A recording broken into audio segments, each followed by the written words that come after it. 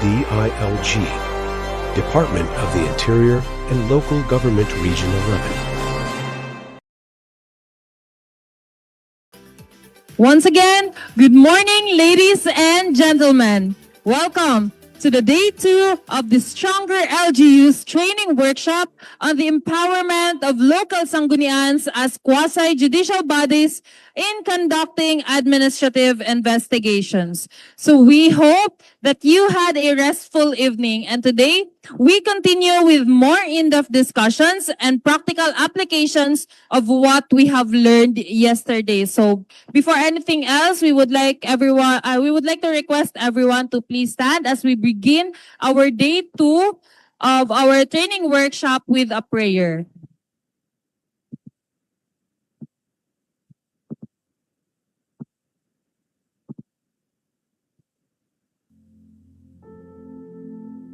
Dear Heavenly Father, we gather today with grateful hearts, thankful for this opportunity to come together in the spirit of learning and growth.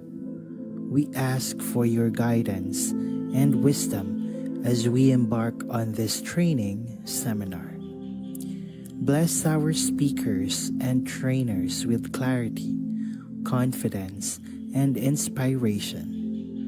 Open our minds to new ideas, our hearts to new connections, and our spirits to your truth. May we be attentive, respectful, and diligent in our efforts. Grant us the patience to listen, the courage to ask questions, and the humility to learn from one another.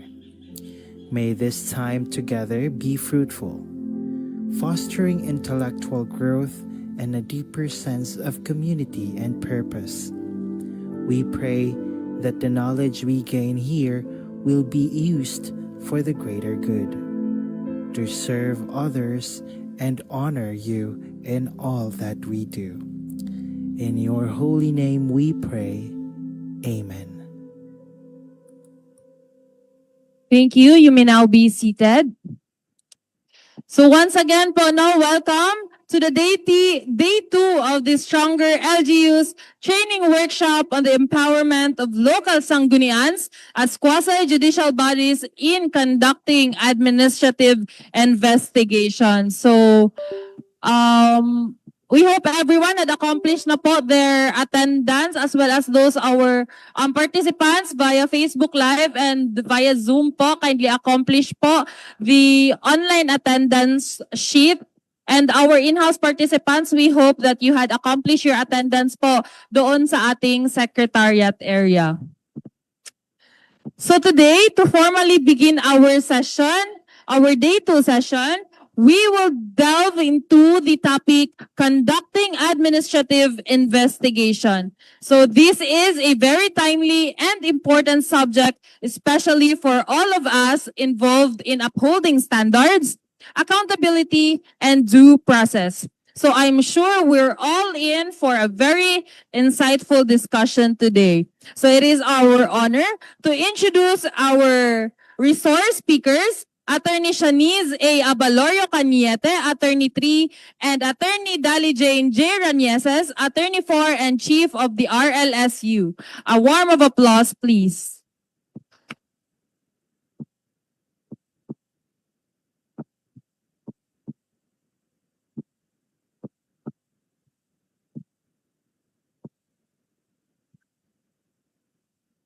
Good morning, everyone. So, kumusta po yung ating tulog? Hopefully, naka-draft ba tanan og IRP? Naka-start na og draft? Kumusta ang ating drafting? We expect before we end this day na sana na-submit, na-upload sa microsite yung output nyo na draft IRP. So, kumusta naman po? Malapit na matapos? Ongoing pa, sige. Today, I will be discussing conducting administrative investigation. So, on this part of the topic, medyo technical ang aking i-explain. More on evidence, rules on evidence. Natapos na tayo doon sa drafting ng IRP. So how do we conduct na the quasi-judicial functions? How do we appreciate the evidence presented? So the objectives for this discussion for the first part is we will be examining the nature of the quasi-judicial power, highlighting its role in determining facts and applying legislative policies. Also, we will highlight analyzing the importance of gathering admissible evidence in administrative proceedings to support decisions on disciplinary actions.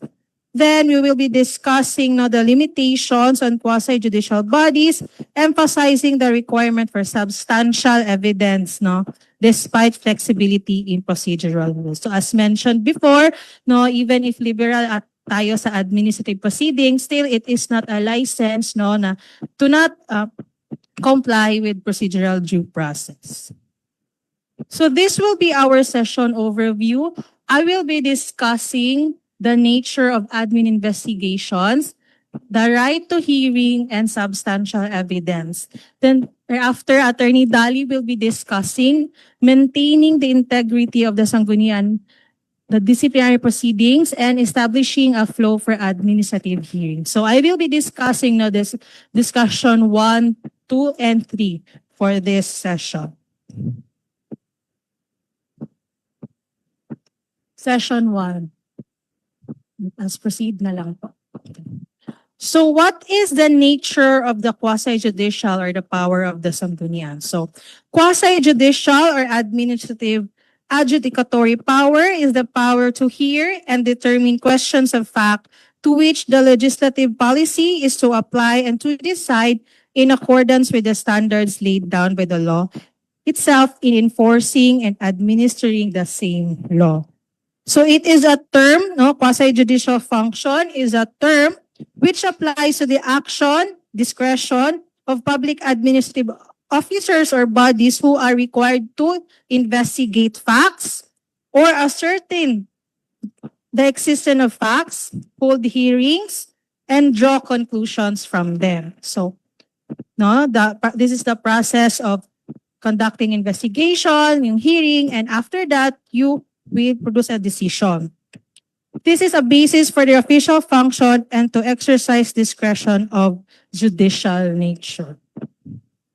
Now, the purpose of administrative investigation is because there is an ever-increasing variety of powers and functions given to admin agencies in matters calling for technical knowledge and speed in countless controversies which cannot be possibly handled by a regular court. So kaya meron na tayong administrative na investigations. Also, impartially gather admissible and material and relevant evidence to support a decision whether to take or not to take disciplinary action against an elected local official, a public officer. And lastly, it's to ascertain the truth from the witnesses and the evidence presented. So that is the purpose of our administrative investigation. Also, to support the good governance framework. Now, what are the limitations of during administrative investigations? So, while administrative or quasi-judicial bodies are not bound by technical rules of procedure, this rule cannot be taken as a license to disregard fundamentality evidentiary rules. The decision of administrative agencies and the evidence it relies upon must at the very least be substantial. In the case of Angtibay versus Court of Industrial Relations, it emphasized there that while quasi-judicial or administrative bodies are free from the rigidity of certain procedural requirements, it cannot mean to entirely ignore or disregard the fundamental essential requirements of due process. So in the case of Angtibay, it laid down there the standards of substantive and procedural aspects of due process. This will serve as the limitations of that power on the quasi-judicial function. So, We have here the right to a hearing, which is the right to present one case and submit evidence in support thereof. So, yesterday, no, it was discussed that mandatory ang investigation. And it must be evidence-based, no? An administrative decision should have something to support itself, no? And it must be substantial. It must be supported by a substantial evidence or the amount of relevant evidence adequate to and acceptable to a reasonable mind to justify a conclusion or support a decision, even if other minds equally reasonable might conceivably opine otherwise. Next is the right to be informed. The decision must be based on evidence presented or at least contained in the record and disclosed to the parties. So it is important that in the decision, no, it is based on the evidence or facts on record. And independent tribunal, the tribunal must act on its own judgment. So it must be free from biases, no? That's why we suggest that there is a provision regarding inhibition, no, in the investigating committee, so that we can say that the during the conduct of the quasi-judicial, it is an independent tribunal. Clear issues, the tribunal must decide in such manner that parties can know the various issues involved and the reason for its decision. Now, what happens if there is non-observance of due process? It is a violation of a party's right to due process, raises a serious jurisdictional issue, which cannot be glossed over or disregarded at will. Where the denial of the fundamental right of due process is apparent, a decision rendered in disregard of that right is void for lack of jurisdiction. So this is based on Apo-Cement Court versus Mingson Mining Industries. So void for lack of jurisdiction when there is a violation of due process. Now let us go to the right to hearing. So right to hearing, in cases falling under disciplinary powers of the Sanggunian, the right to a hearing is mandatory. It cannot be substituted by mere filing of position papers. So please take note, no? It is commenced 10 days after the filing of the period to file answer and completed with 90 days from the start of the investigation. Now, I would like to discuss the difference from the appointed officials because we can hear no under the civil service, pwede mag-position paper. But it is different, no, pag mga local elective officials. So, mandatory po ito, investigation. Because administrative disciplinary proceedings against elective government officials are not similar to those appointed officials. In fact, the provisions that apply to elective local officials are separate and distinct from appointed government officers and employees because no elected po kayo, no? So mabigat yung if ever naman ma-suspend kayo.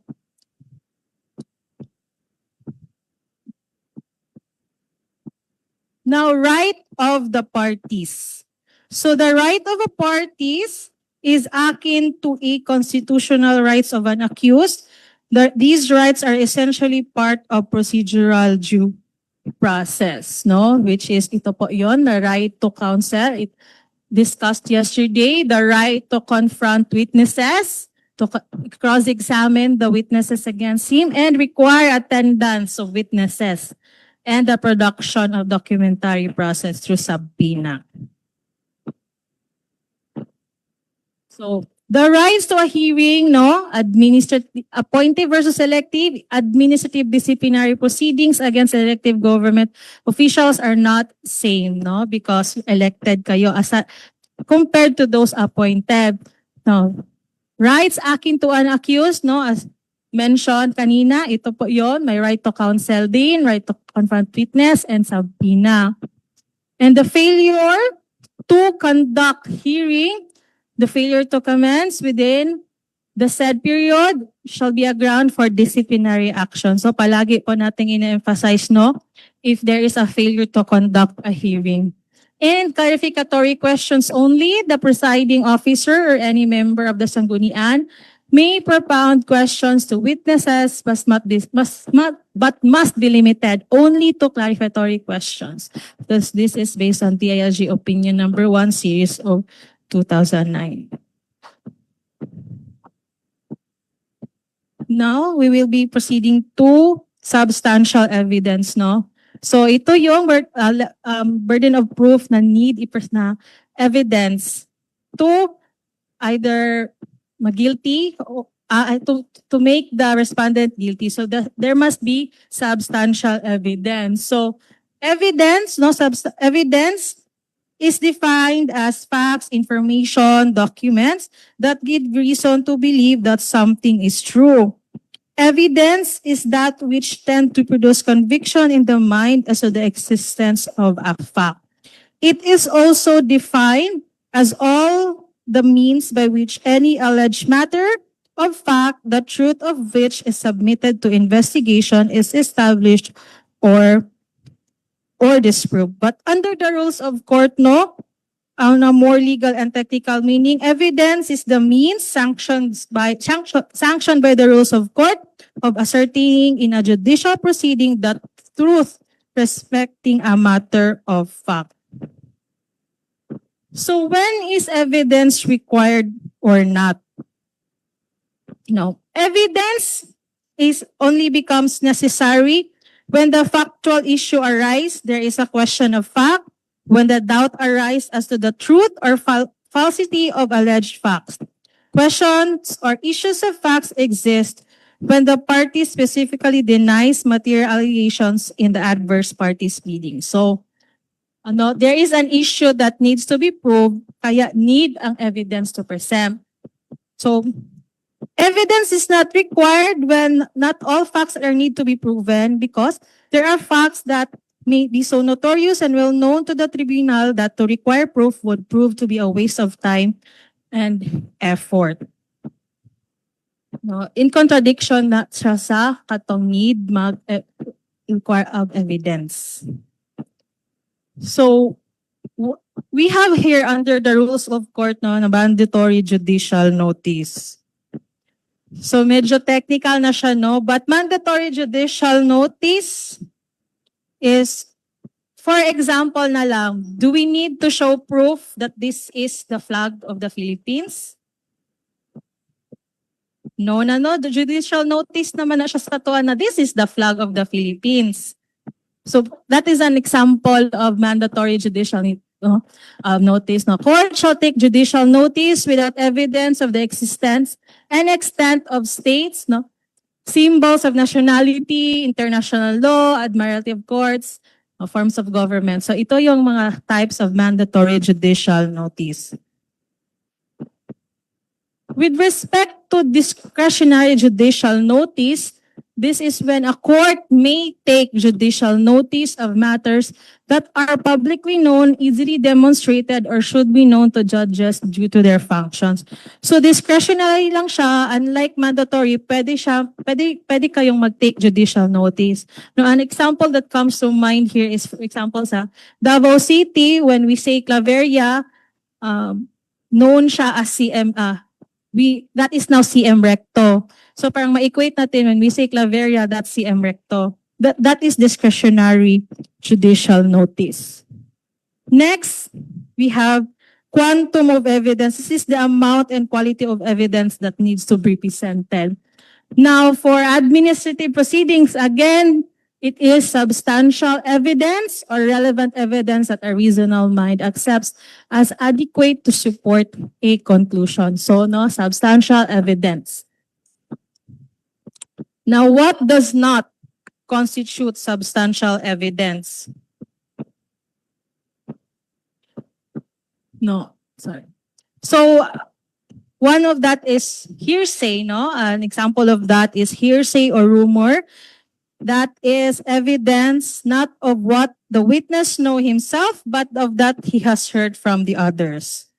So to satisfy the substantial evidence requirement for admin cases, hearsay evidence should necessarily be supplemented and corroborated by other evidence that are not hearsay. So hindi siya personal knowledge, no? I heard from someone else na ganito. That is hearsay. One also is unauthenticated photocopy, no, of original. Duplicate should be considered inadmissible without probative value and does not constitute substantial evidence to show responsive guilt because the original document is the best evidence, no? So, kung photocopy lang siya, there would be a possibility na baka tampered. So, we need the original evidence. Next is unsubstantiated general statements or the absence of specific details on how a witness acquired her direct knowledge makes her statements inadequate to equate it to a personal knowledge. So, baka parang hearsay pa rin siya. How did he or she acquire that knowledge, no? No witness ba niya yung pangyayari? So baka hearsay pa rin yun. So yun yung mga, we cannot consider this substantial evidence. So the burden of proof, again, the complainant must prove the allegations with substantial evidence. The case should be dismissed if the complainant fails to provide sufficient facts. If complainants fail to do so, respondents are not required to prove their defense. Now, we go on to rules of admissibility. So medyo technical na tayo dito, no? In the rules of admissibility, evidence presented before an administrative body exercising QJ powers must at least have a modicum of admissibility for it to be given some probative value. To be admissible, evidence must be relevant and competent. So when we say probative value, no, the probability that the evidence to it has proof or purpose or relevant siya to the facts of issue. Now, when we say relevant, it must be relevant and competent. Sorry. Relevancy requires that the evidence must have a relation to the fact or issue as to induce belief in its existence or non-existence. Relevancy or materiality of evidence is a matter of logic since it is determined simply by ascertaining its logical connection. So dapat yung evidence na presented, it is relevant or may connection, no, at least sa issue that is involved. When we say of competency, it is evidence not excluded by the Constitution, the law, or the law of rules of evidence. So, no, as mentioned before, yung mga hearsay, mga unauthenticated documents, no, they cannot be considered as competent evidence.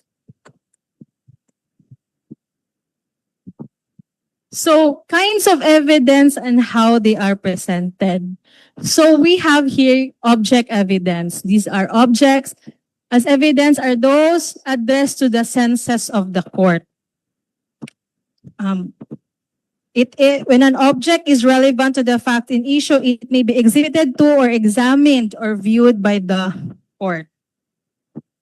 So, object, gamit, touch.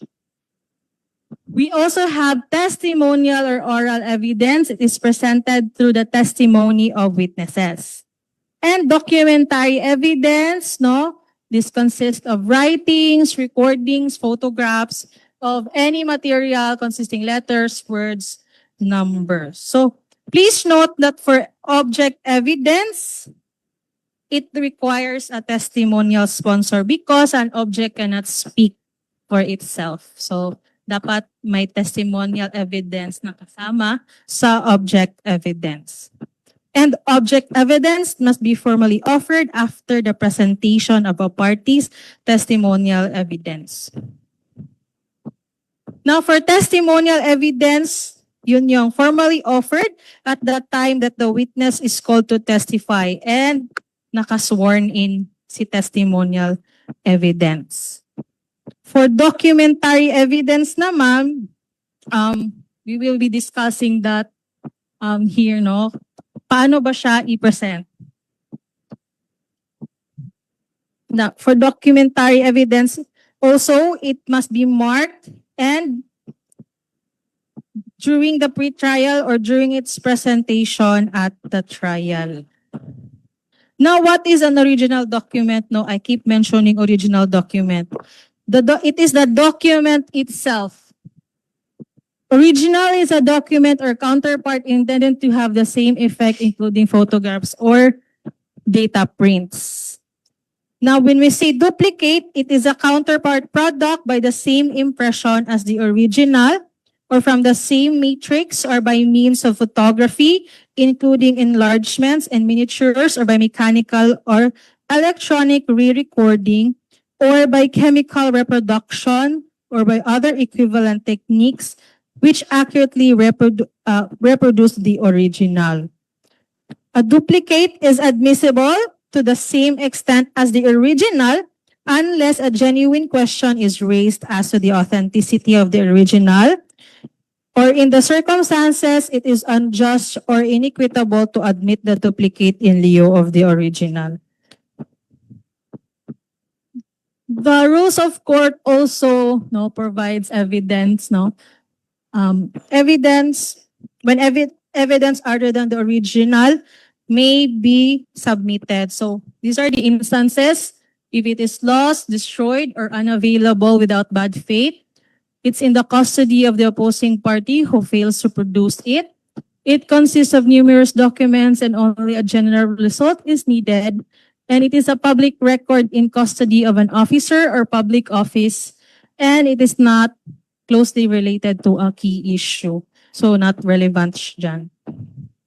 Secondary evidence is also administrable, in these following instances when the original is unavailable and its contents may be proved by a copy, recital, or witness testimony. If the original is in the opposing party's control and they fail to produce it, secondary evidence may be used. And for voluminous records, a summary or chart may be used. And for public records, a certified copy thereof.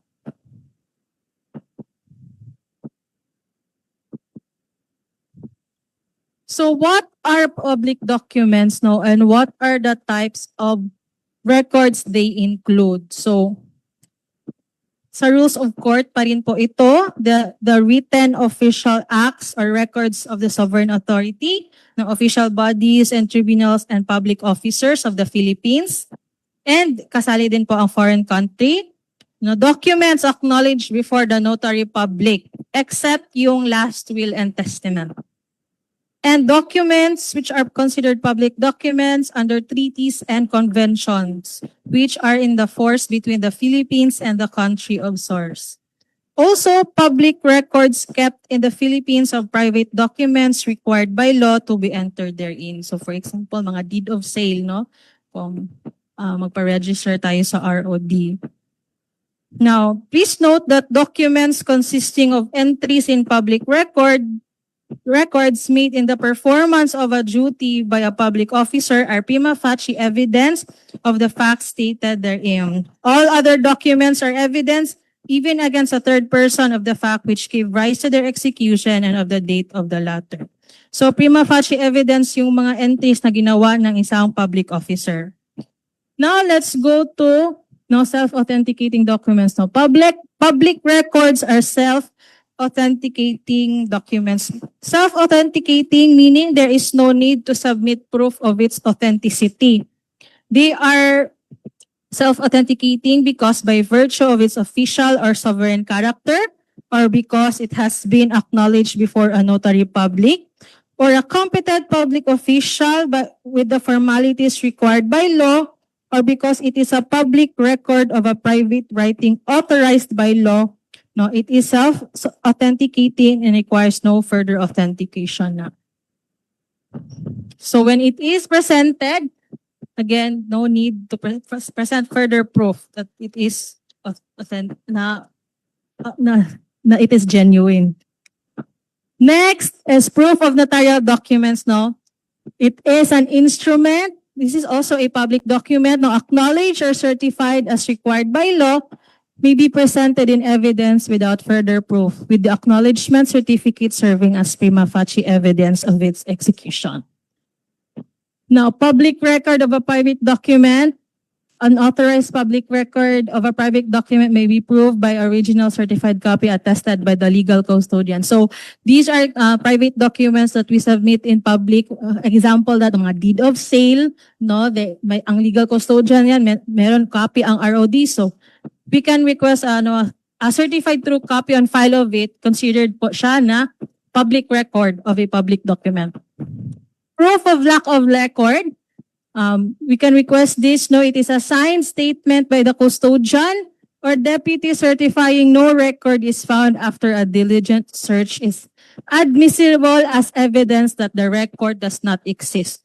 So if we magsabina po tayo ng mga document and we receive a proof of lack of record, no, this certificate, no, is evidence that will equate it that the record does not exist.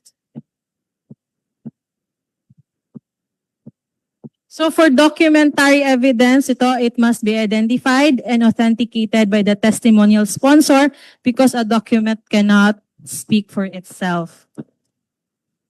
It must be formally offered after all the proponent's witnesses have testified. Now, ito medyo rules on evidence na ito. No, formal offer of evidence, objections, and rulings on objections. Now yes, medyo legalistic na po siya. Now, for testimonial evidence, it is offered at that time the witness is called to testify. And then, when objection to the testimony of a witness for lack of formal offer must be made as soon as the witness begins to testify. And then, when there is an objection, no, there must be a ruling, no, from the hearing officer, chairperson, or the hearing committee immediately after the objection is made, unless the court desires to take a reasonable time to inform itself on the question presented. No. The court may halt further testimony on a point if the evidence is already sufficient, but this power must be used cautiously. So para ma-avoid po natin yung mga abuse of power. I would also like to note lang po na for object and documentary evidence, no, they are usually offered after the presentation of a party's testimonial evidence. And of course, objection should also be made immediately. And you have to make a ruling then agad.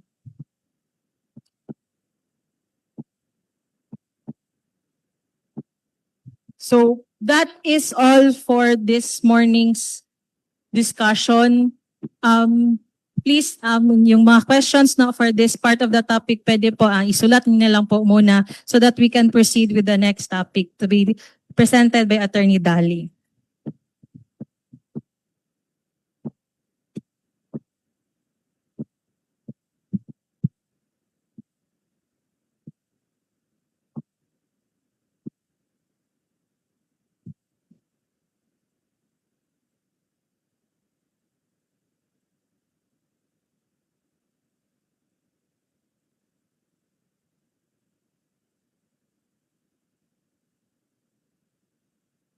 So, hello, good morning once again, no? So, we have reached to the final day of our training. Pero, antos lang tagamay, no? Because naapatay next topic later after our BK program. Pero we're almost there na gyud, no? Sa ato ang training for the BK program and the stronger devolution of LGU. So, let's proceed with maintaining the integrity of the Sanggunian and its disciplinary proceedings.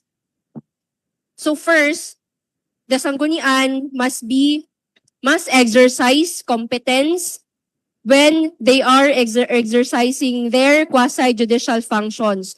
So when we say competence, the Sanggunian must know the substantive and procedural law, including the principles of due process to be applied in the hearings over which they preside. Now, let's first define substantive law, procedural law, and what is due process. when we say substantive law, it creates, defines, and regulates legal rights and obligations, no? It is the what. Unsa ang balaod na applicable ani na kaso. It dictates the outcome of a case, and it defines, basically, ang substantive law defines legal right from wrongdoings, no? Example of substantive laws are the Revised Penal Code, Civil Code of the Philippines, Family Code of the Philippines is also a substantive law. And then the 1987 Philippine Constitution is considered a substantive law. So on the other hand, procedural law, from the root word procedure, no? It talks about methods, rules, and processes for enforcing the rights in court or in quasi-judicial body in the case of Sanggunian. So, it is the how. So, unsaon pag-testify, unsaon pag-present sa witness, unsaon pag-resolve sa case. So, it further sets the rules for how legal proceedings are conducted. Examples of procedural law is ato ang kaning rules of court. Katong discussed earlier ni Attorney Shanice, ang rules on evidence, it is a procedural law. So, let's move on with kaning due process principles, no? Actually, due process is enshrined under Section 1, Article 3 of the 1987 Philippine Constitution. It says that no person shall be deprived of life, liberty, or property without due process of law, nor shall any person be denied the equal protection of laws, no? So when we say due process, it also includes the opportunity to be heard. It allows the parties a day in court. It also allows the parties to confront each other face to face. So, aside from due process, we also have to consider or differentiate substantive due process and procedural due process. So, substantive due process pertains to the fairness of the laws themselves. It requires that laws enacted by the government must be fair, reasonable, and just. So this law must not violate basic constitutional rights and should serve a legitimate public interest. On the other hand, procedural due process focuses on the, again, methods and procedures used to enforce the laws of the land. It ensures that individuals are given adequate notice and, as I've said, opportunity to be heard before any government action could take effect their rights, no? So before any decision making, dapat i-follow sa nato ang procedural due process. Impartiality. So when we say impartiality, it means fair, unbiased, and non-prejudiced approach.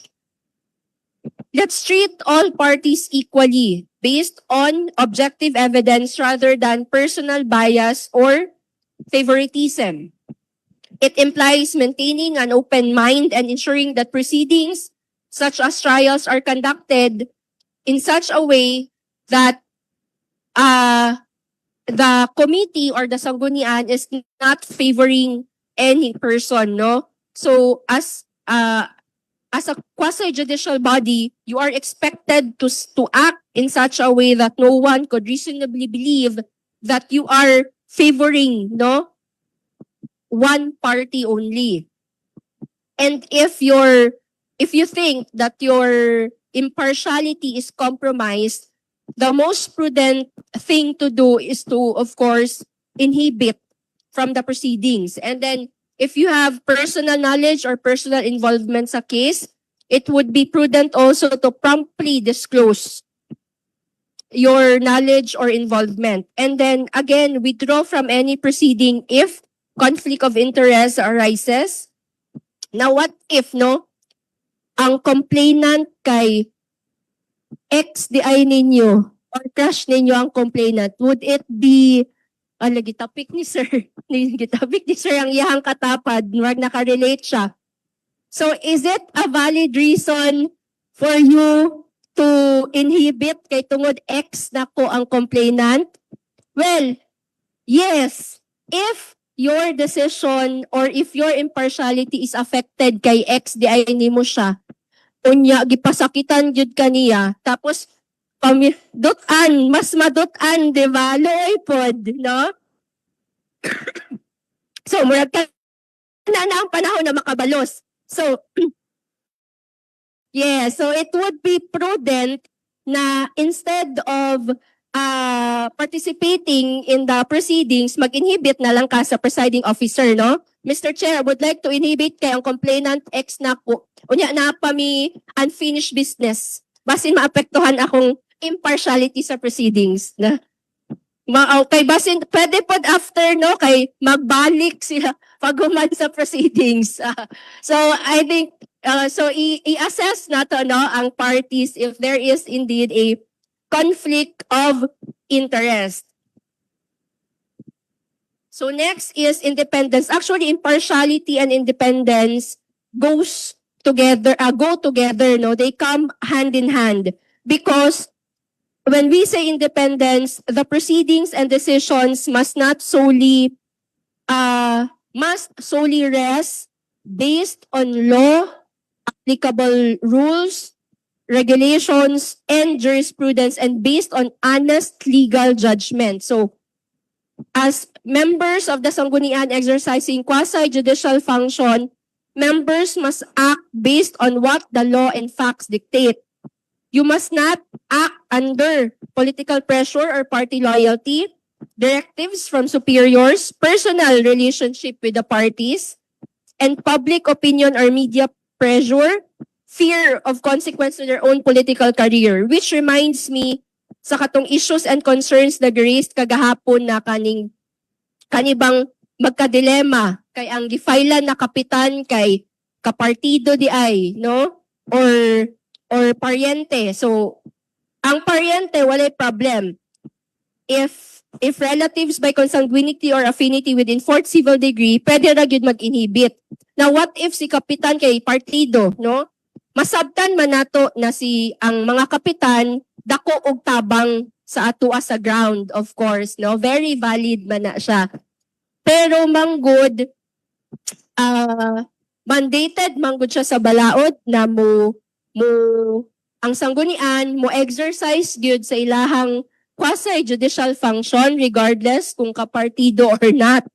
Kay if dili pud mo take og appropriate action regarding sa complaint just because kapartido si kapitan, kamo pud ang mabalikan. For remember, neglect of duty is also a ground for disciplinary action, no? So ibalanse lang nato. Mao jud nato ang ginatawag na trabaho lang, walang personalan. So you are called upon by the people to exercise your quasi-judicial function. Kumbaga, murag, wala kang no choice. No? So you should take an appropriate action. Actually, ang kanimagod na training is naa siya sa Facebook Live, no? One viewer from the Facebook Live actually nag-comment siya na nag-file daw siya og case sa sanggunian against a barangay captain last March 2026. Until now, May 2026, wala gihapoy update ang sanggunian kung saang na-file ba, nag-file ba answer ang respondent, masugdan ba ang hearing. So, kana siya, nag-lapse na gyud ang period because as discussed by Attorney Shanice kagahapon, di ba? Within 7 days upon filing of the complaint, maghatag og notice kang respondent and then sa respondent hatagan og 15 days to file an answer. After receipt of the answer of the respondent within 10 days dapat masugdan na baya ang quasi-judicial proceedings. So in that case, 2 months na ang nilabay, no? Nag-lapse na gyud ang period. So pwede na karon mabalikan si sanggunian for nonfeasance or neglect of duty. So next, maintain dignity and decorum of the forum. So, the sanggunian in the exercise of their quasi-judicial function shall promote the dignity and decorum of the administrative hearing process and tribunal. They shall exercise lawful authority in any proceeding to ensure that all persons involved conduct themselves with proper decorum. So as much as possible, the quasi-judicial proceedings must be diplomatic. The parties must be polite and courteous to each other, as well as the presiding officers and the members of the sanggunian. No use of profound language and no degrading the adverse party. Kita manggod na mga Pinoy no gipadako manggod ta sa teleserye.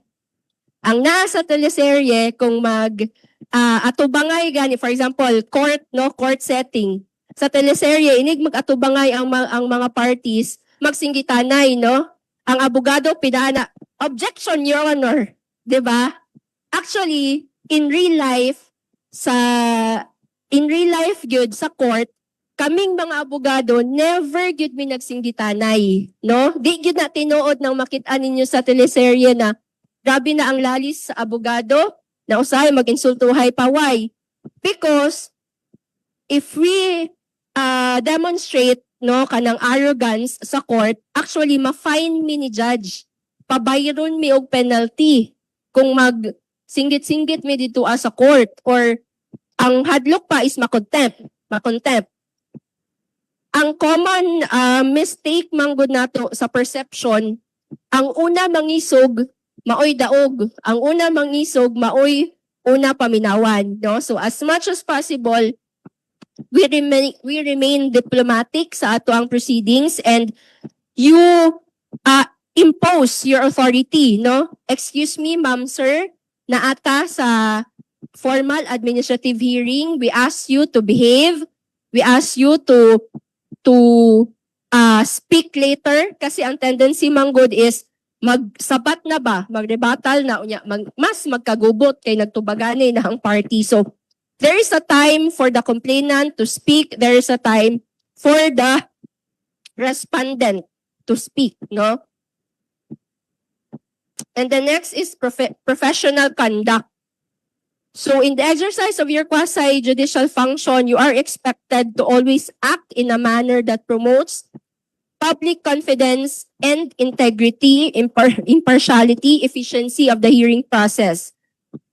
You also need to be temperate and dignified, no? Kana bang bag-ota ni adto sa munisipyo, nagkaproblema sa ato ang balay, nag-away mo sa inyuhang misis or mister or sa inyuhang partner, unya padulong mo trabaho gisapot na modaan. So you need to be temperate and dignified and compartmentalize. Kaya ang inyuhang kasapot, di man nato pwede mabitbit sa munisipyo, no? Especially if you will be conducting an administrative hearing, no? So kung sa tong problema sa balay, ibilin yun siya. Kasi separate man ang inyuhang trabaho sa balay, separate po ang inyuhang trabaho as sanggunian members in the exercise of your quasi-judicial functions.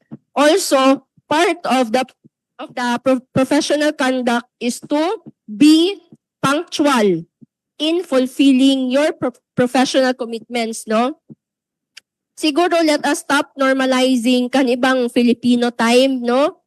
Ang naa sa notice of hearing 9 a.m. Unya, nagsugod na ang hearing 11 a.m. kay gipaabot pa ang presiding officer. So, medyo ulaw pod siya sa ato ang constituents na gipahulat nato sila 2 hours. So, if 9 a.m. ang notice of hearing, 9 a.m. gyud magsugod. Not unless na ay valid reason ang parties na malate. Kay basin na simba ko lang na discuss siya or unsa ba nagsakit ana. And then also always observe no the proper timeline prescribed by the local government code, no? Dili pwede unya-unyaon nato ang ato ang mga buhatonon, no? And then next is of course very self-explanatory, confidentiality. So kung naay pending administrative case on your local sanggunian, ang basic is the rule na dapat confidential gid siya kung naay mangutana, no? Na for example nakimarites na sir, I heard nakasuhan daw o grave abuse of authority si Kagawad kay ingana. So ikaw pod maingon ka, guilty man to siya. So dili siya allowed, no, na mag divulge og information regarding the outcome of the administrative case.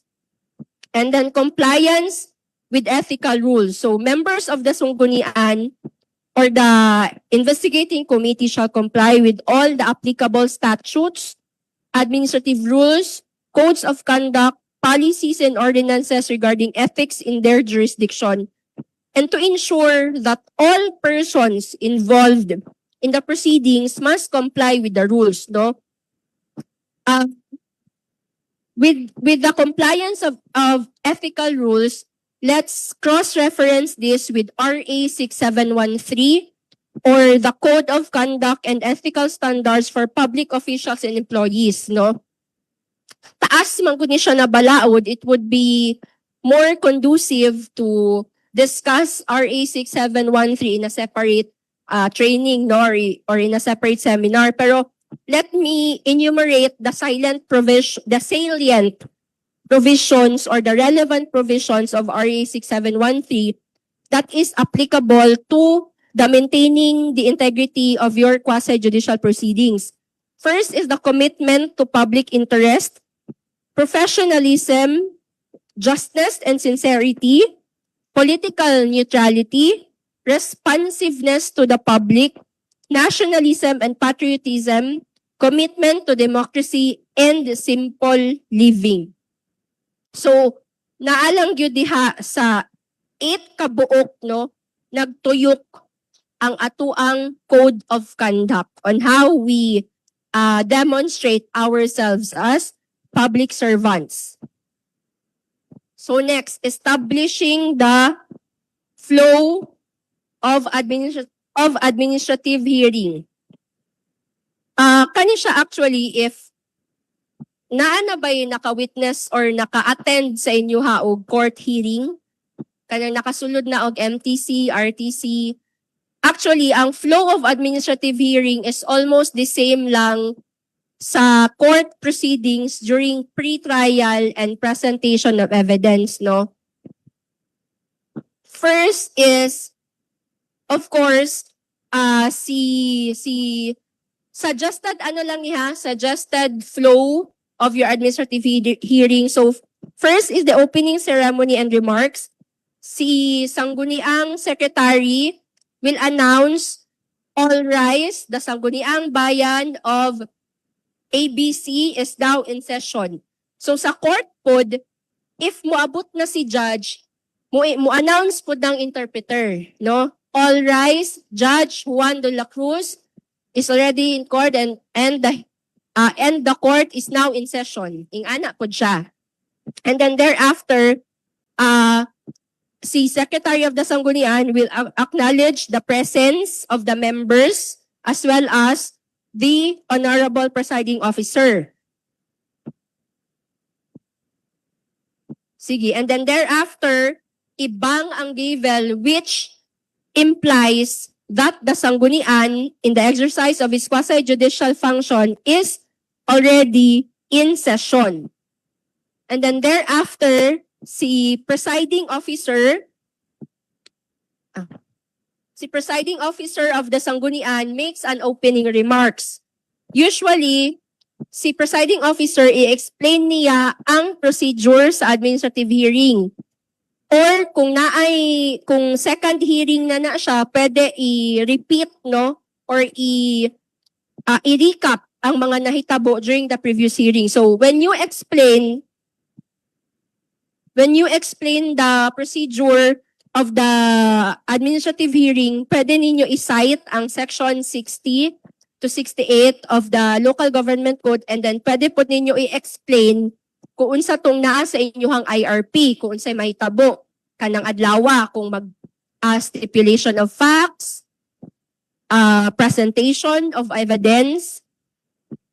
And then next is that si presiding officer will request the secretary of the sanggunian to call the case. Mura po siya sa court kasi paglingkod ana ni judge, moingon na siya sa interpreter na please call the cases. So si court interpreter or si secretary to the sanggunian, moingon na siya Juan de la Cruz versus Pedro de Guzman, case number 1234 for grave abuse of authority. So ingana siya ingana ang setup kung moingon si presiding officer og call the case. And then thereafter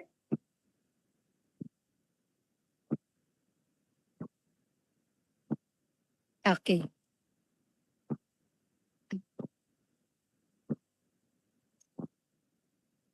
Ay.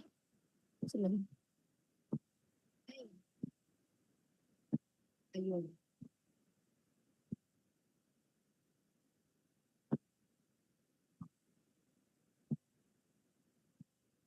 Okay. Yun. So, and then after is, mangutana dapat si presiding officer kung na-receive ba sa mga parties ang notices. Why? Because it is important that the parties shall be notified. If they are notified, then we will be violating the rule on due process. Kay paano sila makabalo sa hearing kung wala gyud sila na notify? So si Secretary of the Sanggunian shall say, Mr. or Madam Chair, the parties were duly notified of this hearing during the preliminary conference kung naay previous na preliminary conference. Pero kung first time nag-hearing, ang ingnon ni Secretary to the Sanggunian is that notices were served upon the parties on, no? So date of the parties. Importante ni siya ang date because mabutang manggod na siya sa kaning records of the case. And then ang service of notice, again, pwede siya personal service or pwede po siya electronic mail kung nag-provide ang parties og electronic mail. And then thereafter, the presiding officer shall say that may I request the clerk to acknowledge the parties, their witnesses, and counsels, if any. So, mo ni siya ang part na appearances, no? Appearances. Kung i-compare na to siya sa setup sa court, mo-announce na si judge og appearances. And then, ang mga legal counsels, mutindog na sila. Good morning, Your Honor. I am attorney, blah, blah, blah. Respectfully entering my appearance for the complainant or for the respondent. So, basically, ingana pod sa administrative hearing, no, when you call the appearances. And then si clerk or si secretary shall read the attendance. And then after,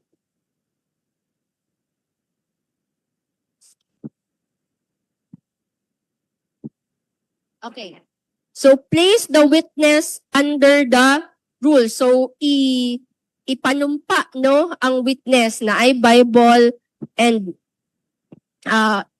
tawagon ang witness. However, naapoy discretion ang sanggunian if requested by the parties na mo raise sila sa ilahang hand, Mr. Chair, may I make a manifestation or may I move that the witnesses of the other parties shall be placed outside this hall for purposes of confidentiality siguro or ana. Pwede, no? Pwede na ang isa lang sa ka-witness ang pasudlon sa sa conference room. And then ang other witnesses or other parties, pwede na sila magulat sa gawas. Pero pwede po in the exercise of your judicious discretion, pwede po na ipastay na lang tanan parties. Kasi actually sa court, nakastay man po tanan parties, no? Ang legal counsel sa complainant o sa respondent na sa isa ka courtroom, pwede po siya. No? So it's up to you kung ipa-stay ninyo sa isa ka conference room ang tanan parties together with their witnesses. Pwede po in the exercise of your discretion na ang witnesses sa PICAS party na dili pa isa lang, pwede po na sa gawas lang sa sila. No? Pero ang complainant o respondent, dapat naagyod sila together sa conference room. Ang witnesses lang ang pwede pagawason. No? And then after, kung kinsa tong witness na nakasalang, ipanumpa siya, no, na do you solemnly swear or affirm the testimony that you are about to give in this case is the truth, the whole truth, and nothing but the truth, no? So, also, take note lang po, nahitabo man gud ni siya sa amo, just recently, nag-conduct og preliminary investigation ang Trial and Investigation Division from the Central Office, no? So, gitawag ang witness. Naay Bible kay ipa-oath na siya, no? However, ang witness is Islam day siya. So, dili siya pwede mo touch sa katong Bible. So, so kami nangita pa mig Quran para mapa-oath na mo ang witness, no? So, pag-prepare lang mo og Bible and Quran in case na ay witness na non-Catholic or Islam member. So, this one, if a party moves to include again the witness or if the sanggunian to exclude the witness, mo ni siya ang ingno, no? Witnesses, except the respondent, must remain outside the hearing at all times while the testimony is being heard, except when testifying or until discharge. If you are a witness, you must stay close enough so that pwede sila matawag kung ilahan ng turn, no? So, si presiding officer may also impose this rule na you must not converse with each other or with any other person about the case. You are not to read any report or comment upon the testimony in the case.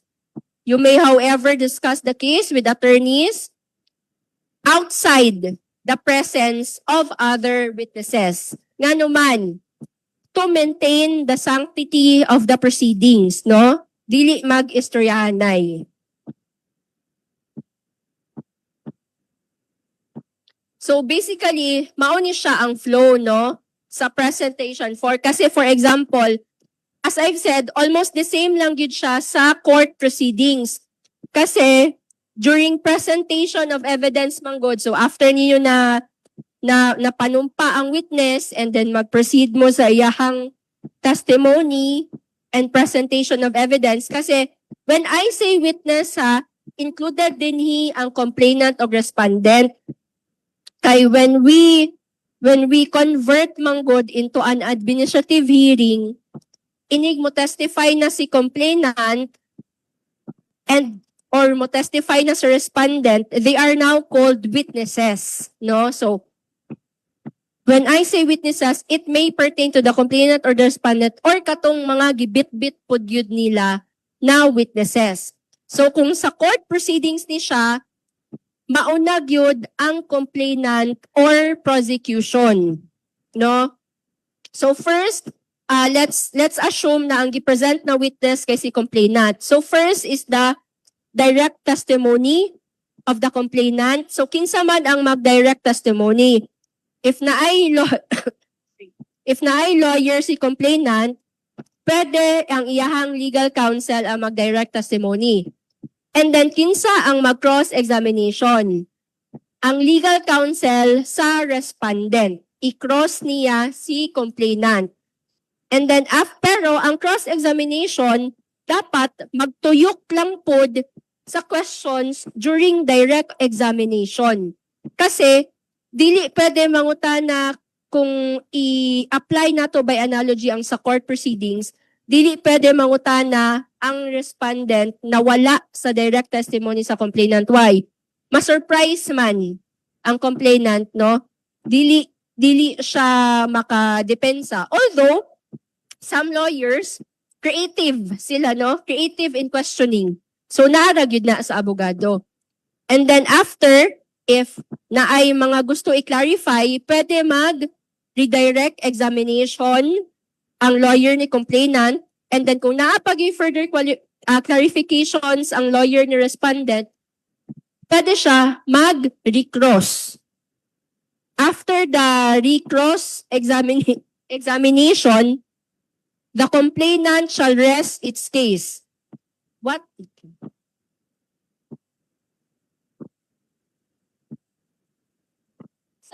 What do we mean if the complainant shall rest its case? Meaning, si complainant, humana iyahang opportunity to be heard, nakatestify na, tanan niya witnesses, nakapresent na siya sa tanan niyang evidence. Wala na siya kailangang i-prove. So, dili na siya pwede ipatestify usab when the complainant rests its case. After the complainant rests its case, ang next na pod na naay higayon to present its testimony and evidence kay si respondent. The same procedure gihapon kay complainant, direct testimony ni respondent, cross-examination, redirect, and recross. No? So kanina procedure, applicable siya kung naay legal counsel. What if walay legal counsel ang both parties? Unsay mahitabo? Kasi wala may mo direct, wala mo cross, wala mo redirect, wala po mo recross. Kay wala may lawyers ang both parties.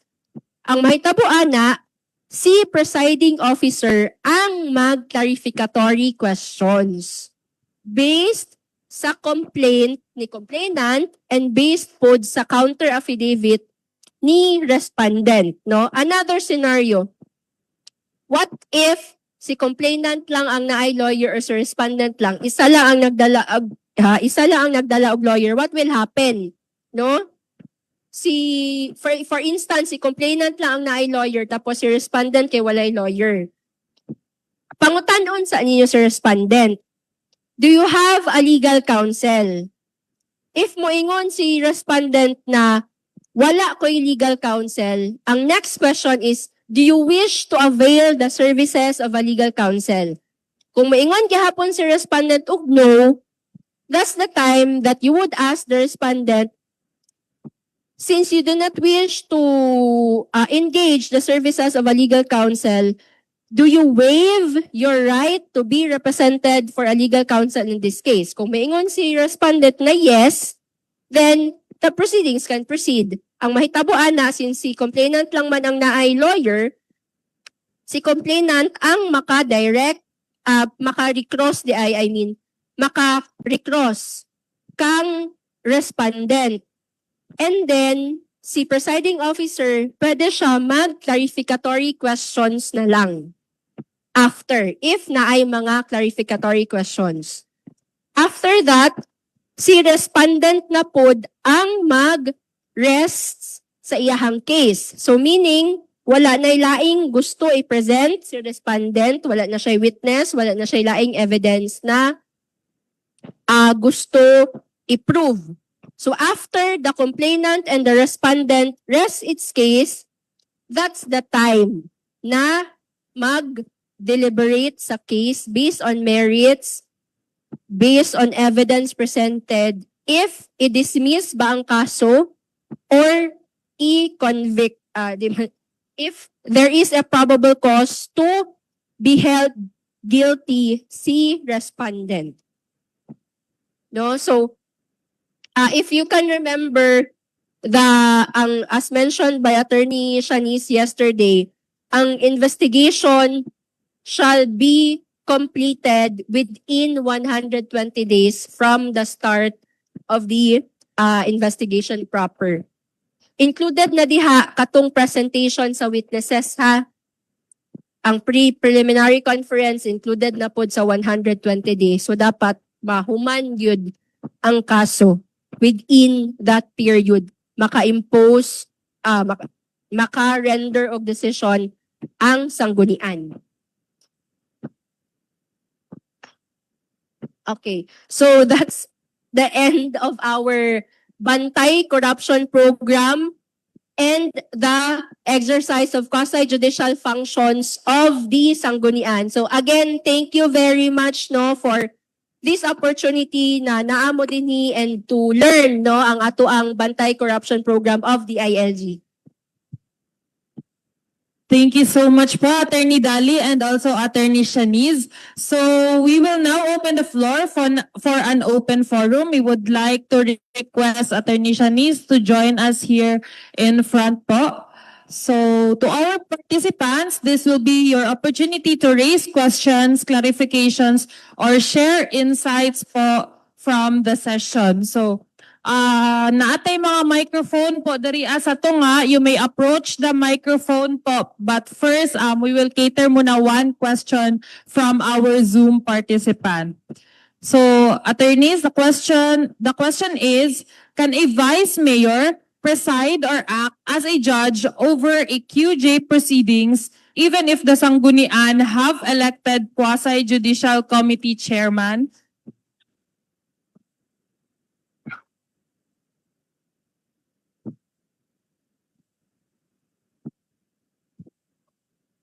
Hello, good morning. From Vice Mayor Ramil Medina. Vice, depende po sa IRP nyo if you would allow the Vice Mayor no to act as a hearing officer. So, pwede siya maging alternative. So, you can also provide that in the rules, in your rules. Thank you, Attorney Shanice. Now we will cater questions po from the plenary. First, we have, sir, may mic po sa likod. Sir, good morning po. Kindly state po your first name.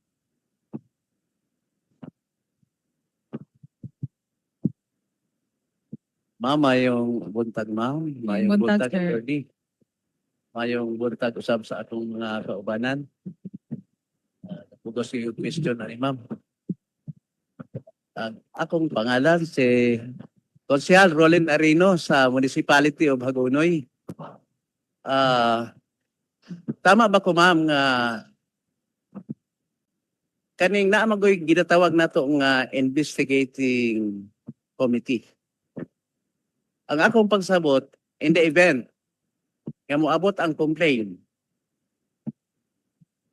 ang mocater ani pag-abot sa complaint dito sa secretary, ang mocater ani pwedeng ipasa sa investigating committee to examine the probable cause if there is a ground for the guilt of the respondent.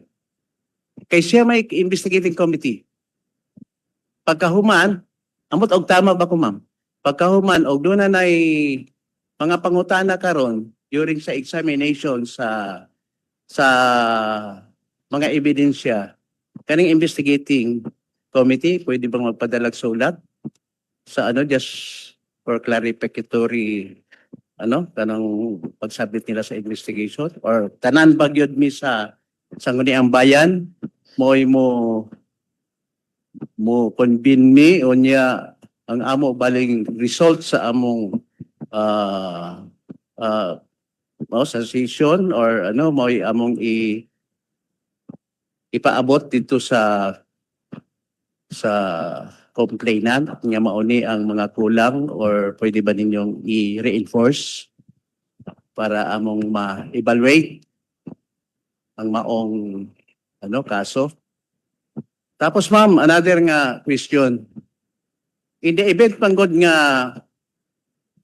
aduna manggoy og di ko masayop nga adunay mga boto-boto ani kung tama nga akong pagsabot.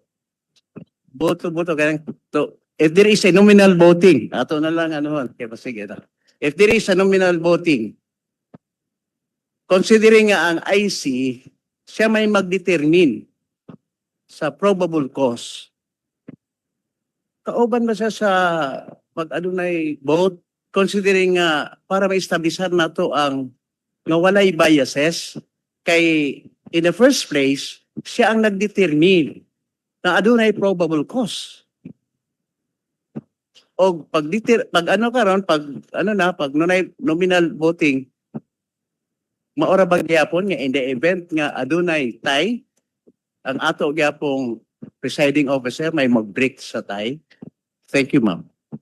Sige, thank you, sir. In your rule, sir, pwede na to dito ibutang no ang functions ni investigating committee. So if the Sanggunian decides to create a committee, no, an investigating committee, sa rules na to, i-layout na to unsa iyang function. So pwede sila ang mag-determine if may probable cause, mag-issue og subpoena. Bali, sir, ang i-delegate na to sa ilahatong hearing and investigation. But ultimately, recommendation lang gid ang ilahang pwede mabuhat. Kaya ang sanggunian as a whole gihapon ang mag-decide. So basahon nila ang recommendation ni IC, no, based sa investigation, we find, for example, respondent guilty. So mo to i-deliberate siya sa sanggunian as a whole na, not si committee lang. So dito batanaw ni sanggunian, mag-voting sila kung guilty or not. So bali ang na-delegate lang gyud kay IC is atong hearing and investigation but not the decision making. The event ng good ma'am nga walay lawyer ang complainant. Iwa ko na sayop ganiha ang mag-raise sa case ang secretary sa Sangguniang Bayan. Mag-raise sa case. Yeah. Pero in the event karon nga walay lawyer pod ang respondent, paano karon? Depende ba sa among sa ARP pod namo nagabase ang maong decision? Thank you, ma'am. Yes, sir. So when we say kanang katong mag-rest na siya sa case, no? For example, opportunity to be heard siya ni complainant pa, no? Walay lawyer si complainant or clarificatory questions regarding sa iyahang complaint and sa evidence na iyahang represent. After sa inyong clarificatory questions, kung wala na mo yung mga pangutan na kay complainant, i-confirm ninyo kang complainant. Mr. or Miss Complainant, do you have any other things to say or to pray onto this Honorable Investigation Committee? Kung moingon si complainant, none. And then pangutano na po ninyo, complainant, do you have any other evidence you wish to present during before the investigation committee? Moingon si complainant, none. So finally, pangutano na po ninyo si complainant na since you no longer have any other things to say and no other evidence to be presented, do you wish to rest your case? So si complainant mismo ang mo-affirm, no? Yes, Mr. Chair, I rest my case. So dili siya pwede upon the discretion ni Secretary of the Sanggunian or ni Presiding Officer. Dapat kang complainant mismo mugikan na i-rest na niya ang case kay wala na siya laing evidence or wala na siya laing testimony. The same goes with respondent. Ingato po siya. Thank you so much, sir, and to our attorneys. Another question po, sir?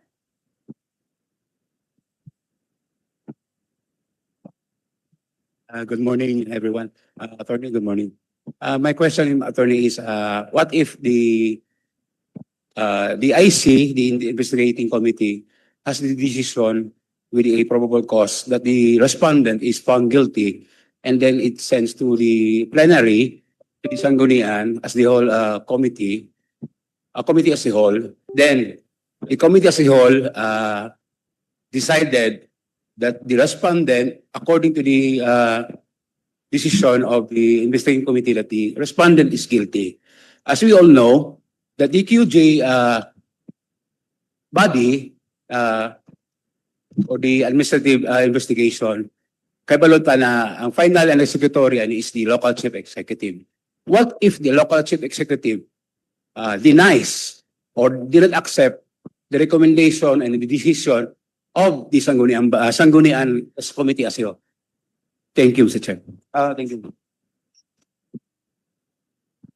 Sir, bale, was the LCE directed to implement the The final executory decision, ma'am, attorney, sa quasi-judicial is the local chief executive, di ba? Sa rasyonale nato nakabutang nito, the final and execution is the local chief executive.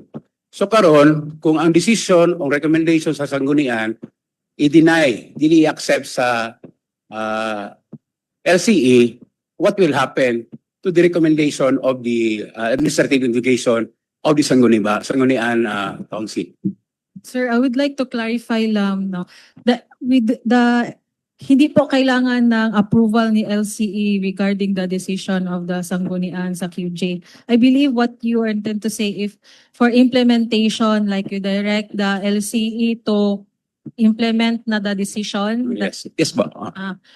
In that case, sir, ministerial lang po, no, kung si LCE po yung dinirect niyo to implement the decision. But it does, yung decision nyo, if whether guilty or not, it does not require the approval of the LCA. Thank you for the clarification, ma'am. Thank you, sir. Thank you, sir. Any other question? Yes, sir.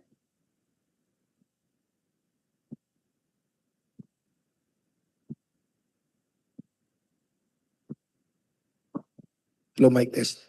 Mayong buntag sa tanan. Ma'am, I'm quite confused on the procedure of the hearing, no? Among siguroon ni kay mubalik-balik man gyud mi ani dito pangutanas DILG. While nga under with the procedure, ang determination of the quorum, ma'am, sa kwan needed ba? Sa member, does it requires a quorum on the proceedings? Sa procedure sa pag-convert na into quasi-judicial function sa Sanggunian na, magtawag na, siyempre kaya na may mga huwis. Because there are items nga, giingon ninyo nga, pwede ka-inhibit ang mga konsihal because of their attachment sa complainant or either way sa respondent. So, ang proceedings ba, kinahanglan ba o quorum? Kay murag, yes po. If ever nga naay determination of the quorum, what if somebody will inhibit? So sa determination, because itagaw na ko si complainant, so dili ba apektado ang proceedings? So, taod-taod na po gumam into public service, papupod ko ka-encounter. That is why this question stays behind our head. Gusto na mo mahibalaan na mo. Ang correct procedure, mas gwapo unta ganitong workshop unta ba? Sir, bale po, hindi kayo nag-create ng investigating committee. Bale, ang Sanggunian as a whole talaga ang nag-conduct ng yung hearing. Yes po. Yan po. Sir, I believe, sir, yes, required talaga din ang quorum to able to transact business. Yes. So, pwede siya i-state, para klaro siya, ilagay siya sa IRP.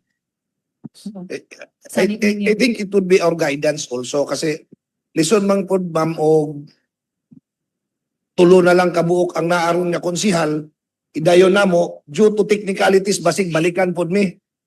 If ever nga naay findings ang complainant nga there is impartiality happenings. So, pwede ba may asa ba may padpadong ang complainant na sa DILG? Due sa mo ang naami negligence ba? Because of wala mi kabalo nga on the process kinahanglanon di ang quorum. Yes, sir. So, better talaga, sir, sa IRP, mali down din siya. So, para si complainant, aware din sila na need ang quorum, bakit hindi pa nag-convene kasi hindi pala naka-quorum. Yun yung parang gusto i-address, sir. Yes po. Yes, Po. sir. Kay lisod man pod sa amo mo transact nga murag na ing ana nga item because we are judges here pagka mahitabo gikan si Councilor A largo dito sa katapusang konsyel, even our ex officios are judges. Yes. So, in the determination of our kaning amo ang decision, dapat collegial po ang decision. Ijal po talaga. It will goes to naman ko'y nahisgot ganiya nga mo na voting. So if ever there is voting, so kinahanglan po nga naay po'y murag naa po'y kabugaton sa nagbutar. Mubutar tulo, diri mas daghan ang pikas, mudaog itong daghan. Diba? That is our interpretation on our kaning aktong activity, ma'am. No? Maging ana siya. So maurag yapon ang sistema sa determination of quorum. Yes. So if ever that way, how about somebody will inhibit because of nay mo inhibit nga upat? Halimbawa, upat, so 12 man mi, 8 na lang. So ang determination sa quorum, ana ma'am, pila na lang? Muna siya sir, muna ginasuggest na mo na mag-create gyud og IC kay para dili kay lisod magud kung tanan gyud mag-hearing, mas efficient magud siya kung IC kay for example kato upat lang ang need na alay vice o katong tulo ka members. So mas dali siya makorum ba. And then during the hearing, we inhibit naman tong katong naay mga biases or conflict of interest. So dili ma-change ang mapulihan lang pod siya. So, attorney, ang murag maayo nga recommendation ani is creation man gyud sa IC. An IC will down to ground. Mo ground man si IC to investigate, so on and so forth, the probability of the case, unsa ba, i-report ni IC sa plenary. So, then on, pagka-report sa plenary, ginatrace lang ako, attorney, para maklaro kay, I think this is a questions of all, no? Maraging ani po ng questions, kay lisod kayo ang pagplaster sa proceedings dito. Nalipay na lang gani mi, kinaana unta mi hapit nga makaso, pero ano dayon? Nariglo. So, nanon ta mi experience. With this experience, counselor here, basig makashare po sila sa amo, sa ato, no? On a proper dealings with the procedure of the conversion of quasi-judicial function sa sanggunian. No? So, i-report ni IC, then, pag-convene, murag daghagan ni questions niya, attorney, kay mo balik mi dito kang mamtes po sigming pangutanaan na di mi maundang. And also, attorney, how about the dialect? Nga i-record, okay lang ang local dialects? No problem sir sa dialect Okay po. sir. No problem. Pwede din yung ibutang sa inyong IRP na para klaro, pwede mag-Bisaya, mag-Tagalog or English or most or pwede po mag-engage og interpreter. Depende sa kung asa mas efficient no to conduct the hearing. Kuan gyud namon ni siya, attorney, kay murag ma-intimidate magud mi og halimbawa na sila lawyer. Tapos ang among procedure dili kaayo plastado.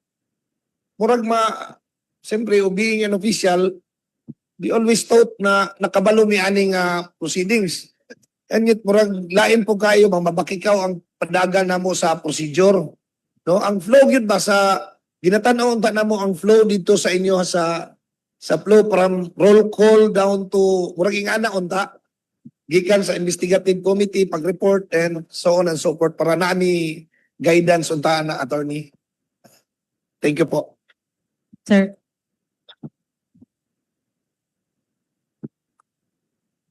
Thank you, attorney, and thank you, sir. Yes, sir. Thank you, ma'am. Good morning. Ma'am, this is in connection to the clarificatory question of our Vice Mayor na magutana lang po ko, pila jud ang ideal nga ibutang nato sa IC position. Ideal number, Siguro better add numbers.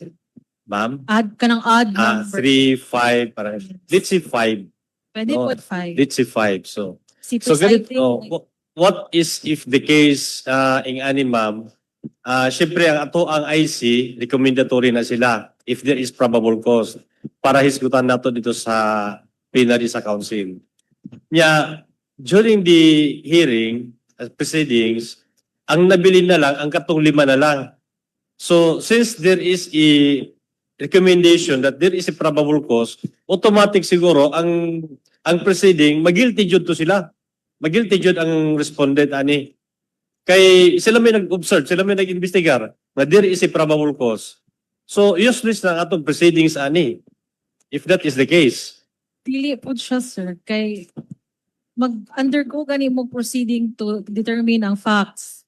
Yes, ma'am. And then, probable cause pa man good siya, wala pa man siya guilt. So, sa sugod pa man good na siya ang probable cause. Yes po. Probably during the investigation, makita na wala di substantial evidence na to find the person guilty. Kasi sila po yung nasa ground, sila po yung nag-investigate. Then during the plenary, ang only lang maka-cross-examine in the absence of the lawyer is the presiding officer. So the members is nag-observe lang. So pero yung nandoon sa ground, sila yung nakakaalam talaga kung ano talaga yung buong pinto. So automatically, tulad nito ngayon mama, this is what will happen in the Philippines. Itong Committee on Justice na yung sa impeachment complaint. Yung 55 na sinasabi doon, pag nandoon yan sa plenary, magbuboto talaga yan ng yes. It is because sila mismo may recommendation na may probable cause. There is in substance. No, parang ganun na yung mangyayari. So, yun po yung concern ko po, ma'am. Siguro, sir, pwede man nating kung konti lang yung membership, yung minimum at least 3. But always, iba din kasi kung isipin na bias agad, no, presumption na bias agad. Kasi, as explained before, we should try to be an independent tribunal talaga. You have to strive to be an independent tribunal. So, as much as possible, if maiwasan yung mga impartiality and biases. Thank you, Attorney Shanza, sir. Next, Attorney Louie. Good morning. Katong concern ni sir na mag-inhibit, na-discuss naman na Attorney Cams. Actually, walay effect kung mo inhibit because the determination of quorum is at the onset of the process. Later part, pwede na kami inhibit. Now, the votation, di gyapon siya ma-affect because I do believe dili siya simple majority. The votation will be based on the whole membership of the Sanggunian. So dili siya pwede na kung kisala present dito ra kao ng majority. So murag one gyapon siya kanang although wala man gi-specify kung unsa number of votes sa local legislation naman 2/3 manggod murag pero impractical siya in a sense kung i-base lang mo sa simple majority katong majority of who is present. Di ba? Kay murag dili siya reflective sa total body good. So dapat sa membership, no. So kana lang is pugson din ninyo kung mag-decide na kumpleto na ang present na nandiyan na makaabot mo og majority like if ever kung 10 ang membership for example, so ang majority ana 6. Di ba? So dapat ana minimum ana naa jud ang 6 na minimum na present no nga na. But kung sa ingon ni sir is dili maapektuhan siya because ang purpose man gud sa quorum is kung naabay pwede ba makatransact og official business ang body. So na-determine man quorum, bahala na later part inhibit ka because maapektuhan man gud. Ikaw pod ang katong dili mo inhibit, siya pod ang ma-question na ano wala man kami inhibit na naman day kay grounds present ang grounds for you to inhibit. Ito lang comment lang but Thank you, Attorney Louie. Yes, ma'am. Thank you, Attorney Lou and Attorney Shanice and Attorney Dali. Yes, ma'am. So may buntag pag-usab. Tempa sa to mga secretary sa Sanggunian. Sir, dapat si ma'am, how are we coping? Makaya pa ba? Makaya pa ba ang pag-grasp? Ani kay murag, kung ginukong attorney, pila ka tuig, murag, Kimon ni attorney aning pila ka oras gahapon plus karon no. Bitaw mo this aside. Sige lang kay opportunity for learning. So balik ko sa pangutana nga gi-raise po sa among Vice Mayor Benji Lahora sa Manay. Well, katong sa good counselor from Hagunoy katuganing composition sa quorum example tinan si IC pag abot sa recommendatory lang man siya pag ipasa nito sa plenary unsa man ang IC still has the right to vote kay ningon man to si attorney nga balik sa qualified sa 12. So what is the implication or the effect now for those who inhibited? Kaya naa sila rason. So mag-commotion yung mga IC with other members and then pagbalik sa plenary, pareha sa among context, naglibog yun, makita gid yung mga moderator ni because we are in the community ba nga ang family ties is very strong. Be it a level of consanguinity, affinity, very strong. So that means if there are 3 or 4, which is possible in our community, mo inhibit sila, pagbalik sa call for votation, balik ilang rights. So there is already a great influence sa rason, regardless of the substantial evidence. Thank you. Ay, time pa di, attorney. Say for instance, di ba niingon ganina si attorney nga pwede ang IC 2 members only. Now, karon gi-hire na to gamay kung pwede 3 odd, kung pwede 6. Now, kung 3 ang IC, unsa ang determination sa quorum from the IC itself or magmatter ba ang quorum sa IC dili dito sa plenary? Kung ang IC tulo lang sila, asa man ang quorum diha? Ang 2 ba? Kung ang IC unom, 3 ba? Or regardless kung pila lang naa sila diha, basta kuhaon lang gihapon ang ilang recommendation to the plenary and then sa plenary na consider ang quorum. Thank you. Sa IC, ma'am, dapat naka-quorum gid sa kung 3 sila, dapat naa silang tulo. At least. Kay So am I to understand, attorney, na 100% gyud ang IC before, dili pareha sa atong mga sessions na simple qualified majority. So kung may halimbawa kung 12 ta sa ato ang body, di ba? Kung 12, so 7. Kung IC, kung tulo, dili pwede duha.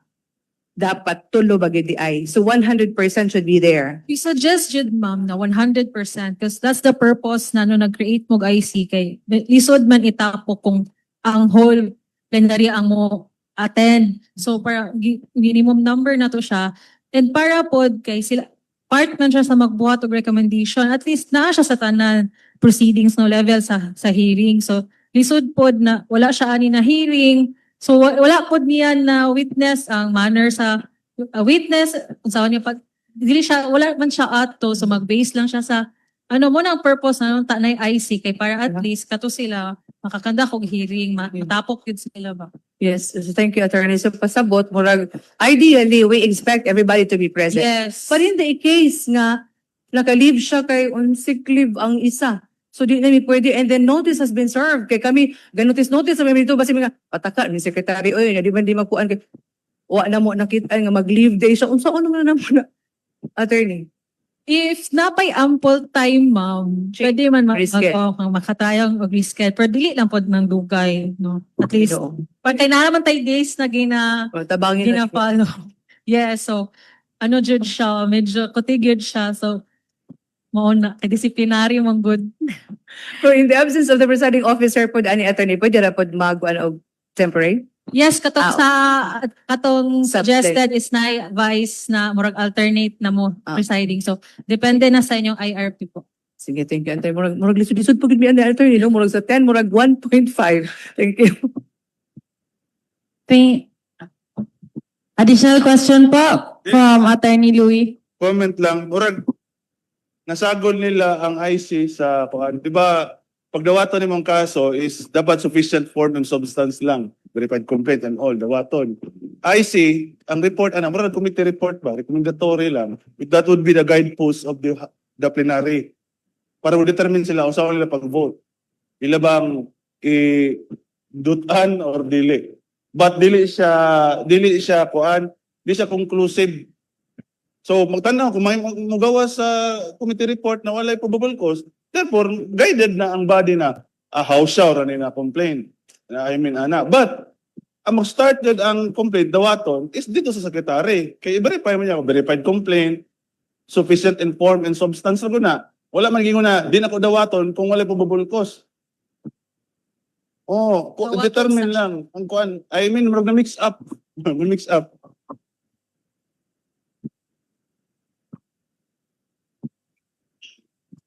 Okay, we have question po from other sir po doon na area.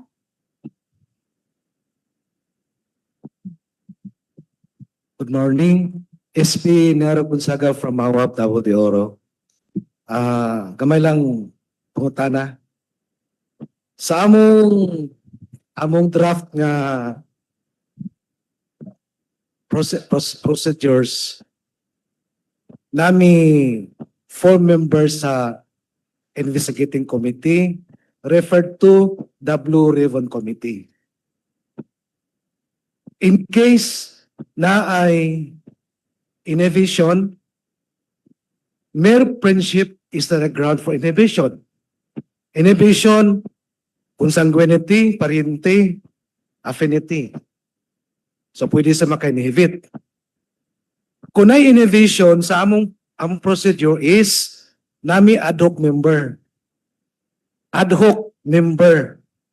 Ang ad hoc member, puli sa nag-inhibit, siya gipili sa remaining member sa investigating committee. So, ang pag-determine sa probable cause, may mga discussion, after sa trial and hearing among i-refer sa ponente. Ponente, the writer of the decision. Ang writer of the decision, ponente, iyang i-refer ang iyang gidraft na decision sa committee. Pag i-adapt sa majority members of the committee, i-forward sa committee as the whole, sa plenary. Ang members, majority members of the council would vote majority kung ila ba itong i-adapt ang findings sa committee. Anang among draft, ma'am. Thank you.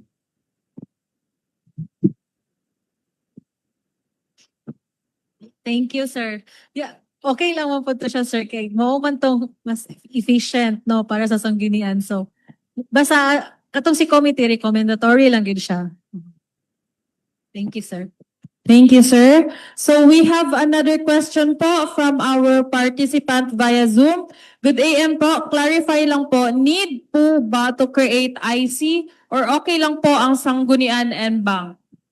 Yes, good morning po. Yes, no discussion po ng sanggunian if they would like to create an investigating committee or mas efficient sa kanila na yung sanggunian as a whole talaga ang mag-conduct ng proceedings. So yes, pwede po. Thank you, attorney. Do we have any other question pa from the plenary? May question pa po ba tayo? Ma'ams and sirs? So if none po, we will now proceed to the announcement po of the submission of the IRP, yung workshop po na ginawa natin yesterday. So we will present po. First po, we would like to thank our attorneys po. Let us give them our round of applause. Thank you po, Attorney Shanice and Attorney Dali.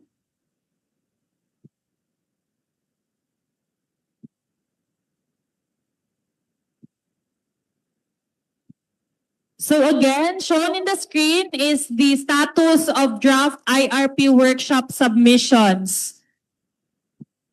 So LGUs with workshop output submitted through the microsite po. The face-to-face participants are the Municipality of Manay, Davao Oriental, Baganga, Davao Oriental, New Bataan, Davao de Oro, Mawab, Davao de Oro, Hagunoy, and Municipality of Hagunoy, Davao del Sur.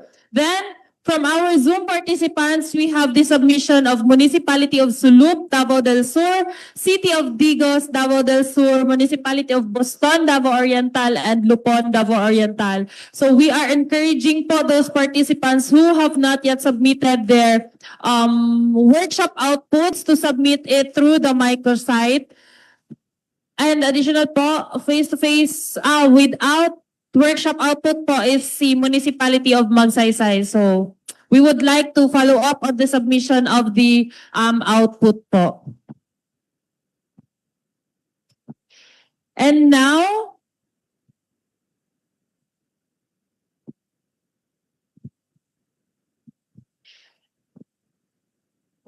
And now, since we are done with our session 1, we will now proceed to the next session, which is the codification of ordinances. So another crucial topic that helps ensure our local laws remain organized, accessible, and responsive to the needs of our community. So I'm sure this will be just as engaging and informative. So to guide us through this discussion, we are honored to have with us via Zoom our speaker who started his career as part of the Academe in 2007 when he joined Xavier University Ateneo de Cagayan in Cagayan de Oro City as part of the research and social outreach arm of the university. He joined DILG Caraga in 2012 after he survived Typhoon Sendong in December 2011. He joined as Statistician 1, then became LGOO2 in 2014 and was part of the golden batch of the LGOO trainees that graduated in 2017. He served as LGOO5 in DILG Surigao del Norte, then as LGOO6 as MLGOO in Basilisa, Dinagat Islands, where he experienced 10 months with no home visits during the pandemic lockdown in 2020 and harrowed through Typhoon Odette in December 2021. After finishing his master's degree at the University of Sydney in 2025, he is now back at the DILG Caraga Regional Office as part of the Local Government Capability Development Division. He is part of the pool of technical personnel being trained as codification specialists by DILG Caraga and has assisted the codification efforts of LGU San Francisco, Agusan del Sur, and Cabadbaran City, Agusan del Norte. Ladies and gentlemen, please help me welcome LGO6 Don Manuel O. Patrimonio of the LGCDD DILG Region 13. A round of applause, please. Good morning po. Hello, dinig po ba ako? Good morning po sa lahat ng ating participants. Of course, no, sa ating mga principals ng DILG Region 11, headed by Regional Director Abdullah Matalam, Assistant Regional Director Chariza Huerta, all our LGU participants, and of course our DILG technical field officers here present today sa atong Zoom na training. I guess, I understand na po tayo on face-to-face participants nila and na po some of you na naa sa Zoom. So we're here to discuss ang codification. Can I share my screen or okay na minta nito kanina sa ko ano? Hello, medyo mahina daw. Hello, dinig po ba? Yes, sir. Marinig ka na po namin, sir. Sige po. Okay.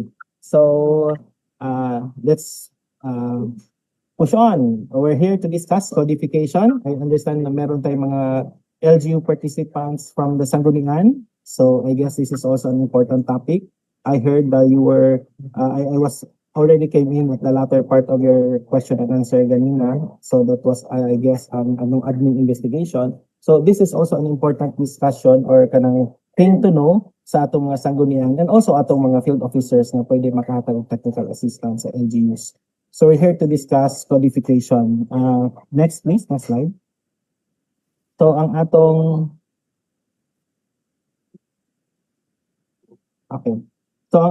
discussion flow for today, I will give an overview on codification, some basics and some history or background sa codification. Then the steps in the codification process.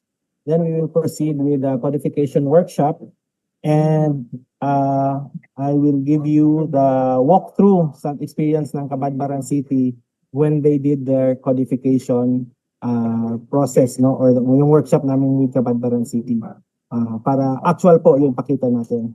And then we will end with showing you parts of the Code of General Ordinances and some notes on ordinance drafting. Okay, next please. So as background and introduction, sa bansa po natin, ang history po ng codification can be traced down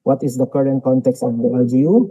And then, of course, we should be mindful kung sa gitnang strengths sa LGU, mga weaknesses, capacity development needs, and dynamics of interpersonal relationships among the local officials and employees. Kay magmatter man sila ko. Kay, kasi maghimutag code niya, so they implement no kay sa atong context sa LGU na mga difficulties.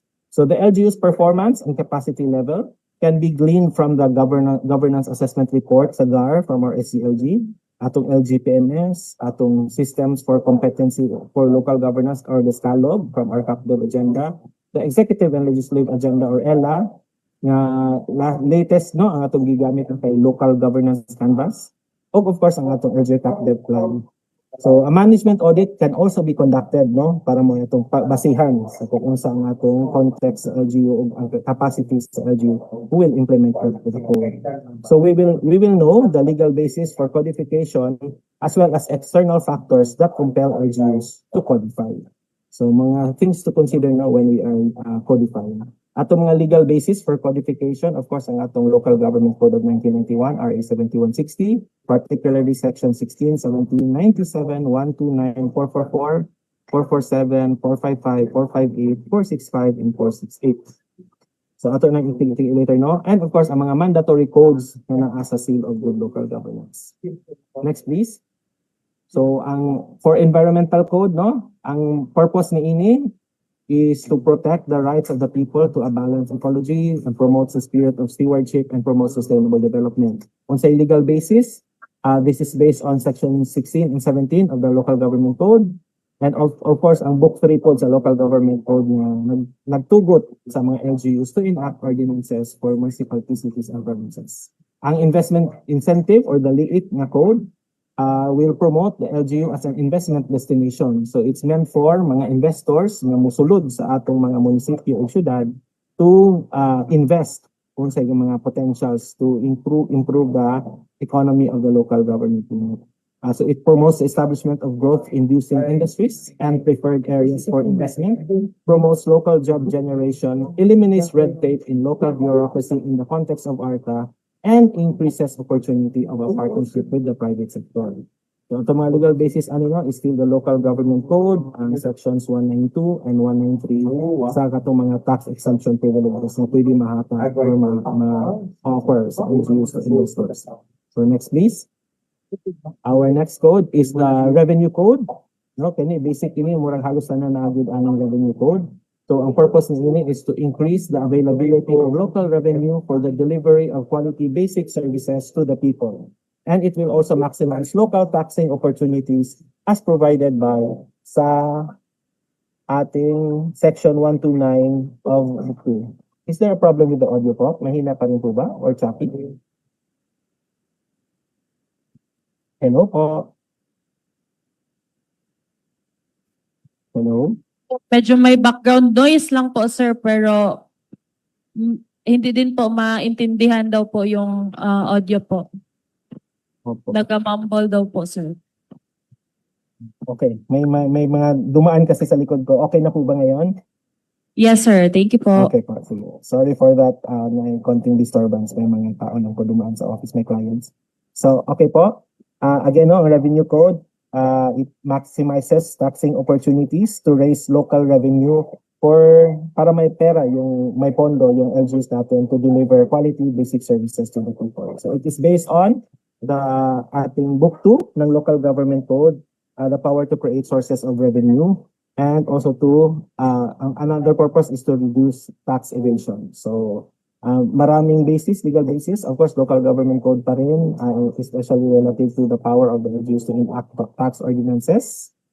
Of course, meron din tayong mga DILG memorandum circulars, like yung 51 series of 1999, MC on Revenue Code updating 2009-42, and so on.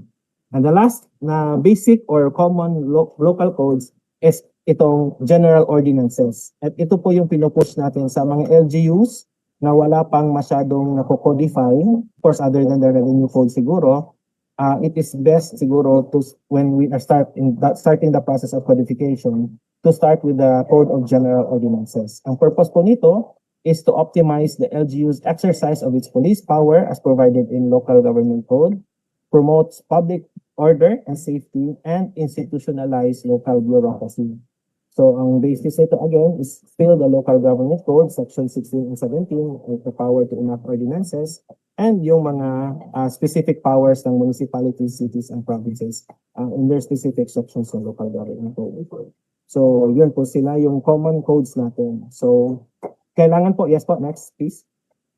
Kailangan po, next slide please. Kailangan po may commitment po yung LGU natin to really go into the process of codification. So our objective po is to get the local officials as well as the other stakeholders such as the NGOs, the people's organizations, the CSOs, and private sector interested in and committed to codification. So yung commitment po to codify is concretized through Sangguniang Resolution or an executive order by the mayor na gagawa ng codification endeavor. So the EO should stipulate composition of the codification committee and the technical working group. So again, no, pwede EO kasi sinabi natin kanina, ang codification is not just the efforts of the Sangguniang, the legislative, but also the executive. And then advocacy messages should be clear as to the importance, purpose, and legal basis of codification. So next, please. So yung sinabi natin Codification Committee and TWG, ito po yung mga suggested composition po and function nila. So yung Codification Committee is responsible for the codification process and the corresponding tasks. So a suggested composition that it be chaired by the Vice Mayor, with the members being the Sangguniang chairpersons of each of the major LGU codes.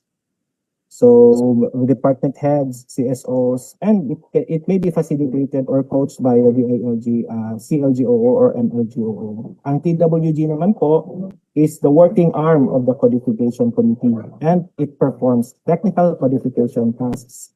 So yung members nito, pwede si Sangguniang chairperson of each major LGU code, the LGU senior technical staff from every office or department. And then for the environmental code, no, may mga specific na suggested na pwedeng sumali. So sa environmental code, si chairperson, si SB on environment, members, si mga SB members, si MENRO, si agriculture officer. For the investment and incentive code, si SB chair on ways and means, and then the members, SB members, municipal assessor, NPDO or CPDO. Sa revenue code naman po, SB chair on ways and means, members, SB members, finance committee members. And then sa code naman po, for the general ordinances, chaired by the SB Chair on Rules and Laws and Ordinances, and members are SB members and SB Secretary.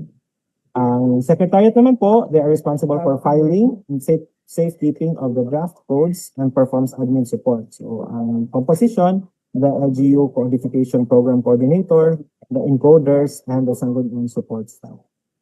Moving po sila. Next, please. Tapos, okay. So, to proceed, let's go through kung ano na ang steps in the codification process. So, step 1, next please.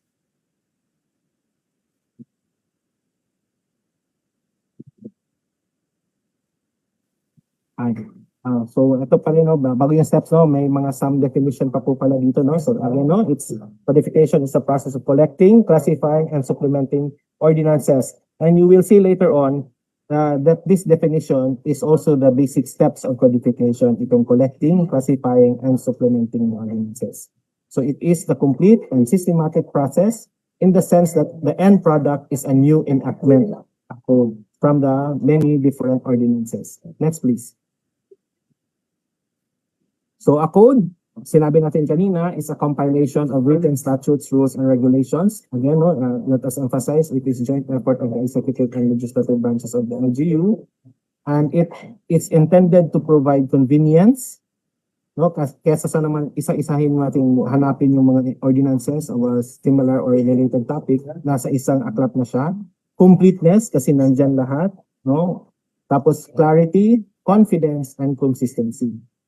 So next please. So, to explain a little further, no, yung mga reasons bakit kailangan natin mag-codify, meron nang binigay dito na 10, no? So ito yung 10 reasons kung bakit why there is a need to codify. First of course is to eliminate hours of frustrating research. So kung may hinahanap tayo ng mga batas relative to a particular topic, instead of scouring through the records, the archives, kung sa mga batas na nagawa ng mga 1970s pa, 1980s, tapos mayroong biglang 2010s na. So kung naka-codify na po lahat, nasa iisang code na yung hinahanap natin if it was codified into one code. The next is to maintain laws in a comprehensive, up-to-date, and understandable form. We know naman that it is common practice for the Sanggunian to update laws. So may law na in-act ng 2010 for instance, tapos 2014 na-amend yung certain provision, tapos 2016 another provision na-amend na naman. So medyo patigi-tigi siya. So kung naka-codify na, sure tayo na yung nandalagay sa code is yung pinaka-up-to-date na based on all the history of amendments and repeals na nadaanan ng mga ordinances na nabuo sa code nito. The third is to harmonize national and local laws. So when we codify ang mga ordinances natin, atin naman pong binabangga sa mga national laws and policies para naman po hindi align pa rin yung mga local ordinances natin when we make the code, aligned siya po sa mga national laws natin. Another reason bakit nagpo-codify is to avoid confusion, conflict, and duplication of ordinances. So meron talaga kami nakikita based sa mga experience namin with the LGU sa codification process when they start listing the codification, all the ordinances in the LGUs. Tapos biglang masasabi nila, uy, meron na pala tayong law, sa specific example na sa Cabadbaran City, meron na pala sila nagawang batas on the scholarship nila na binibigay for college students. Tapos sa list nila, meron pa silang older pa pala na law na nakita. Lalo na pag ibang sanggunian so bagong administration na, bagong mga terms ng new officers na elect. So baka hindi nila alam, may nagawa na pala yung previous sanggunian about this law, about this topic. So dito sa codification process, ma-avoid natin yung mga duplication at lalo na kung conflicting, iba yung sinabi ng isa sa isa. So also avoids confusion. The next is to enhance public and private sector partnership. So possible din yan po mangyari sa codification natin. Na merong greater coordination and more chances for the private sector to be involved in our local governance. Si Butuan City na nakapag-benchmark kami sa kanila sa mga nagawa nilang 16 codes in the last sanggunian na nabuo nila. So isa doon sa ginawa nila is really the code for the more stronger partnership of the private sector with the LGU. So the next reason is to enforce laws with confidence and consistency. Of course, kung alam natin up to date, align with the national laws yung code natin, so we can implement it with confidence and consistency.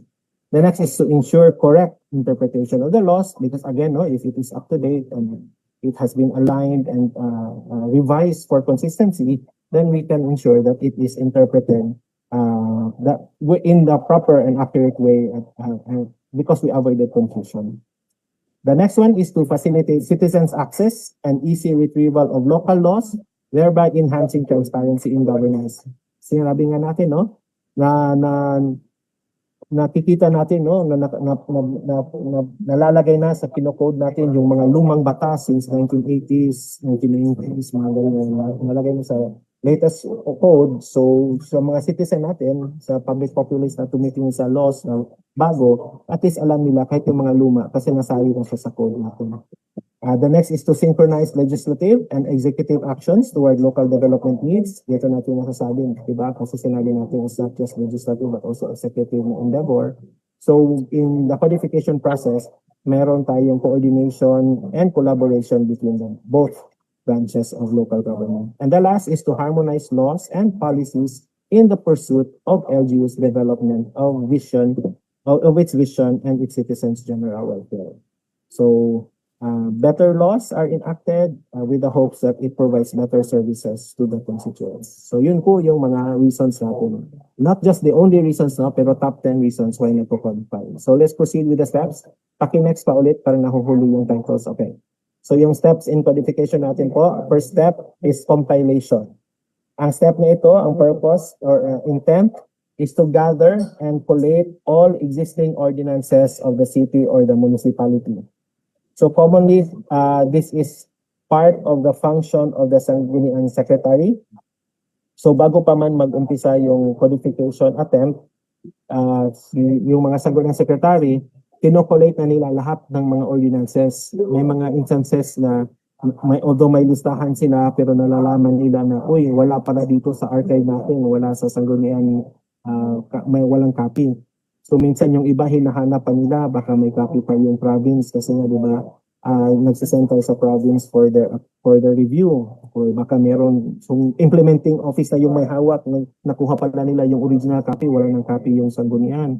Or baka may mga dumaan sa mga baka nasira, nasunog, nabahaan, yung Sangguniang, may mga nawawalang ordinances. So dito yun lumalabas during the compilation step. Next po. The second step is, okay, next po. So yung step 2 naman po natin ay yung paggawa ng listahan. So it's the listing. So it will inform the codifier and the staff what ordinances are missing. So sinabi natin kanina, may mga missing pala, may mga na-amend na pala. So kung listing na tayo, lalabas na dyan yung mga based on the year they were enacted or date they were enacted. Nababangga natin yung previous one, same topic. So meaning the newer one amends the earlier one or repeals the earlier one. Or it makes the previous ones obsolete. So doon siya lumalabas when we do our listing. So etong listing is pwede na siya maging first part ng workshop or process when we start the codification effort with LGU. So sa amin, sa experience namin sa Caraga, yung mga workshops namin with LGU so, relative to codification, dito kami nag-uumpisa. Yung kanina sa collation, ginawang parang pre-work na i-prepare ng Sangguniang Secretary, lahat ng mga codification nila, i-compile nila, and then sa process naman natin sa codification na during the workshop, dito po nagsisimula. Ito po yung magiging workshop 1. Next po.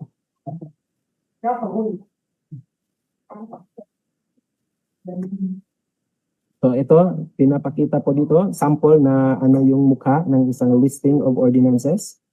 So may series lang na ordinance numbers. So pinaka first, so yung mga date enacted. So, ang nilagay lang dito is year, no?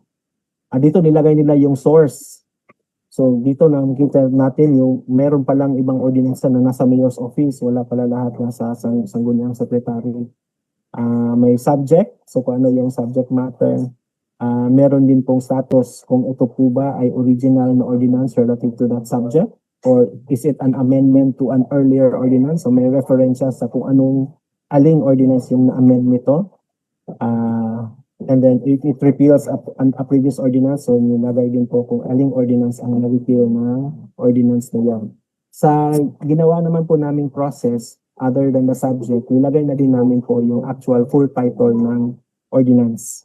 So papakita ko mamaya sa yung ating walkthrough sa process na ginawa ng Cabadbaran City when they try to codify din po.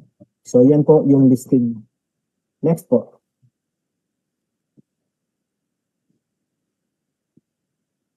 So, ang next step naman po ay classification. So, this is step 3, no? So, ano po yung classification? It is the process by which the ordinances are categorized according to the subjects treated in the ordinance. So, sa sinabi ko kanina na yung pinupush namin or nire-recommend sa LGUs na bago pa lang po na codify yung basic or first na codification na pwedeng gawin is yung Code of General Ordinances. So itong listahan po dito ngayon is yung mga possible subjects ng part ng Code of General Ordinances. So pwede po part ng Code of General Ordinances dyan yung mga Sangguniang Bayan, panglungsod o barangay, yung public officials, yung public property, no, mga properties ng munisipyo or ng city, yung health and sanitation ng mga kung may mga laws or ordinances relative to health and sanitation, so nasasali sa compilation under that chapter on health and sanitation. lahat ng ordinances po on peace and order related manners, yung mga public indecency na sinabi natin, public intoxication ng mga bagong hot topic. So pwede siyang maging part ng Code of General Ordinances under the peace and order as one chapter. Meron din po tayong public morals, meron pong public works, public utilities, building regulations, amusement, games, and recreation. So sa mga LGU, mahilig sila po sa mga cockfighting, mga ganyan. So dyan siya mahuhulog. May aliens dito, so ano yung treatment ng mga foreigners? Pero I guess nasa parang national policy naman po regarding treatment of foreign persons or entities. So dyan naman po. And then meron po tayong mga traffic rules, mga rules on traffic and transportation, markets and slaughterhouses, business establishments, professions, occupations and trade. So yun po, no, mga different pwedeng subjects ng Code of General Ordinances. So sa classification na process, ito naman po pinapakitang sample. So yung kanina parang nag-extend lang, no, nagdagdag siya ng column doon sa listing na ginawa natin kanina. So after just the subject, nilalagay na kung ano yung classification niya, especially as pertains to which section or chapter of the code mapapasok yung etong ordinance na to. Kasi nga yung mga ordinances, kino-compare natin, they will form part of the specific portion of the code. So, for instance, itong nasa listahan natin na code na enacted in 1978 is ang subject na pala is about the plaza and the traffic rules. So sa classification, pwede siyang maging treated as part of parks and playgrounds kasi sa subject naman may plazas naman siya. Another example dyan, meron siyang selling of explosives and firecrackers. So papasok siya sa peace and order. Ito mga sample na may sinabing mga excluded. Ito sa process na to, identified na nila ng LGU na to na ang ginagawa nila ay Code of General Ordinances. So possible itong ordinance number 3, 4, and 5, sabihin natin for instance mga tax-related ordinances siya. So yung mga tax-related ordinances relative to the Code of General Ordinances, excluded na sila. So sa paggawa ng listing and classification for the Code of General Ordinances, ilalagay na natin yung status nila as excluded. So yung mga nilalagay lang natin dito ng mga subject of classification, yung kung papasok sa ginagawa natin code, which is for this specific instance is the Code of General Ordinances. So yung mga pumasok dyan, traffic rules, anti-littering, no smoking, at pina-classify nila kung saan siya papasok sa Code of General Ordinances. At saka yung remarks natin kanina kung na-repeal ba yan siya or case like that. So next please.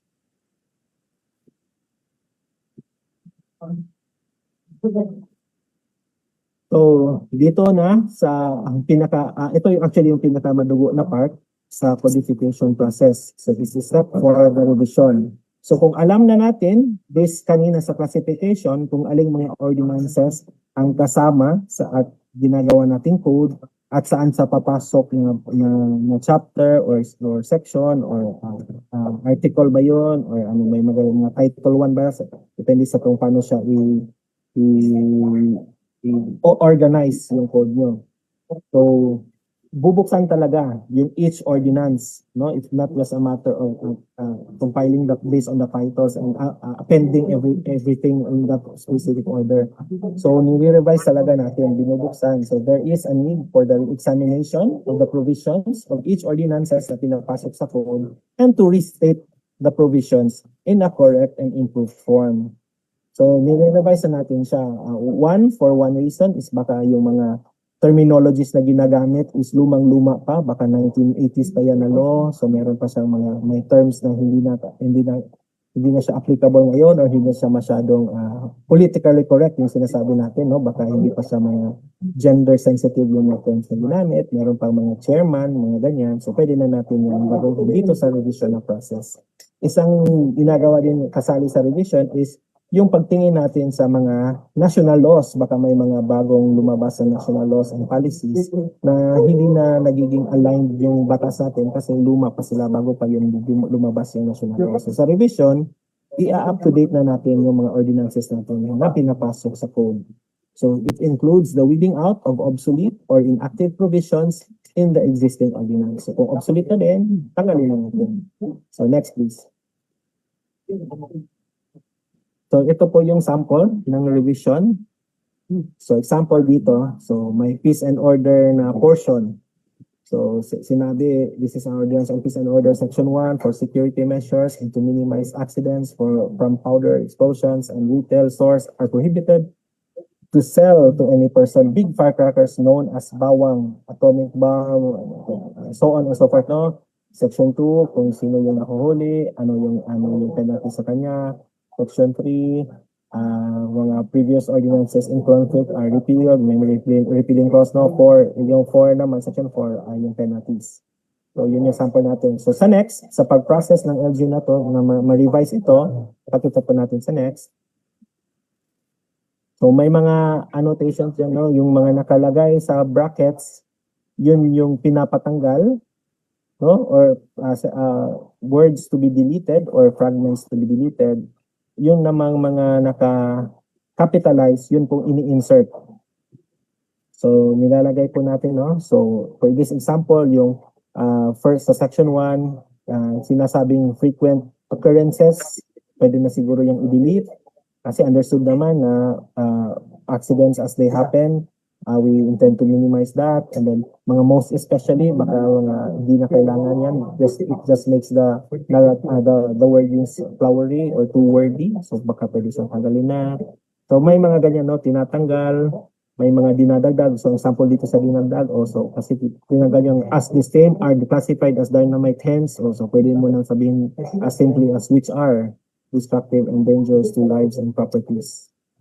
So, yung sinabing previous ordinances, hindi naman kailangan siguro sabihin may previous pa talaga. Pwede naman diretso, so pwede na yung tanggalin, diretso na lang.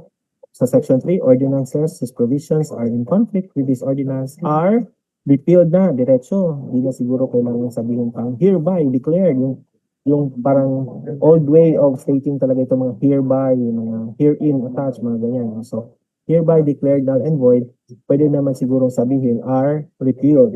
Although may nuances din talaga, no? Iba yung ibig sabihin pag null and void saka sa repealed.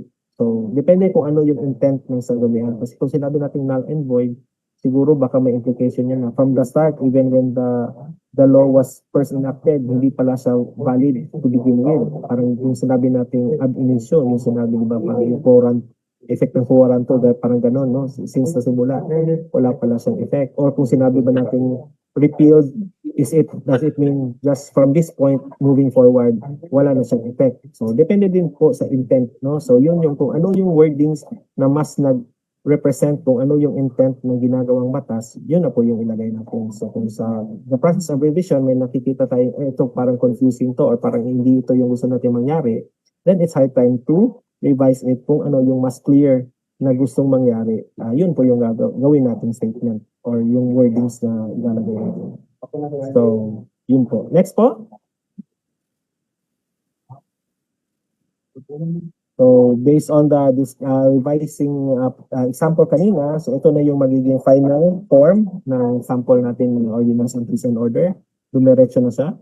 No person shall possess big firecrackers known as bawang, atomic bomb, or similar explosives which are destructive and dangerous to lives and properties. Parang direct na siya, no? Hindi na sa pasikot-sikot. Any person caught in possession of these prohibited explosives shall be punished by, so yun yung mga fine. And all ordinances covering these prohibited explosives are repealed. So parang gano'n. So depende din po, no? So kung ano yung style or ano yung mga preferences ng sanggunian. Hindi naman po natin sinasabi na may tama at may mali talaga. So, kung ano lang yun po yung gusto ng sanggunian. Next po.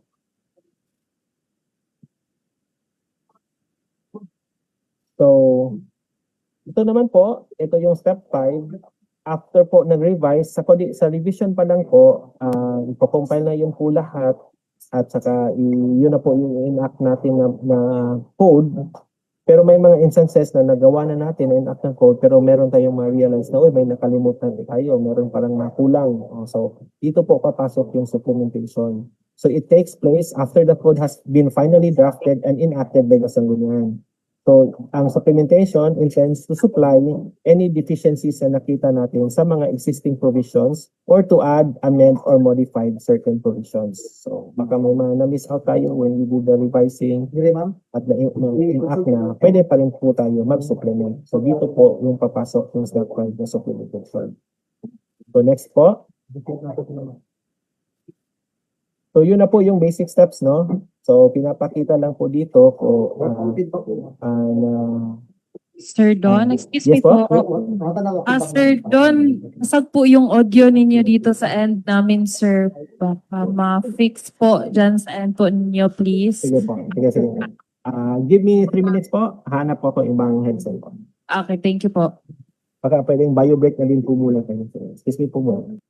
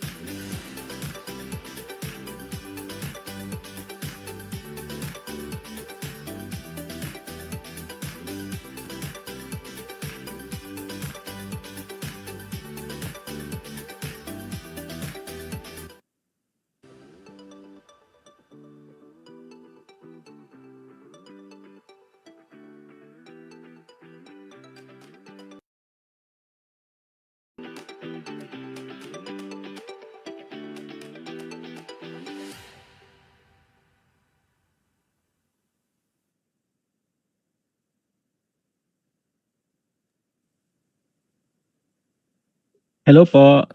Ito po, Yes. is it better? Yes, sir. Or yun pa rin po? Opo. Better na po yan, sir. Thank you po. Hello? Teka. Yes, Sir Don. Okay na po yung audio, sir. Mas better po ngayon. Oh, ang audio ko muna, hindi pa pumapasok sa speaker ko yung ano nyo. Teka lang po. Speaker.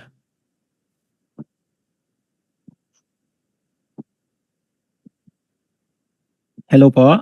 Ito po. Hello, sir. Yes, sir. Marinig na po kami dito, sir. Ako po yung hindi nakakarinig sa inyo po. Hello po. Baka pwedeng may magsalita dyan. Hello? Sir, hello po. Ito lang. Hello? Wait.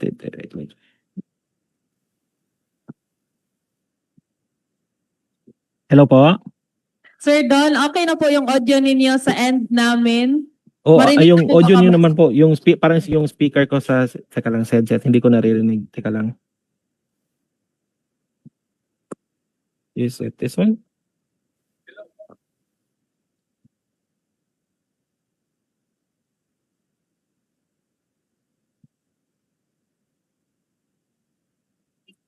Hello po. Last lang po. Hello? Yes, sir. Okay na po. Marinig Hello? na po kami dito, Wala sir. na ako naririnig. Hello? Sir, hello, Hello? sir. Sir, yes po. Nakamute? Hello? Hello, sir. Ayan. Okay. Okay. I can hear you na. Sige po. Okay Sorry po. for Better na po yung audio ninyo ngayon, sir. Okay po. Okay. Thank you po. Sige. To continue. So let's go through. Of course, no, yung focus po natin ngayon, yung Code of General Ordinances. And some notes on ordinance drafting. So paki-next po.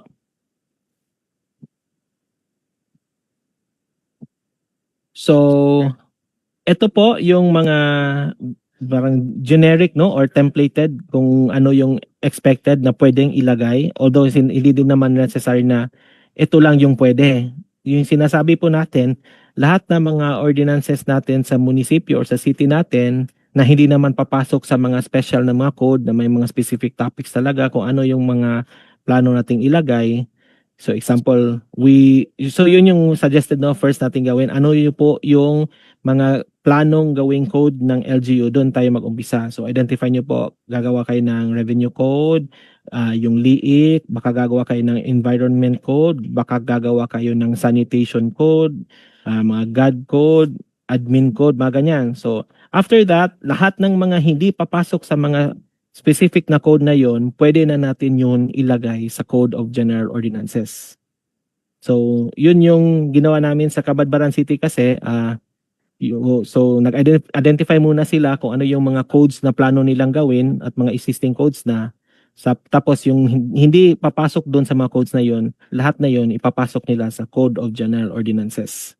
So dito sa pinapakita natin, ito lang po ay parang template na basic na ano yung pwedeng ilagay, sample ng components ng Code of General Ordinances. So sa Chapter 1, meron dito General Provisions, Short Title and Scope, Rules and Construction, Definitions ng code na to.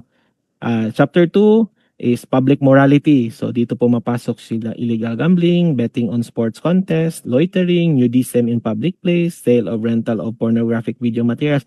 Ito no, hindi necessarily ito talaga yung laman, pero sa proseso na paggawa ng mga listing and classification, kung ano yung mga lahat ng ordinances na tigi-tigi na nagawa na na-enact na ng munisipyo or ng syudad ninyo relative to public morality, yun yung magiging part ng chapter na to.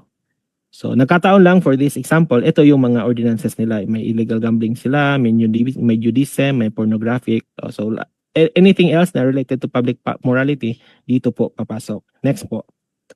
So, meron po din po dito. Taki, next po. Chapter 3, Health and Sanitation.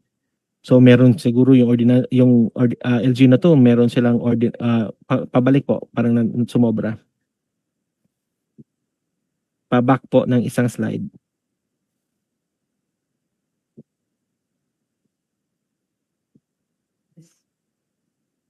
Hello po. Sumobra yung, ayan. So, example po, health and sanitation. Meron siya ditong salt, iodized salt. Sumobra naman po yung back. Ayan, sir. Ayan Okay po. po. Ayan.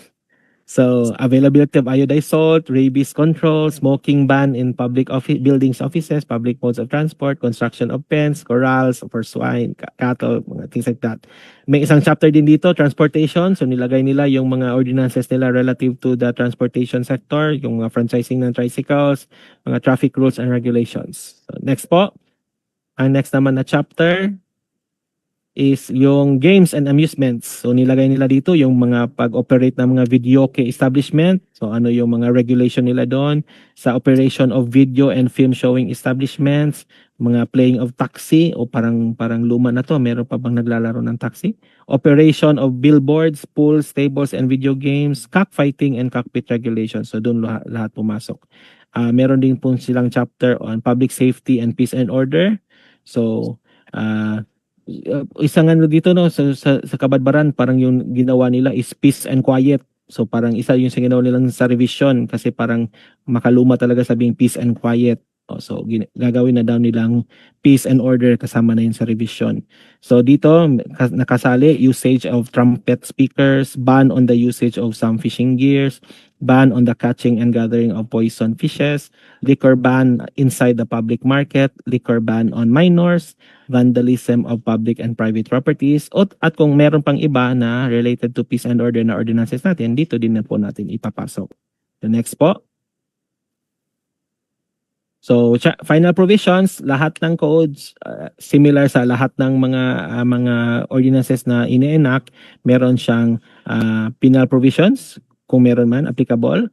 Meron din mga participation in voluntary community service programs, implementing rules and regulations, and yung ito very basic, meron sa lahat ng ordinances, yung separability, applicability, repealing, and effectivity clause.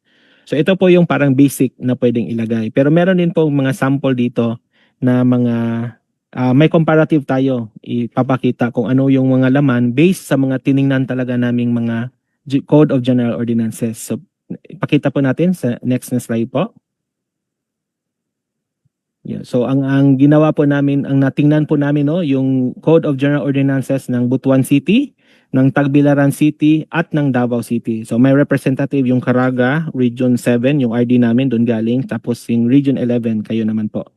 So for instance, no? So yung kanina, yung sample, ito yung sample na nasa sample na column, yung pinakita kong sample na contents ng Code of General Ordinances, tapos yung Kabadbaran, Butuan, Davao, Tagbilaran. So sila, no, merong mga general provisions. Sa Davao parang wala, hindi siya nakalagay as general provisions. Merong pong public policy na chapter is si Kabadbaran, meron siyang nilagay public policy, parang unique sa kanila yon. Yung institutional policies naman, meron si Kabadbaran. For Butuan City, parang yung counterpart niya dyan, parang sinabi niyang good governance and ethics. Sa Davao City naman, meron siya sa mga miscellaneous provisions. Sa Tagbilaran City naman, dito naman po yung mga administrative development and legislative development. Ano po ba nakalagay dito sa institutional policies? So depende, no, dito yung sa Butuan, yun yung po yung may mga grievance, may mga complaints sa mga officials nila sa city. Pwede din po diyan ilagay kung ano yung po yung mga official nila, mga branding ng city, like ano yung official song, official flower, may mga ganyan sila, mga official tagline, o pwede nila diyan kasali diyan. May organizational structure, meron sa Code of General Ordinances ni Kabadbaran at ni Davao. Part din siya sa admin and legislative development na chapters ni Tagbilaran City. Mayroong chapter on trade and business establishment, si Kabadbaran, si Davao. May parang equivalent to that, si Butuan City. Ang sa kanya ay agriculture and fisheries, economic, trade and industry. Kay Tagbilaran naman is livelihood, cooperative, food and agricultural development. Yung traffic and transportation, nasali siya sa Kabadbaran City. Sa sample natin meron. Pero for instance, like si Butuan, hindi siya kasali sa Code of General Ordinances ni Butuan kasi may sariling code si Butuan City on traffic and transportation. Meron silang traffic code. So I guess ganun din po for Davao City kasi hindi siya kasali ng Code of General Ordinances. So yun po, no, depende sa laki ng city or ng LGU, meron silang iba na marami silang code na ginagawa. Meron din pong iba, if maliliit lang na munisipyo, pwede na po sila lahat ilagay natin sa Code of General Ordinances. Meron din po dito health, halos lahat, no? May health, no? Sa sample natin meron sa Kabadbaran, meron sa Butuan, meron sa Davao City na code, meron. Sa Butuan City, nahalo siya lahat under one chapter on the city government services. Isang chapter lang, tapos nandun na lahat yung mga all services. Yung public morals and decency, meron kay Davao, meron kay Kabadbaran, meron sa sample natin, wala kay Butuan. Sa public safety, meron sa lahat natin, no? Tapos sa peace and order, meron din po sa lahat. Next po. Ito naman po yung mga environmental quality and protection, like meron kay Kabadbaran, kay Davao, kay Tagbilaran. May social services, si Kabadbaran, Davao, and Tagbilaran. Amusement and games, lahat meron. So, importante talaga yung cockfighting kasi meron talaga lahat. Youth and sports, so far nakita ko sa Butuan City and Tagbilaran. Yung wala, probably meron siyang sariling, meron siyang sariling code, youth code, baka yun. Education, meron kay Kabadbaran, nandun sa Butuan City, kasama yung culture and arts sa Butuan City at ang culture and arts naman, meron kay Butuan sa Tagbilaran. Public affairs, nakita namin sa Butuan City, sa Davao at Tagbilaran. Barangay pala. Meron po tayong public utilities and the economic enterprises. Nakita namin kay Davao at Tagbilaran. So, science and technology naman sa kay Tagbilaran at kay Butuan. So, wala siya kay Davao. Lahat, no? Halot lahat may mga final provisions. Yung next naman po, yun po yung mga unique na nakita namin, like yung building regulations at yung other local special bodies, kay Davao lang namin nakita. Based lang sa tiningnan namin na apat, hindi naman sila unique talaga sila sa buong Pilipinas. Si Tagbilaran, kay Tagbilaran namin nakita na may ecotourism na component, saka public participation in governance. Tapos kay Butuan City naman, pinasok nila sa Code of General Ordinances nila at sa kanila namin nakita na may component on the DRRM at yung mga special ordinances. So just to give us, no, parang anything under the sun pwede talagang ilagay sa Code of General Ordinances as long as walang ibang code na ipapasok sila doon. So lahat ng hindi nila mapasok to a special code, pwede nilang ilagay sa Code of General Ordinances. Ang purpose na lang talaga, yung primary sinabi natin reason, para hindi na parang tigi-tigi piecewise, no, yung paghanap natin ng mga ordinances. Nasa isang code na siya. Okay, next please. So, some notes lang, no? Siguro after nito, pwede na tayo mag-break ng lunch kasi 10 minutes naman lang natira. Yung mga walkthrough ng workshop at ginawang process ng kabadbaran, maybe we can do that after lunch. So, just, ito, before break, let's have some notes. So, ito yung formal parts of the code. May title, may ordaining or enacting clause, and yung body.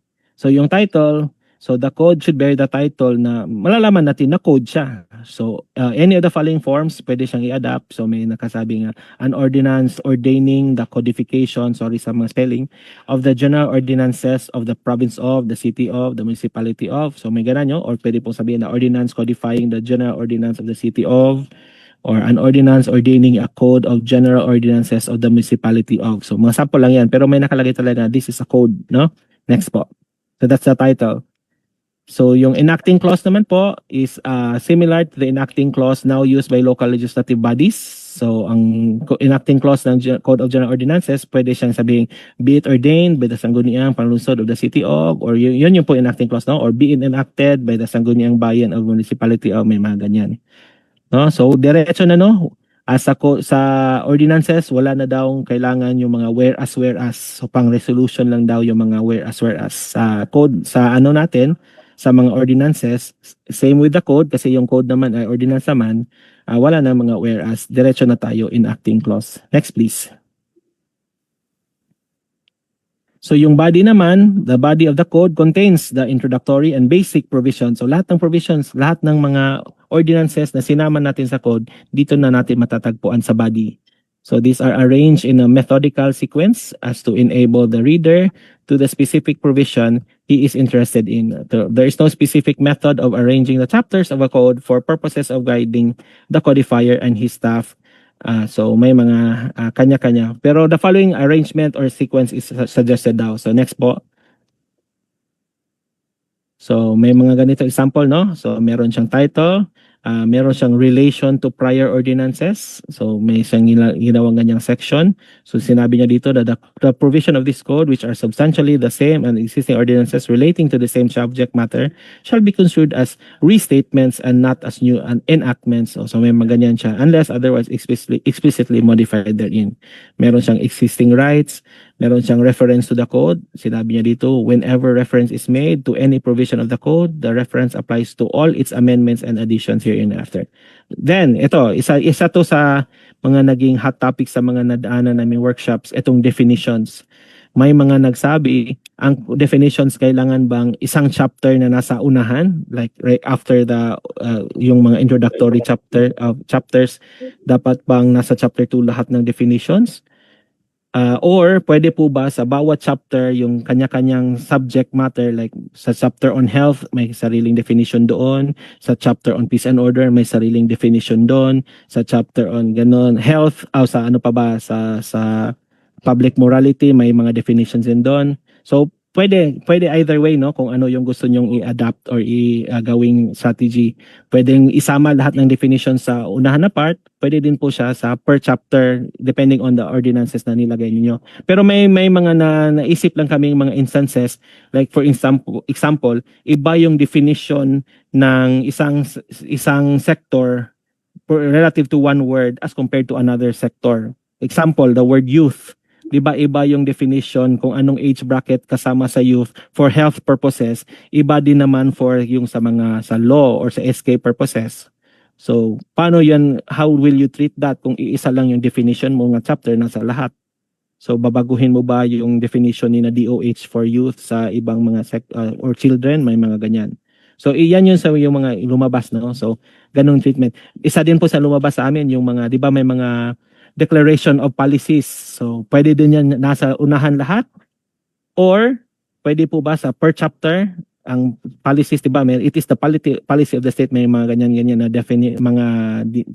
sinasama sa sa mga ordinances natin. So, similar sa definition, iisahin ba natin lahat ng statement of policies sa unahan na part or pwede po ba by chapter? So, parang lumabas din po sa mga workshops and discussions namin na baka pwede it's up to the LGU din po. Depende din po sa kanila. Kasi po if nilagay natin lahat sa unahan and then later on mag-supplementation tayo, mag-amend tayo, ang tinitingnan natin is just the one chapter lang na doon tayo nag-focus. Nakalimutan natin ay meron pala doon yung statement of the policy relative to this matter. Nandun pala sa chapter 2 pero nakalimutan natin i-edit yun kasi dito lang tayo nag-focus sa chapter na binabago natin. So yun sa mga nakita lang namin mga possibilities na mangyari. So dito balik tayo dito no. So chapter 3 mga public offices and positions. So nilagay niya dito lahat. Pero si Kabadbaran nakita na kasi ang daming ordinances nila para dito sa mga public offices, public positions. So sinabi nila hindi nila ipapasok to sa Code of General Ordinances. Gagawa silang iba na Code of Administrative Management. So doon lahat yung mga offices, mga organizational structure, organizational chart per office. Gagawa sila ng admin code. Hindi daw nila ilalagay sa Code of General Ordinances. So dito for example nito, nilagay nila sa chapter 3. Chapter 4, mga public property. Next please. So ito sample lang din to no. Anong possible na mga ito another way of showing mga possible chapters na napapaloob sa Code of General Ordinances. So meron dito sila alien affairs. Meron pa bang ganyan? Meron ba tayong mga ordinances relative to that? So kung wala naman tayong ordinances na papasok diyan, so possible wala tayong chapter na 'yan. So nadaanan naman natin no, nag-compare pa tayo kanina kay Davao, Butuan, Kabadbaran, and Tagbilaran. So let's just skip this part. Next po. Next po. So ang other provisions naman, ito yung sinabi natin kanina, yung mga final provisions, yung separability clause, repealing clause, and effectivity clause. So dito natin, common naman siguro, sanay naman po siguro yung mga sanggunian natin sa mga ganito. So kasalay din po siya sa code. So sa enactment, sinabi dito, the final draft of the code should be submitted to the sanggunian for consideration and enactment following the prescribed legislative procedures described in earlier chapters, including the requirement for posting or publication and review by higher level of authorities. Sinabi nga natin no, yung codification possible, lahat ng existing ordinances, walang masyadong binago, kinumpay lang natin. So parang madali lang yun i-adapt ng sanggunian kasi alam naman natin na wala naman siyang major deviation sa original ordinances na na-enact na, dumaan na din sa legislative process. So may mga ganyan. Pero sabihin naman natin during the process of revision, baka meron tayong certain portion na binago talaga natin substantially ang content. Yung mangyayari dyan, ibabalik pa talaga natin yan sa committee in charge, sa kung anong committee yan. Is it a committee of youth or sa health or whatever? Or doon siya pag-uusapan ulit and then it's still going through the normal process of legislation kung may mga very major deviation sa original. Pero sa process naman po, kung minor naman po at tapos nakaupo naman together yung ating mga all the sanggunian during the workshop sa pag-revise, pwede din naman po natin sabihin na hindi naman siguro necessary na madugo pa yung magiging mga readings and yung mga discussion kasi sa pag-workshop pa lang ng revision, napag-usapan na nila yan. So posible din mapadali naman yung enactment na process. Pero again, no, emphasize lang natin, dadaan pa rin siya sa normal process of enacting an ordinance. Next po. So some notes on ordinance drafting. So meron po tayong mga requisites of valid and binding ordinance. Of course, it should relate to the subject within the scope of cooperation. So an ordinance must deal only with matters that the local government is legally allowed to regulate and act upon. So alam naman natin ay mga certain portions na like taxing powers na para lang kay province, para lang kay munisipyo or para kay city, hindi pwede may mga ganyan, mga magiging ultra vires. So yung ilagay natin sa ordinance, yung within our authority to enact. Then the LGU cannot pass an ordinance on issues outside its jurisdiction or delegated powers, no? Yun na pong nasabi ko. Next po. So next. So pag sinabi natin within legal authority or mandate, so dito pa palo tayo, no? It must be in harmony with the Constitution, laws and treaties, general principles and law of equity, must be reasonable in its terms, so the provisions of the ordinance should be fair, practical, and not excessive or arbitrary in relation to the problem it seeks to address. And if an LGU passes an ordinance regulating noise, for instance, dapat reasonable. Kung so noise ang pinag-usapan natin, pag sinabi natin reasonable, ilimit lang natin yung loudness of the noise, lalo na sa mga oras na natutulog na yung mga tao. So pwede tayo mag-set ng moderate fine sa mga nag-iingay pa rin at late night. Pero pag sabihin natin mga ban talaga lahat ng ingay sa lahat ng oras, parang yun yung sample na unreasonable na siguro yan. No? So, or sobrang taas naman ang penalty na in-impose natin para lang sa konting ingay or unreasonable din yan. So, sample lang din yun, no? Sa reasonable and unreasonable. Next po.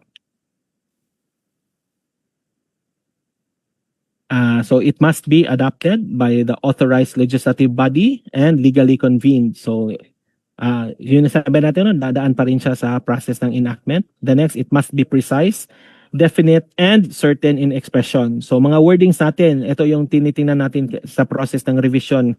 Kailangan yung words are clear, specific, and unambiguous. So it does not create possible iba-ibang interpretation. Dapat yung pagbasa natin, isa lang talaga ang possible interpretation. So that people can easily understand what is required, allowed, or prohibited. So in an ordinance, if an ordinance fails, if ang standard niya, if it fails the standard if it is vague, confusing, or open to multiple interpretations, because that leads to inconsistent enforcement and possible abuse. Next po.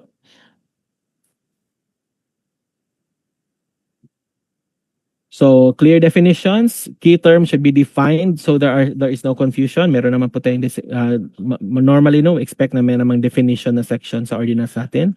So para clear po, instead of saying improper behavior for instance, siguro kailangan nating i-specify ano talagang behavior ang considered improper, no? Not just say improper behavior. So specific acts or conduct, an ordinance should clearly state what is prohibited or required. So we should avoid general phrases like any act deemed undesirable. So how do you qualify undesirable? No, kailangan natin siyang i-specify. Definite penalties, sanctions must be clearly stated. So in terms of how much is amount, yung duration, yung type. Hindi po siya pwedeng sabihin lang natin appropriate penalty shall be imposed, no? Or mga So we should exact fines or actions. The identifier scope and coverage. So it should clearly indicate who is covered, where it applies, and when. So example, all commercial establishments within the municipality operating between 10 p.m. and 5 a.m. So specific, ang commercial ko, nga nag-operate sa 10 to 5 p.m. No? I-specify nila ang time and who is covered. And then the next is avoidance of vague language, words like excessive, unnecessary, or offensive. What is offensive to you might not be offensive to others. So kailangan natin i-qualify or i-define. Next po. So requisites of valid and binding ordinance must be part pa rin siya, no? So it should be passed in the manner prescribed and must be enacted in good faith, in public interest, and designed to enable the corporate to perform its functions. Next po. Okay. So standards naman po natin in ordinance drafting. So of course, we're after simplicity, clarity in thought and construction. We avoid unnecessary words. We avoid variations in sentence form. So we use identical words for identical ideas. So unlike sa mga narrative natin o sa mga letters natin na paiba-ibahin natin yung words para may variation, dito sa ordinance natin, dapat consistent tayo. When we refer to it in one word, consistent na natin siyang i-refer to that word. Hindi na tayo gagamit ng mga synonym pa. We're after brevity, we're after tense and mood appropriate, no? And we should use conscious tayo sa gamit ng words like shall and shall not and may and may not. Magkaiba po sila. If mandatory po yung gusto nating mangyari, gamitin natin ang shall at shall not. So mandatory po yan. Wala pong ibang pwedeng gawin. No? That is required. Pag sinabi naman po natin may option silang gawin or hindi, pwede natin gawitin ang word na may or may not. So yun yung permissive. So we avoid the phrase, it is required, because it creates uncertainty in judicial construction. Sino ba nagre-require? Sino bang ni-require? So avoid nating sabing it is required. No? Sinong nag-require? Sino ang na-require? So, hindi siya clear. Next, please.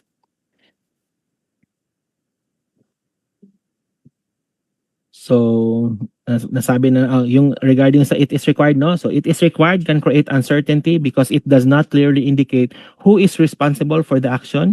Is it the applicant? Is it the property owner or someone else? So, using the applicant shall or the owner shall or the owner must or the owner may instead makes it clear who is responsible, reducing ambiguity into the judicial construction. So instead of saying it is required to submit a permit application, so hindi natin alam, no? So sino magsasubmit?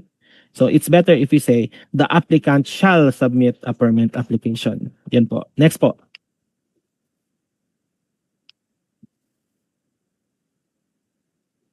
So use active, not passive voice. So mas maganda yung subject natin is yung gumagawa ng action and not the receiver of the action. We stage legal subject affirmatively. Sinabi natin, no? Refers to the requirement that the core objective and the legal authority of a proposed law be explicitly stated and clearly defined during the drafting process. It means to declare the ordinance's purpose and the local government's power to enact it with certainty rather than by implication. So this involves citing authority. So we should clearly state which specific statute, like sabihin natin, or anong home rule ang power allows the SP to act. Or we define scope. So using shall or must to define the affirmative obligations or provisions creating by the law, and finding of fact. So including whereas clauses and that affirmatively state the problem or solves the ordinance, like the ordinance is solving. So example, the LGU finds that excessive noise after 10 p.m. is a public health hazard. So sinabi niya na ano yung basis niya. Next po. Ilang slides pa po ba tayo? Baka pwede na daw po tayo mag-break. Teka lang, tingnan ko lang po. Slide 27 of 71 pa po, sir. Hindi na natin i-discuss yung ano po, yung may isang buong Code of General Ordinances sa Sinitag Bilaran. 33 lang po tayo hanggang 33. 1, 2, 3, 4, 5, 6 more slides. Okay lang po ba or mag-break na talaga tayo? Tapusin na lang daw po natin, sir. Sige po, sige. Hanggang slide 34 lang po tayo, 27 na po. Sige po. Okay po. So, Thank you nandito na po sir. tayo. Okay, sige. Next po, exceptions or conditions shall follow the subject rather than putting them as provisos at the end. So, kung meron tayong mga sabing exceptions na statements, wag daw po natin siyang ilagay sa huli or sa bandang malayo na hindi na natin alam saan nag-apply yung exception. So, sinabi dito, kung may mga exceptions, immediately after kung saan yung na-apply yung exception, sabihin na natin siya. So it is clearer to put them right after the subject they're modifying rather than tacking them on at the end. So example, clear ito kung sabihin natin, no vehicles are allowed in the park except for bicycles and emergency vehicles. No, hindi siya masyadong clear kung sabihin natin, no vehicles are allowed to park in the park, bicycles and emergency vehicles are exempt. So parang, murag di kayo siya clear. So next po. So basic din naman to, no, parang reminders lang sa pag-draft ng ordinance. So sa standard of ordinance, sabi din nito, do not use different words to express the same thing. So using different words to express the same thing can lead to confusion and ambiguity.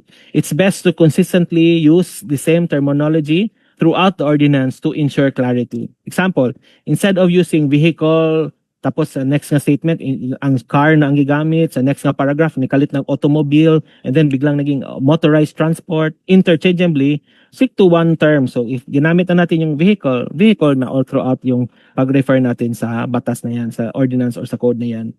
So this helps to avoid questions like, are vehicles and cars the same?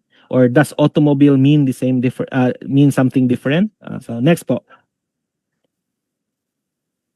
So, inconsistent wording naman po. Example, no person shall park a car on the sidewalk. Motor vehicles shall not be left unattended on the street. The owner of an automobile shall ensure it is properly secured. So, iba-ibang words ang ginamit, no? So, if you use consistent wording, mas clear siya. So, example, no person shall park a vehicle on the sidewalk. Vehicles shall not be left unattended on the street, and the owner of a vehicle shall ensure it is properly secured. So, using vehicle consistently avoids confusion and makes this ordinance clearer. Okay po. Next po. So, we write out numbers. So basic na to, no? So kung number daw spell out daw natin, no need to write out the equivalent in figures. Exemption lang kung dates, formulas, tables, reference to statutes. So kung sabi tayong Republic Act 7160 o 716 gid na nga numbers sa ibutang, dili na to siya i-spell out. And we write out numbers only 1 to 10 kuno. So if it's 1 to 10, i-spell out yun nato 1 O-N-E to 10. Anything higher than that, 11 and up, pwede natin gamitin ang figures. We avoid abbreviation. Kana no, numbers na, di na po nato kailangan nato ginabuhat nga i-spell out nato ang 1 unya butan parentheses ang figures. O dili na. Kana lang ato gamiton nga rule. Avoid abbreviations except for AM and PM, and avoid uncommon Latin words. We can only use katong mga common lang ginagamit nga Latin words. And then if we must use the Latin words, we underline or italize them like ex officio, en banc, ad hoc, ipso facto, di ba natin may ana. Next please. So care should be taken in the use of conjunctive and disjunctive words like and but, or with. Kay lahi-lahi na silang meaning, no? And if used carelessly, can give the ordinance an unintended meaning or avoid. And then we should also avoid using kanang and/or. So what do we really mean? And na pwede kailangan ni tanan, or nga meaning we have the option na kung isa, pwede na to dili ang isa. So in ordinance making, conjunctive and disjunctive words like and or but and or can significantly impact the interpretation. And is conjunctive, meaning all conditions apply, or is disjunctive, meaning at least one of the condition applies, yung iba pwede na hindi. Using these words incorrectly can lead to ambiguity and confusion. Next, please. So example, food vendors must have a permit and sell only packaged food, but may sell beverages with a specific permit or at a designated event. So and is requires both a permit and selling only packaged food. So kailangan ang duha. But it introduces an exception like may sell beverages. Ang or dito allows selling at designated events as an alternative, no? And then with is a specific it specifies a condition. So it means na may kailangang special permit. So this ordinance allows food vendors to sell beverages if they have a special permit, or so na siya alternative na sila sa designated events. So last slide. So kaning mga use them generis kuno, general words following specific words are limited to the things relevant to those numbers. So kung natin mga gipang enumerate ang atong ginapasabot kanang related ra pod no ka level anang atong gi-enumerate. So use them generis is a legal principle used to interpret laws or contracts. So when a list of specific items is followed by general words, the general words are limited to the things of the same kind as the specific items. So example, no vehicles such as cars, trucks, or motorcycles or other devices shall be allowed. So kani here ang other devices, tiniin mo sa other devices, pasabot ba diri? Apil ba ang mga cellphone? Apil ba ang mga laptops? Kay other devices man daw. So kung may tag use them generis nga principle, something nga ka-level ra aning cars, trucks, o motorcycles, mo siguro na ang pasabot sa other devices. So it might most likely refer to other vehicles, like it would mean like mga scooter bakaha, and not something really unrelated like mga cellphone, no? So mo nang use them generis. So no person shall sell fruits. Another example, no person shall sell fruits, vegetables, flowers, or other goods on the sidewalk. So unsa maning other goods? So ato po siya i-relate na ka-level siya sa fruits, vegetables, o flowers. So using use them generis, other goods likely refer to similar items to fruits, vegetables, and flowers like mga other plants or food items. Dili siguro na mo ingon nga unrelated goods like mga clothing o electronics.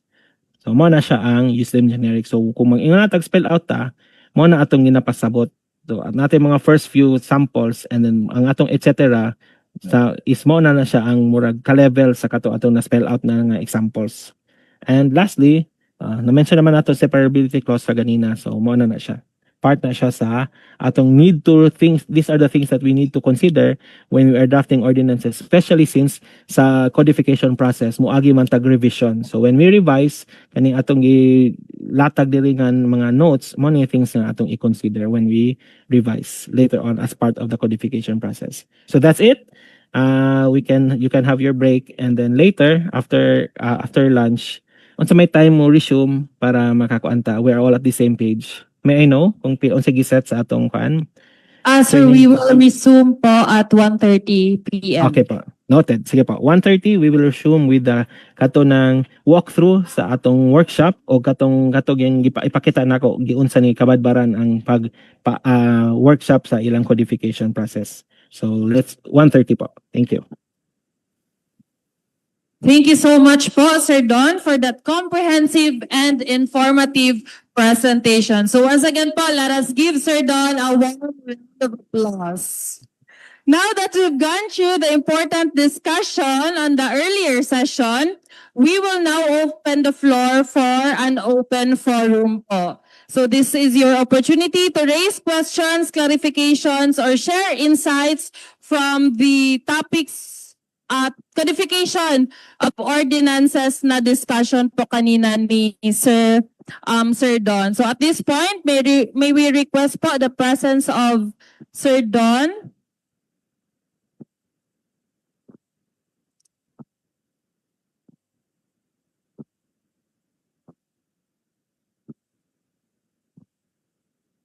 So to our participants who have questions po, you may approach po the microphone here sa gitna. And if napa po may question later on nga mahinumduman, please take note na lang po and we will address that sa ating microsite.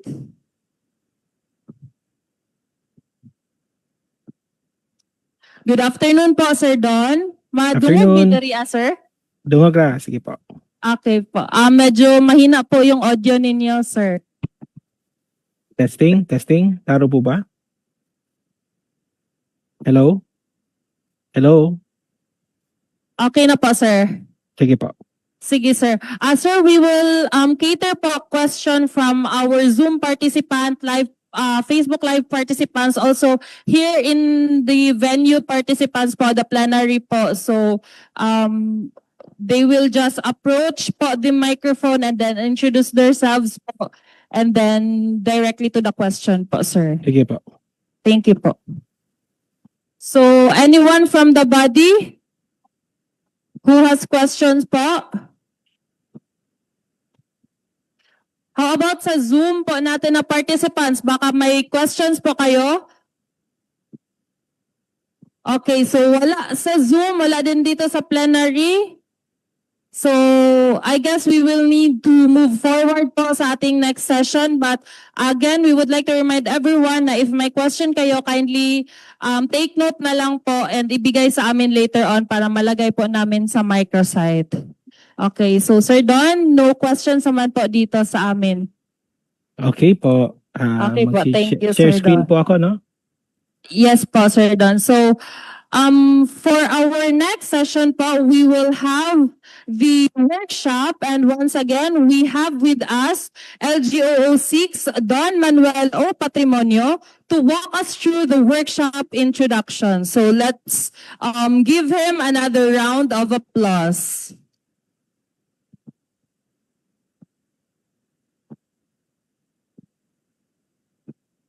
Thank you for your virtual claps, no? Okay, tuloy na po tayo for our workshop this afternoon. Nakikita na po ba yung share screen ko?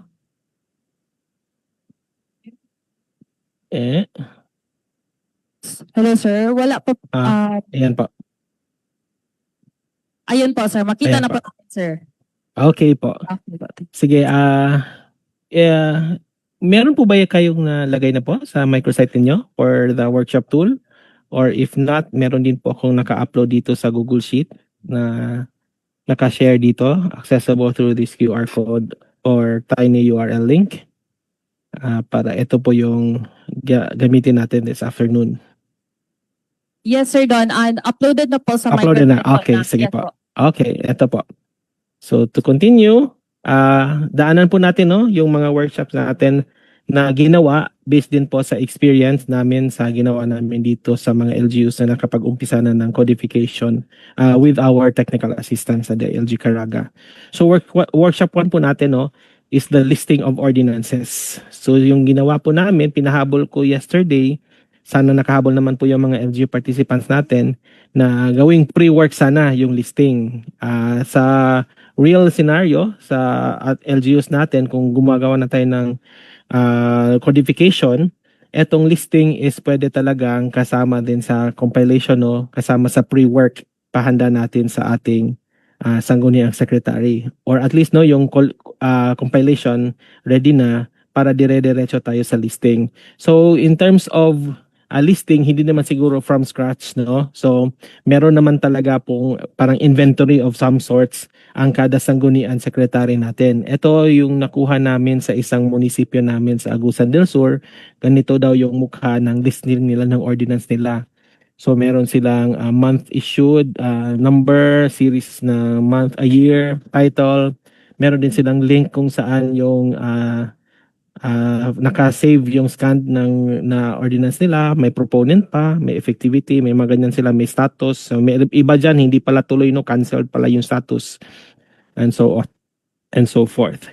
So for the purpose of the listing na for codification, may particular lang tayong hinahanap na data na napakita naman natin kanina sa steps natin. So yun yung palalimin natin sa workshop kung ginagawa na natin yung codification sa munisipyo natin. So ito po yung proposed namin na mechanics for the listing workshop. So ito yung po yung workshop, first workshop, no, for codification, the listing of ordinances. So ang objective po ng workshop na to is to produce a complete, verified, and standardized inventory of all existing ordinances as a foundation for codification. So ang expected output po, merong master list of ordinances. So parang encoded siya na matrix, at meron din po tayong organized repository of the digitized files na ng mga ordinances natin. So hindi lang yung list, no, kasi pagdating sa revision, kailangan naman talagang bubuksan na each yung mga ordinance for the revision. So we need to have access to the actual full ordinance na digitized copy. So for editing purposes or for the revision. So we need the two. So mechanics for the listing, ito po yung suggested. So kung kaya, no, gawin siyang pre-work. If not, pwede siyang gawing part ng codification workshop ninyo sa LGU.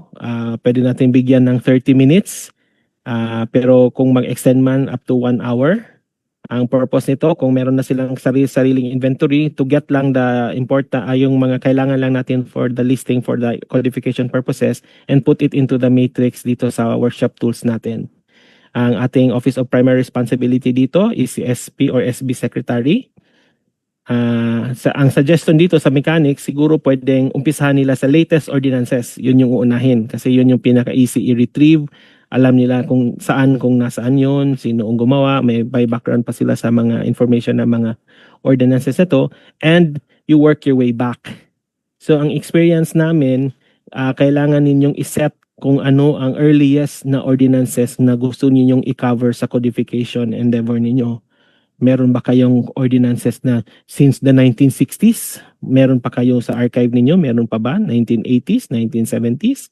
Ito naman sa case namin kay Cabadbaran City, meron na pala silang nagawang Code of General Ordinances as of 2006.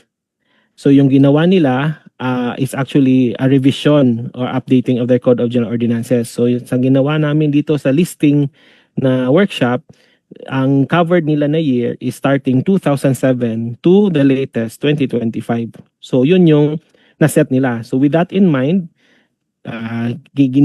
nag-prepare sila ng list ng ordinances. Every year may list, no, for 2007 ano yung mga ordinances nila, 2008 meron silang ganyang list by year sa kanila. So yun yung hinati nila ng groups nila. So eto, no, so we will set anong years or inclusive years ang covered ng listing natin. So meron tayong next dito, we will assign a dedicated encoder per group. So kung pwede i-set nila, so kung pwede sabihin natin kung ilan silang groups for the workshop, sabihin natin 5 groups. So kung ilan yung covered na years ng mga ordinances, pwede nilang hatiin 5 years or 1 decade per group. So ganyan. Ang ginawa sa workshop namin with Cabadbaran, tiningnan talaga yung number of ordinances per year. So may mga years na marami talaga ordinances, umabot ng 80 ordinances, 60 ordinance in 1 year. So yun na yung ginawa ng isang group. Whereas may mga taon naman na isang taon 24 ordinance lang, may isang taon na 16 ordinance lang. So yun yung pinaghalo namin na years na binigay sa isang group na naman yun na yun. Yun yung gagawin nilang list. So depende na yun no sa magiging strategy ng facilitators ng workshop na to. So sa groupings, yung ginawa ng Kabadbaran, ito yung grouping sila, ito yung mga committees nila sa sanggunian nila.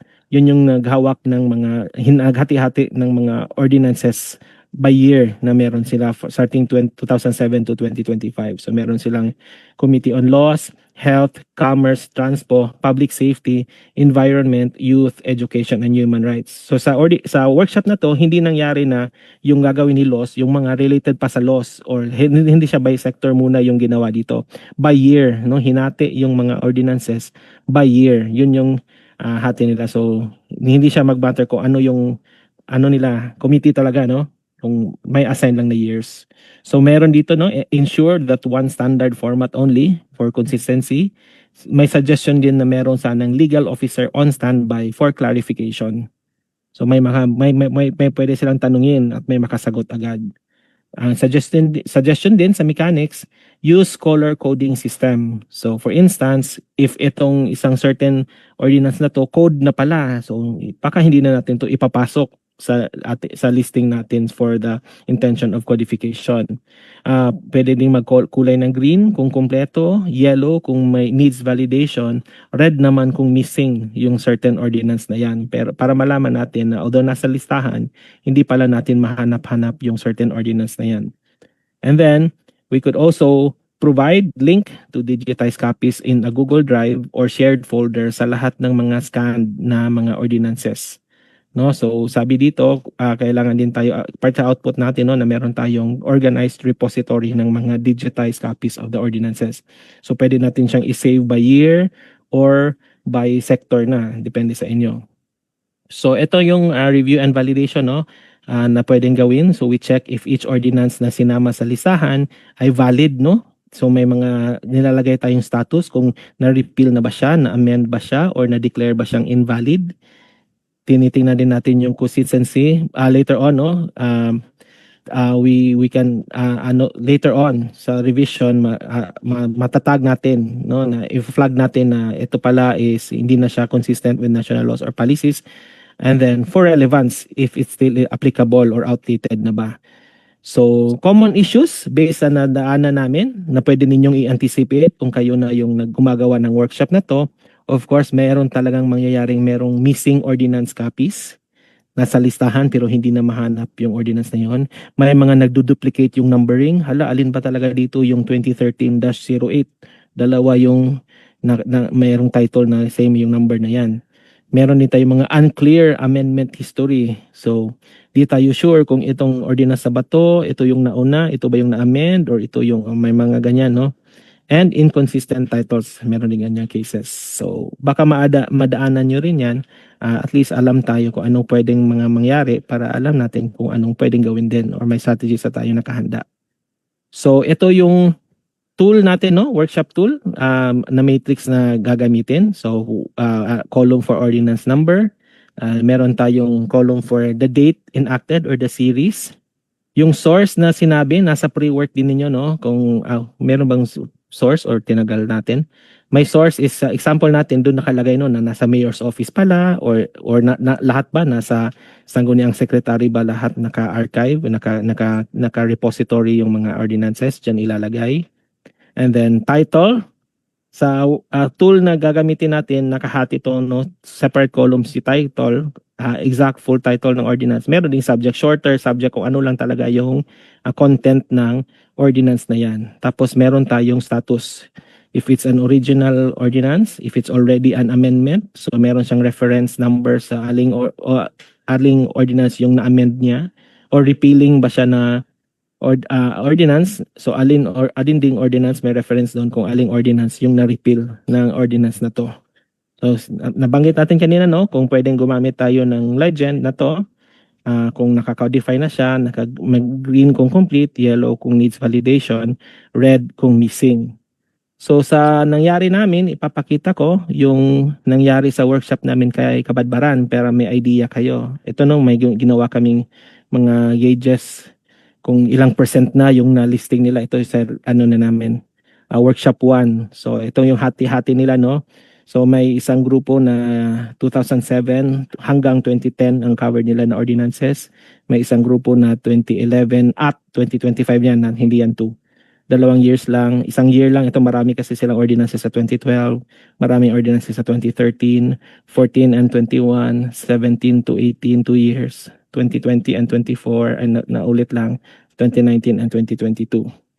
So ito yung mukha ng workshop 1 nila. So sa listing of ordinances, ito yung nangyari. So meron silang so ang year lang, no, nilagay nila the number of the ordinance, so the ordinance number. So meron silang date enacted. So ang nilagay natin dito, yung group nila, si Committee of Laws ang in charge sa workshop na to. Sila yung nagtrabaho ng 2007 to 2010 ordinances. So meron silang ordinance numbers, date enacted, the source. So most of them, no, nasa Sangguniang Panlusod naman, wala namang mga na wala or na nalagay somewhere else. And then the titles, the subject. So ito, no, example, ang ordinance adopting the corporate seal of the city of Cabadbaran. So ang subject niya, nilagay niya corporate seal lang para may shorter, easier tayo when we classify later on. So kasi mahaba kasi yung title, an ordinance establishing scholarship program. So shortly put, that subject of that ordinance is scholarship program for students. So yung mga status naman nakalagay, no, original, amendment. Ito yung sample na missing, no, nilagay nila ng pula. So ibig sabihin nun, missing tong ordinance na to, hindi nila mahanap although nasa listahan nila. So ito din, niread nila. So yan yung mga missing, yung mga slaughterhouse na pero ano pala, kasi repealed or amendment din pala sila. May mga ganyan silang ginawa. So ito yung ginawa pero sa 2007, 2010, no, may mga kanya-kanya silang years na hinawakan. Ito nawala, no, check pula. May ano to siya, sorry, meron siyang series number pero hindi nila mahanap kung anong ordinance yan. So may access din kayo nito, no? I guess nilagay din, sinare ko naman to para makita ninyo kung ano yung ginawa. So kung based on the pre-work na nahanda ninyo, di ba yung pre-work na hiningi is kung pwede meron kayong at least for 1 year, no, may list kayo na ng mga ordinances nyo, ipasok po natin sa tool na to, ilagay natin yung ordinance number, ito po yung tool natin, teka lang, ito. So pasok natin sa workshop 1, anong year na enact, anong number, number pwede lang to series, no, or ito lang, no, at least yung ordinance number, the date enacted, and then the source, and then the title, and then the subject hanggang sa status. For the workshop namin ni Kabadbaran, nilagyan na din namin ng column na URL kung may link sila, kasi naka-upload daw sa kanila lahat sa sa Google Drive. So ilagay nila dito yung URL ng each ordinance file para later on sa revision, isang click lang mabubuksan na nila yung ordinance. So ito yun, no, so may guide ng color coding, lalo na assume na natin kung hindi nila nilagyan ng color coding, complete yon. Pero at least malaman natin kung codified na is blue, meaning hindi na siya ipapasok, at missing red or violet kung repealed. May dinagdag silang violet pala kung repealed. Ang kasunod naman dyan is workshop 2 na sa classification. So ngayon muna, let's do work on column A hanggang column I. Bigyan natin ng siguro 15 minutes ang participants or kahit 10 minutes, no? Baka konti lang naman para may sample lang tayo.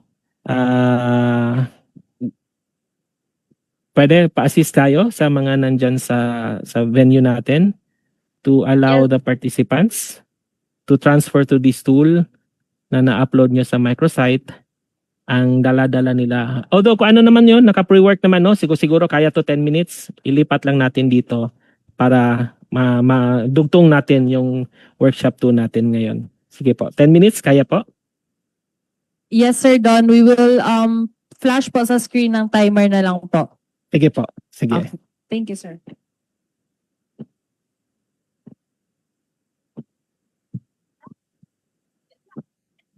So, ma'ams and sirs, we would like to ask everyone kung na-save po ba ninyo ang microsite na link. Kaya if wala po, mag-flash me again sa microsite po na link. There is a screen and there po, kindly scan na lang po ulit para makita po natin kung asa na to ma-download and ma-save po yung workshop materials.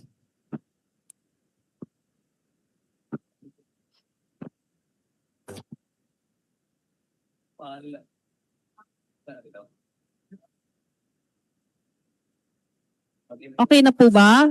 Para makaproceed na po tayo sa microsite natin. Okay.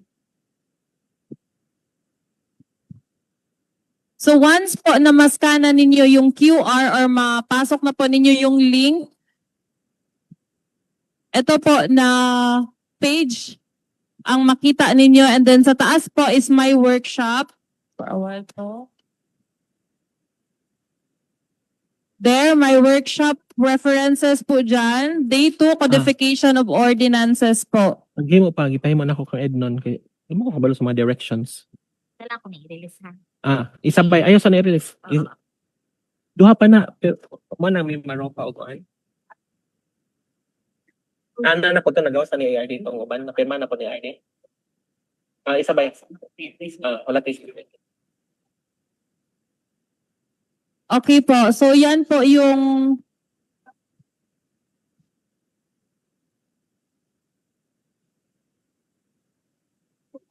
So kani po tanan kay makita po nato sa atong microsite na as si workshop reference. Pwede po nato makuha as basis, ma-zoom in lang po na ninyo siya.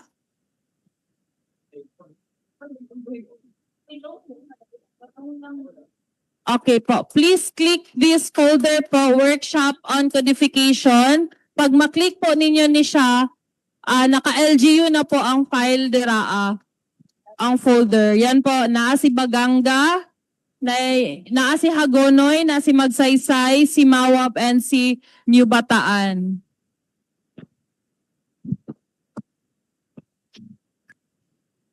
Naa si Manay pod. Opo, ayan si Manay. So we have there 2, 4, 6 LGUs.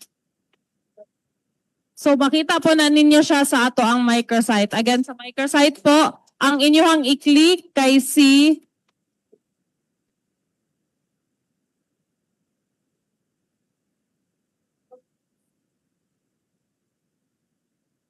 yan, si click here, workshop on codification po. Kindly open this folder and access your worksheets. So, nakuha po ba sa tanan?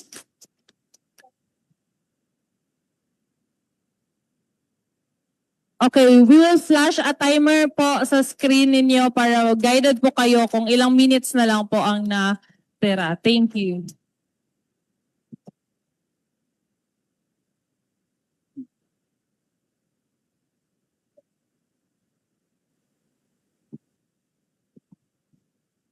Okay po. Okay, so yun na po yung listing natin, no?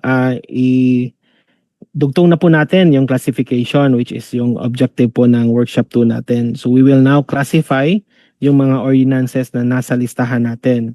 So ang habol po natin sa workshop na to enable participants to systematically classify ordinances into appropriate thematic codes or sectors as a critical step toward codification. So expected output, meron na po tayong classified list of ordinances sa per LGU natin. And then we could have agreed na sectoral groupings para sa magiging structure ng code natin. So ito yung magiging parang chapters ng code natin. And then we will identify overlaps and misclassified ordinances. Lalabas po yan naturally during the course of the workshop. So yun po yung workshop 2 natin. So sa mechanics, ang experience namin, sinabi namin una kung kaya 1 hour pero lumagpas pa nga no, na almost 2 hours. So 1.5 hours siguro pwede na. Yun yung ibigay natin na time sa workshop for the LGUs to do this step. They could also, as part of this workshop, they will decide no on the classification framework na kung ano yung mga magiging major components or kumbaga titles or chapters ng ano nila ng ang code. So hindi pa necessary no nga mag-decide na sila kung gagamit ba nila yung mga title, article, chapter no. Pwede na yan later on, pero at least kung ano yung mga titles, ano yung subject matter ng bawat chapter, yun yung madesisyonan na nila ngayon kasi yun yung pagbabasihan ng classification workshop. So each ordinance must be assigned to only one primary category. So they will classify on the main intent of the ordinance. So baka may ordinance na parang 1 or 2 or more than that gani na murag subject matter. So isa dapat no ang primary category ng bawat ordinance. So in a group, we will distribute ordinances to individual for the groups to individually classify them and then consolidate later on and review the classification. So we will check for duplicates and conflicting classifications. Discussion is encouraged and wala untay guessing no.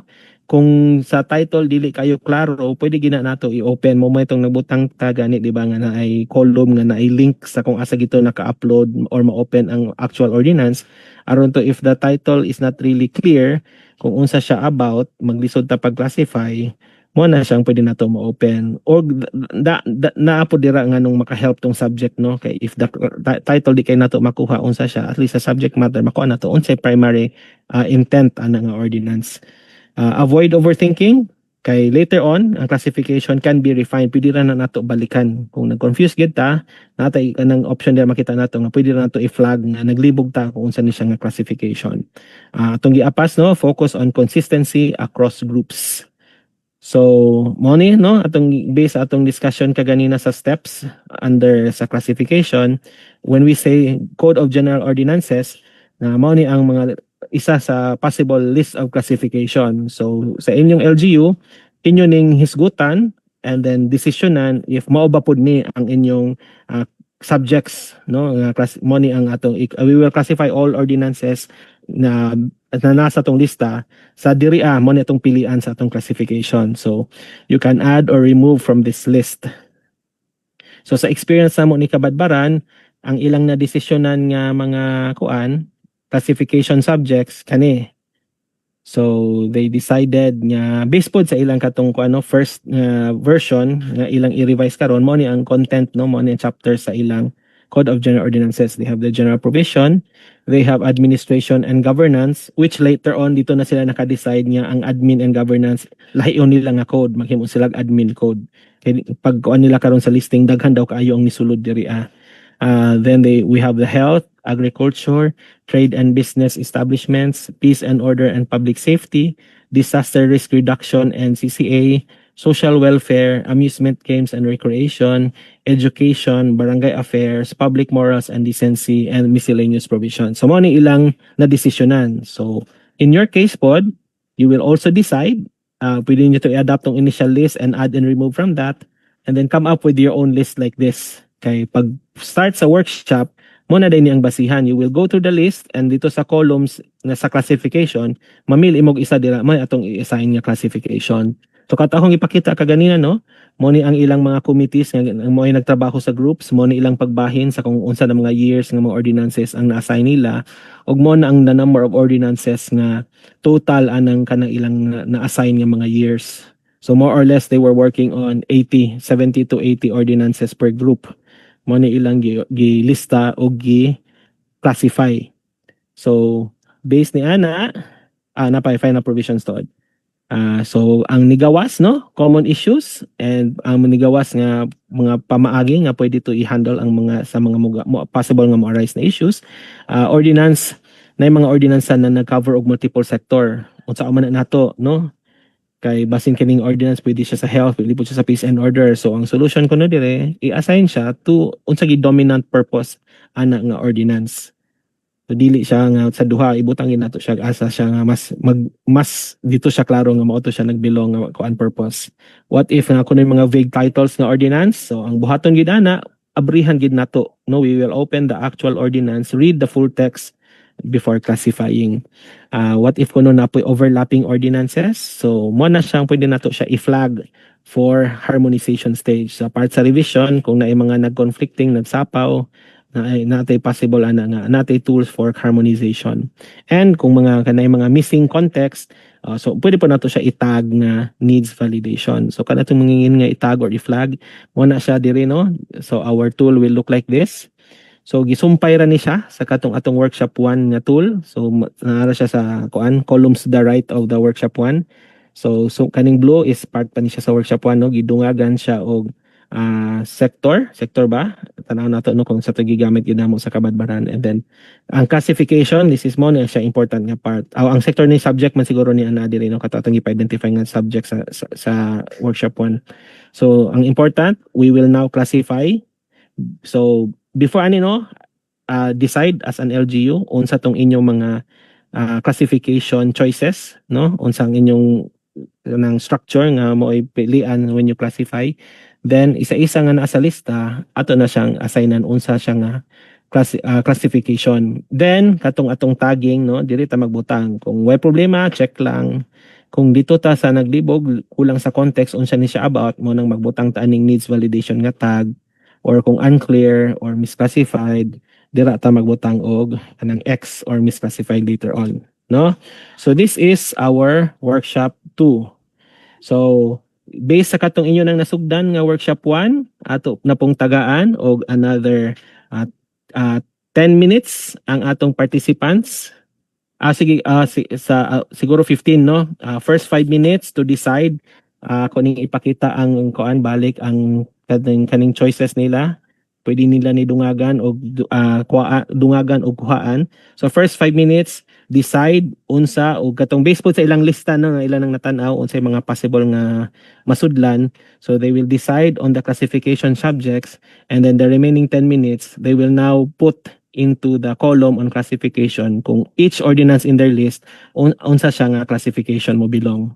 So this is workshop 2. Palig ko ma'am, timer, 15 minutes on the clock please. Okay, sir. We will flash po the 15-minute timer po here sa screen para makita po ng in-house participants and also our virtual participants. Thank you so much po, Sir Don.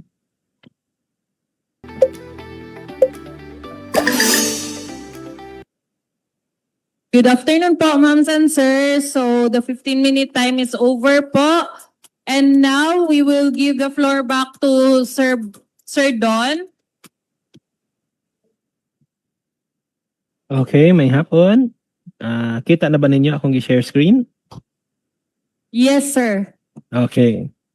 So, before tamo ko proceed to ode sa atong workshop 3, ato lang nung pasadahan no, kumusta ang atong gibuhat. Atong sa base sa outputs ninyo no, ang akong nakitaan niya medyo daghan na sila nasulod no, og niabot gid sila sa process sa classification is ang kang malalag. Nadira ang malalag, pwede nato sila tagaan og kuan, palakpakan for job well done sa atong workshop karon. Ang gibuhat ni malalag no, mo ni ang ilang mga ordinances, ang pinaka-recent ang ilang gihatag sa listing, that's the year 2025. They have, let's see how many ordinances ilang gi-appeal. 24. So, ilang nabutang ang titles, ilang napakita ang subject, no? And then, unsa ang status. Ato pong inote, no? Based sa ilang mga listing diri, likening sa ilang 2025-288, kani for instance. This is, ang ilang ito makita, an ordinance enacting the Comprehensive Youth Welfare and Development Code. Code na siya daan. Whereas ang uban, kanya-kanya siyang ordinances. So ang gibuhat diri ni Kuan, ni Malalag, iyang i-identify no ato din gibutang din no kung asa siya nga applicable nga code pwede ibutang. So the rest pwede nato ibutang sa Code of General Ordinances. Pero kaning 288 nila 2025-288 is already a code in itself. Then pwede na nato ni siyang i-exclude sa Code of General Ordinances. So mo natang sa atong example kaganina sa gi-present na mga excluded. Mo ni siya ang isa sa possible nato ibutang na excluded. So unsa may plano ani ni LGU Malalag, maski pag na sila Youth Welfare and Development Code, kani nga code isulod gihapon nila, isubsume nila sa Code of General Ordinances or as is lang kay code naman siya daan. So decision na nila no. Pero ang ako I would suggest kay codified naman daan ang Youth Welfare and Development Code, excluded na lang siya diri sa listing. So mo na ay cases nga excluded. So pasin na ay pwede someone from LGU Malalag, are they on site dira sa inyong face to face? Pwede na to na ipa-present sa ila unsa ni ilang classification framework nga napilian nga mo ilang gibasihan kay murag nindot ang ilang gibuhat no. Basin ay someone from LGU Malalag nga maka-share kung unsa gyud ang inyong na-decidean nga classification framework nga mo inyong gigamit karon when you classify the ordinances in this workshop. From LGU Malalag? Sir Don, Yes po. no participant from Malalag po ang andito sa Naka-zoom sila. venue po ngayon. Pero andito po sila sa Zoom. O baka pwede naman i-share. Baka may someone from LGU Malalag na share. Ano pala yung final na na-desisyonan nyo, paki-share sa grupo na classification framework na ginawa nyong basis when you did the classification workshop ngayon. Someone from LGU Malalag?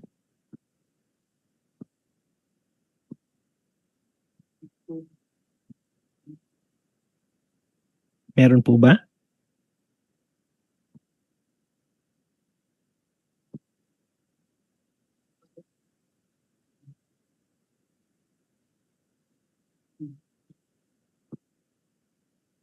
So maganda yung ginawa nila. Oh.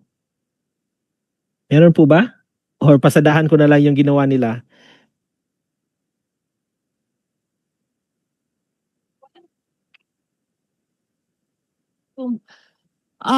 Do we have participant po from wala daw silang mic. Sige. Ako na lang po, no? Pakita ko na lang, no, kung ano yung ginawa nila, no? So, kung ano yung classification nila, I would assume ito po yung part sa na-decision na nilang classification framework. So, we expect to see sa magiging Code of General Ordinances ng LGU of Malalag, meron silang chapter on civil service. Meron po ba ganyan? Or ano yung mga, ito kasi yung mga positions na ginawa nila. So, one is civil service, meron silang ways and means. So, yung pinasok nila sa ways and means is, pwede natin to i-filter. Ito pala yung ginawa nilang basis. So, isa-isahin natin, So, ang barangay affairs nila, meron silang, ba't nahalo? Hindi pala to gumagana yung Zoom. Never mind. So, yung ways and means nila, meron silang ordinance on the correcting the date and approval of the ordinal number session, corrections and reintegration. So, ways and means pa talaga yan? So, yun yung i-clarify natin, no? Kung papasok ba to talaga sa sa Code of General Ordinances. Ito, environment, meron silang marami environment, no? So, ipapasok nila dito sa chapter na to yung operation of piggery and poultry farms. Meron din silang policy for the management and conservation of inlands, wetlands in the municipality of Malalag. So, tanong ko kung bagay ba yung piggery and poultry farms as an environment na discussion, or should it be part of parang regulating business establishments? So, yan yung pagdedesisyonan nyo, no? So, ito yung sinabi natin na we encourage discussion. Baka sa unang tingin natin kasi parang environment yung concern nito, environmental health kasi sanitation, or is mas bumabagay ba siya o sanitation pala siya, so may mga decision din minsan si LGU na mag-decide sila na gawa sila ng separate na sanitation code. So kung gagawa sila ng separate sanitation code, pwede itong gawing excluded na kasi may sarili na siyang code, or if walang sariling sanitation code or environment code, pasok siya dito as one chapter sa Code of General Ordinances. Meron silang pinasok sa tourism, meron silang pinasok sa good governance, meron din silang social welfare, itong ano nila, community reintegration program, meron silang pinasok sa ito, may social welfare, meron silang peace and order, pero itong social welfare nila, yung subcategory peace and order, so parang medyo may ambiguity dito. Kasi may sariling chapter pala kayo sa peace and order na dito no ipinasok yung mga noise pollution. Pero itong ordinance na isa na to, pinasok niya sa social welfare, pero yung subcategory pala ay peace and order. Meaning to say, the social welfare nga chapter, meron ding napaloob na peace and order, although may separate naman na peace and order na chapter. So ito yung mga need natin i-clarify in terms of classification. Kasi yan yung magiging structure ng code nyo. Ano yung magiging titles ng mga chapters or articles, and then ano yung mga component na subsections niya. So meron silang disaster, meron silang social welfare, meron silang health, no, and so forth. Papakita ko yung ginawa ni Kabadbaran. Ito marami silang mga sample ng mga excluded. Ito for instance, yung ginawa ng isang grupo, this is for mga ordinances ng 2017 to 2018. Meron silang sinabi dito na mandatory drug test ng mga LGU employees, na pagdesisyon na nila na gagawin siya, isasama siya sa admin code. So, for the purpose of the classification and listing ng Code of General Ordinances, excluded na siya. So, hindi na siya kasali sa Code of General Ordinances kasi may sarili siyang code na doon siya papasok. Ito, may example sila na the creation of the peso office. So, sasali din nila sa admin code. So, excluded na siya sa Code of General Ordinances. So, ito kasi na-decision na nila na may separate silang admin code. If wala kayong ganyang move, pwede siyang isang component lang dito as part of the organizational structure and offices, or pwede siya part ng Code of General Ordinances niya. The rest, pinasok niya sa General Code, kagaya nitong mga 4-piece cash cards, prohibition of pawning, meron sila sa social welfare, mga cash incentives, meron silang mga mga excluded nila, yung mga pinasok nila sa youth code, sa traffic code, environment code, excluded na nila kaya may sariling code na environment code, youth code. The rest, pinasok nila sa general code. So ito yung general code nila, may mga peace and order, may itong pag-pleb pala, meron silang trade and business establishment na chapter, so din nila pinasok itong mga TWG on the establishment of street food park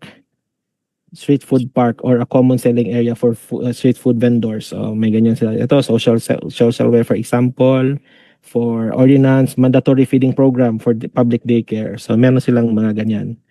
So expected din na dadaan din kayo ng ganitong process. Meron na kayo nilagay na classification, pero possible pala na babaguhin nyo pa kasi hindi pala siya tugma later on. So kaya dito may tagging siya, or pwede nating i-flag. Kung convinced na tayo, okay na talaga, final na tong classification nila, then ito sa workshop natin, pwede natin siyang i-check.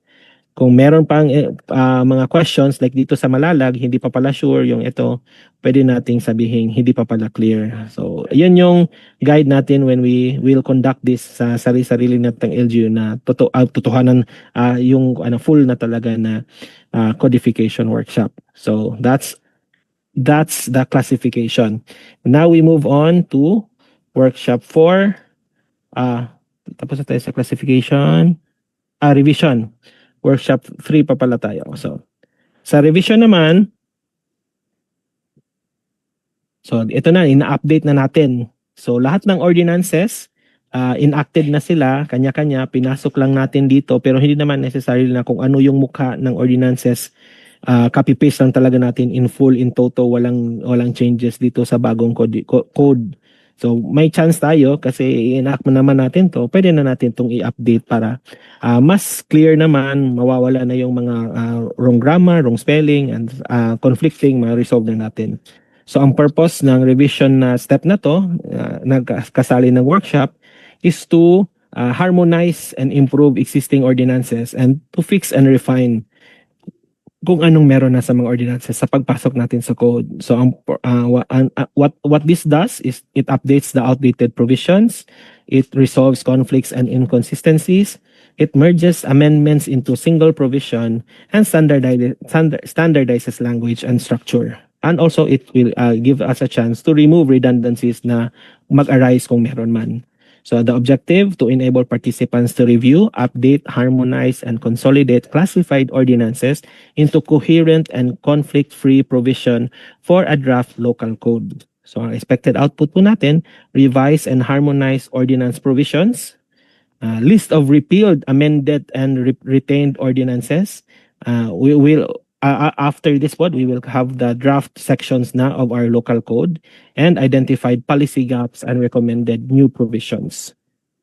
So ito po yung mga some guide lang mo sa paggawa ng revision. Sama na yung na-discuss natin kanina before lunch na mga notes on general ordinance crafting. So ito din yung mga guide natin or things to consider when we are revising. So ito po yung mga revision principles. We are transforming multiple ordinances into one unified code. So we need to have number one, consistency. So sa dami-daming ordinances, baka meron na similar topic na merong mga nag-duplicate or parang may mga similar na discuss at may lumalabas na conflicting. So we need to ensure merong consistency. So we hope to remove any conflicting provisions. We need to also to aim to have number two, currency. So to make our ordinances current in the current, no, i-update na natin siya, baka luma na masyado, no? So we will align it with latest national laws and policies.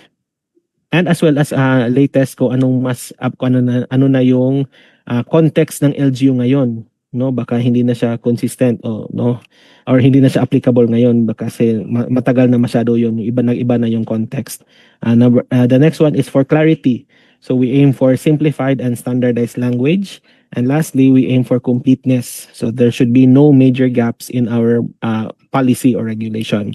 So sabi dito, since revision may include modification or changes in the provisions of an ordinance, it is suggested that should the modification be a substantial or material deviation from the objective or purpose of the original ordinance, then the proper committee of the Sanggunian should first be consulted, since in the final analysis, it is the committee which will recommend the reenactment of the modification to the Sanggunian. So, kanya-kanyang committee ng Sanggunian may stake sa different chapters of the code, kung ano yung na-fall sa purview nila, and sila yung makipaglaban, makipagkumbate sa mga deliberation to justify their enactment.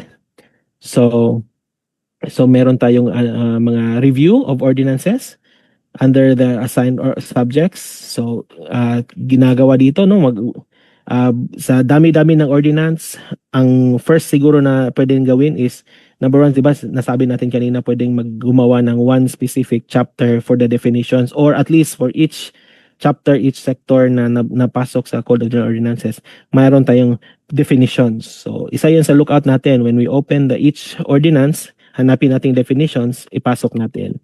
Hanapin din natin yung mga declaration of policies kasi pwede din natin gawing one chapter yon, or may sections on the policies per chapter depende sa approach nyo.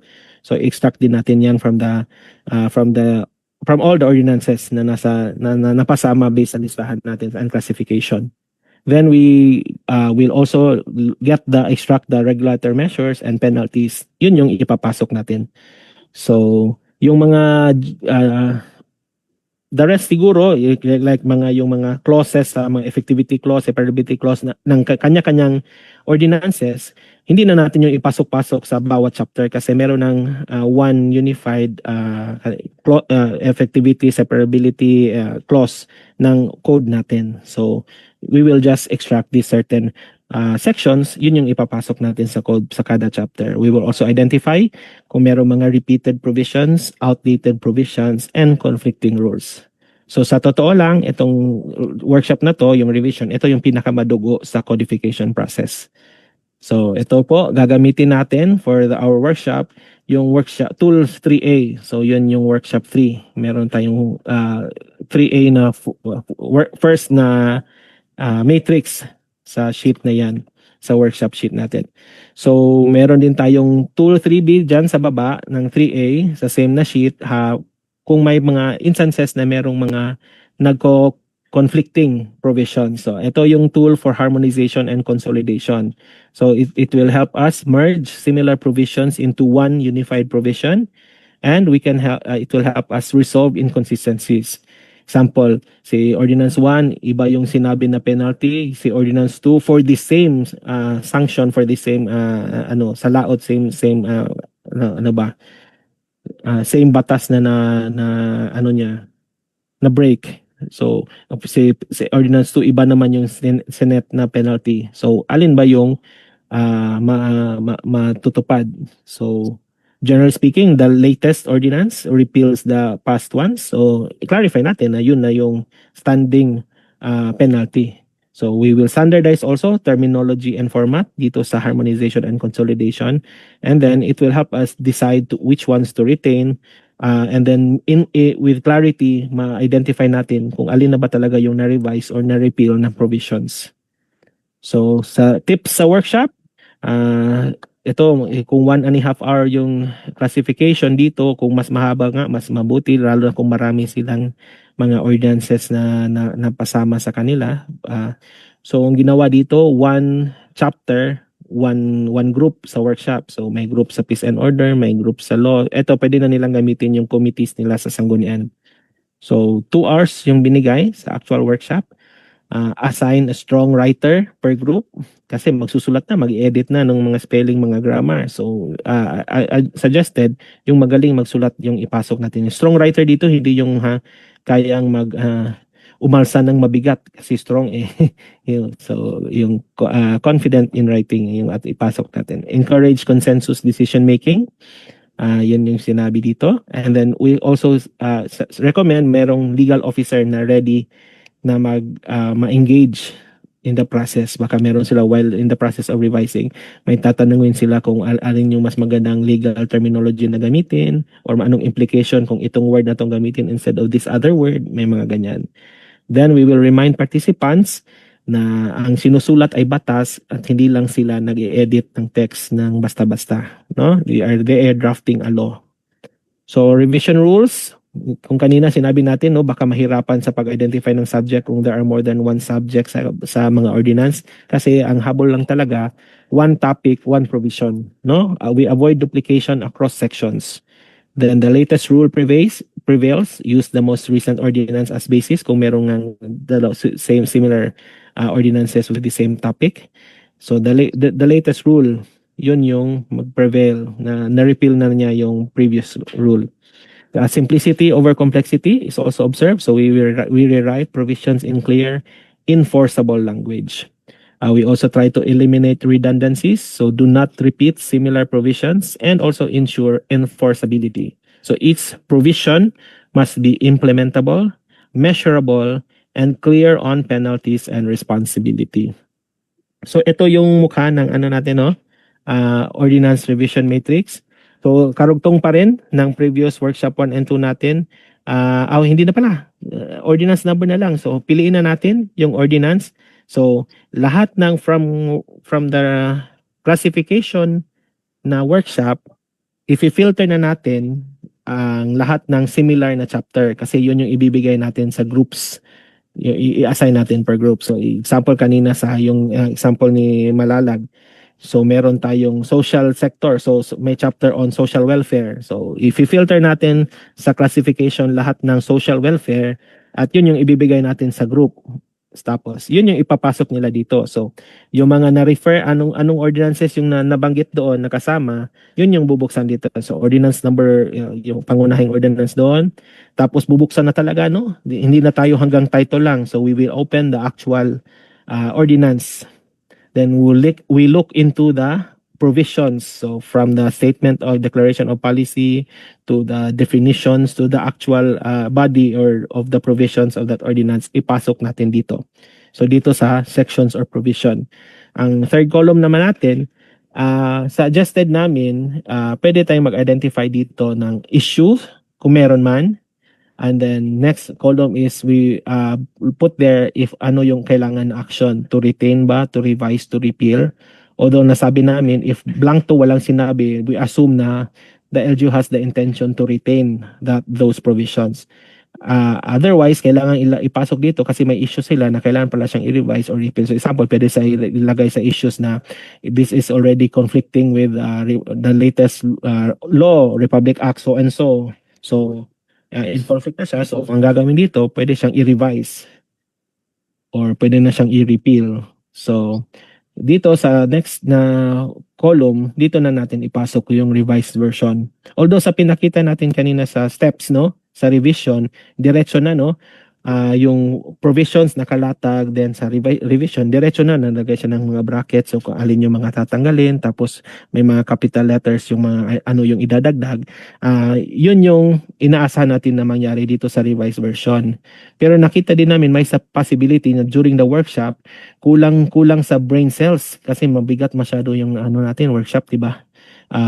Sa classification, parang naubos na. So dito sa revision, possible na hindi na nila ma-revise talaga lahat.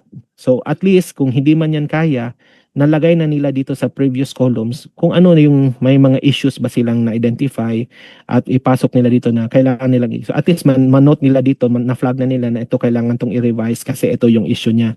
Kahit pa hindi pa nila nalagay yung revised version. So this will facilitate kahit mag-spread out sila ng actual na revision nila na full-blown, no? Hindi lang na workshop for the sake of knowing the process, pero nag-revision na talaga sila as the part of the codification effort again na talaga. So 3 days sabihin natin. So from day 1 to day 2, pagkapagpasok ng day 2, nakalimutan nga ano nga naisipan natin dito sa ordinance na to, anong kailangan baguhin.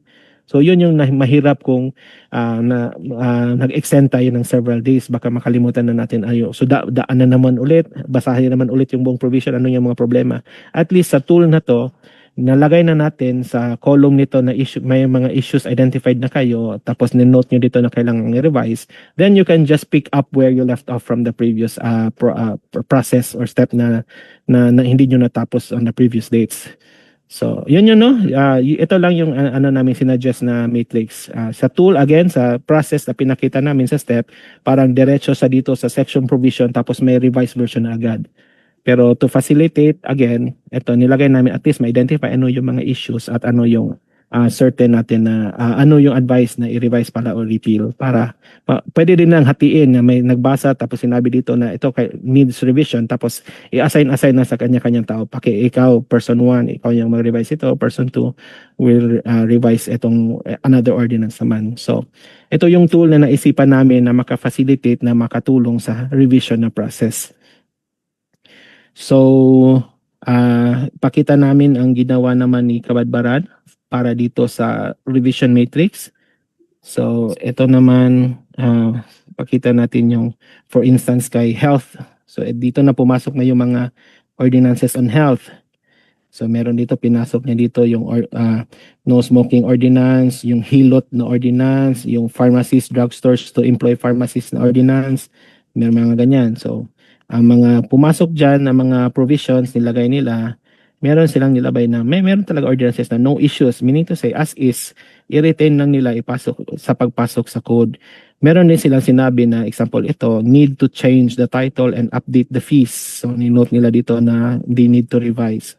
So itong section 5 na sinabi na ang fee ay 5,000, sa revised version nila, sinabi nila na ang penalty for hilot is pag second offense na is 2,500, tapos third offense na yung 5,000. May mga ganyan silang binago. Yung iba no issue, so wala, retain lang kung ano yung original, yun din yung provisions niya sa pagpasok sa code. Ito meron silang sinabi na yung issue is kailangan daw nilang i-include the sale and distribution of cigarettes and other tobacco products to minors na hindi nila napasok sa original ordinance nung smoke-free ordinance nila. So sinabi nila i-revise yung section 4 and 5. So ito na yung revised na provision nila. So itong tool na to will facilitate the identification of which provisions to bring in to the Code of General Ordinances. Ano yung mga issues nila kung if ever meron and then anong need to revise bago nila actually i-revise. Or if kaya naman talaga, pwede na dire-diretso revise na. Ito lang naman is para naman matulungan lang ang mga LGUs na kahit i-piece-wise niya yung process na to, itigi-tigi sa manageable chunks, meron pa rin silang mga guide to continue the process na hindi sila mawawala sa mga next days na when they will pick up na sa mga hindi nila natapos. Ito naman sa kasunod, sa sinabi natin kanina na what if meron namang mga hindi na harmonize, no, may mga conflicting, dito papasok yung second tool na sinuggest namin, parang may consolidation table. So ang purpose nito is to merge multiple ordinances into one clear rule. So meron tayong example, may isang topic, may dalawang ordinance dito sa second column ilalagay si ordinance 1, si ordinance 2 na magkaparehas silang sa same topic na tong nabanggit dito sa topic na column at kung ano yung issue. So at ano yung final harmonized provision. So sa nangyari sa Kabadbaran, meron yata to sa education, if I remember correctly. Pakita natin, education. So ito yung ano nila, no? Revision na matrix. Dito naman sa pagpasok ng consolidation, ito sinabi nila, as an example, anong possible na may mag-in conflict ito. Meron silang scholarship program for students, ang isa naman education scholarship programs. So ang issue nila, parang magkaparehas sila ng ordinance na binabanggit. Same sila, no? It's about scholarship na ino-offer ng LGU to the students. So nilagay nila yung source ordinance. Hindi pa nila nalagay, no? Hindi pa nila natapos yung process of finalization. Pero at least identify na nila na meron silang two similar ordinances na possible source of conflicting provisions if ipasok nila tong basta-basta hindi nila to ma-address. So ito yung lookout na pinasok natin na para hindi mangyari na mapasok na magkaparehas pa or conflict, too similar na magiging possible source of conflict. Okay.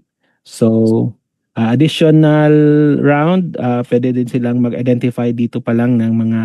Kasi ang nangyari pa so far is lahat ng existing ordinances pinasok na natin, no? Kinonsolidate natin. Pero simulat sa poll, pwede nating makita, di ba? We said kanina, we aim for completeness. So based sa mga inventory ng mga ordinances, na classify na natin, na filter na natin na lahat ng similar subject ipasa natin sa appropriate committees para sila na yung gumawa, i-consolidate na nila, tapos pag organize, pero parang nalalaman na parang may major chunk na missing. So dito pa lang, we can identify gaps na pwede nating i-enhance yung mga ordinance natin. So kahit sa mga standing ordinances kulang, dito pa lang sa revision na stage, pwede na natin ipasok ano yung mga kulang para when we enact the code, kumpleto na siya. So we will hear, pwede siyang, it will help us identify missing policies or outdated areas. Ang purpose nito is if substantial deviation from original referred to committee concern o nabanggit natin kanina, we will look into new provisions or updated standards, and we also ensure that we align the new law, hindi naman sa new law, no, the codified ordinances, they are aligned to national laws. So baka may lumabas na mga bagong batas na hindi na align yung mga past ordinances natin na nila pinasok sa code, or we align it with the current LGU needs. Baka nung ginawa yung mga ordinances na yun nung una is yun yung kailangan natin na ngayon nagbago na yung needs ng LGU na hindi na siya masyadong applicable. So might as well, kasi nag-revise naman lang tayo ngayon, we revise it now. Anyway, kahit sabihin natin, na paano yun, na-enact na yun anyway, bagong enactment naman to, dadaan din naman to sa process ng legislation, magpa-public consultation pa rin naman, meron din naman mga second reading, third reading. So, might as well, if may identified na ng mga gaps in the policies, ipasok na natin. Okay? So, ito yung policy on revision.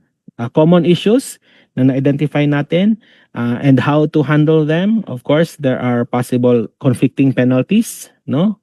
Iba yung pinakita sa sample kanina. So ang solution is to adopt uniform penalty structure. Another possible issue is multiple definitions. So yung nabanggit ko example kanina, baka iba yung definition ng youth, ng health, ng definition ng youth ng peace and order, or ng youth sector talaga. Para sa SK na component. So we should create one standard definition if applicable, or if hindi talaga kaya, baka siguro iba yung definition mo for health, iba yung definition mo for the other sector. Outdated provisions, so we should align that with the current laws, and also if there are gaps in policies, now we can recommend new provisions na hindi na natin ipaabot na mag-supplementation pa. So i-enact muna natin yung code na to based lang kung anong yung existing ordinances saka pa tayo magsusupplement. Hindi na, bago to natin i-enact, pasok na natin yung mga kulang, yung mga merong gaps para buo yung natin yung code na ma-enact. So ito po yung workshop 3 revision. So last workshop for the day before we go into the final steps of consolidation and enactment. Siguro bigyan natin ng 10 minutes na naman yung participants natin to look into one ordinance na nasa listahan nila. At least isa lang, no? For the purpose of the workshop lang. Tsaka ipasok nila sa workshop 3, nasa sheet naman nila na nilagay natin sa Google Sheet. Tapos ipasok nila dito yung mga provisions na ipapasok nila sa code nila, and then yung identify possible issues. If walang issue naman, pwede namang i-note lang nila na it could be retained, or if may issue, pwede nilang lagyan na it may be revised or repealed, and kung ano yung possible revised version. So let's give our LGUs 10 minutes for this para lang masubukan nila, matry nila kung yung revision na process. So the instruction again is from the list na nasa kanila, na classify na nila kung saan siyang mahuhulog na chapter, locate that ordinance, open the file, and then we will copy paste and input the provisions into our workshop 3. Papakita ko din naman paano po daw gagawin yung copy paste kung yung meron naman sa kanila is naka-scanned na, naka-PDF na kasi signed copy nga yung nasa kanila. So yung ginawa naman po namin, if Windows naman yung mga laptops nyo, pero kaya nga din ng mga Android phone at ng Apple na iPhones, sa Windows devices po ng mga laptops at PC, meron po tayong clipping tool, snipping tool, parang ganito, na pwede nyong i-highlight. Nakikita ba sa screen?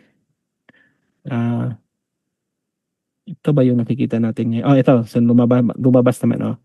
So ito po, pag mag-screenshot po tayo sa snipping tool na to, ganito, meron siyang itong view version na to scan the text. Meron siyang ganyang feature.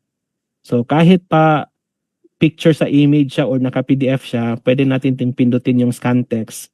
And after that, magiging copy-pastable na po yan. So pwede na natin tong i-highlight, i-copy, at malalagay na natin siya. So kahit image siya, kahit flat PDF na siya, na scanned, pwede pa rin natin ma-copy-paste for the purpose of extracting the provisions for the revision process. So yun po, no? Again, locate one ordinance na nasa listahan nyo, and let's try to do the revision for 10 minutes para masubukan lang po nila. So, pwede din natin gamitin yung sinabi, no, kung may pinapatanggal na tayong mga words, so ilagay po natin sa loob ng bracket, at may kung idadagdag na mga words, i-capitalize naman natin para ma-pinpoint natin anong nagbago. So, training management, baka pwede pong bigyan ng 10 minutes yung participants po natin. Thank you so much po, Sir Don. Yes, Sir Don, we will flash a 10-minute timer po dito sa screen namin, and mag-countdown po siya once mag-reach na po ng 10 seconds. Okay, thank you po. Thank you po.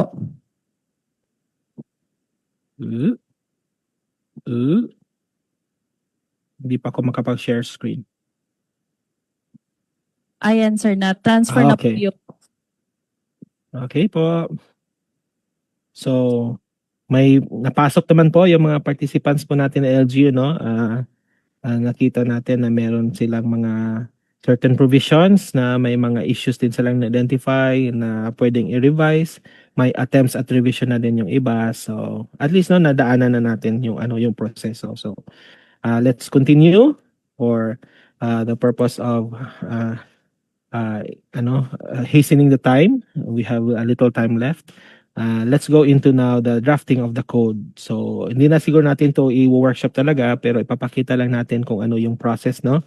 So, sa workshop na to, dito na natin ilalagay lahat into the one clear and coherent code. So what this does is it organizes the provisions into logical code structure na meron ng titles, chapters, and sections, integrates the revised and supplemented provisions into one document, and we can start standardizing format, numbering, and language. So dito na, i-decide na talaga natin kung ano ba yung magiging hierarchy na, anong order. So do we start with title, and then chapter, and then section? And then sa baba ng section, ano ba yung mga subsections natin? So we could also decide. So title, is it Roman numeral?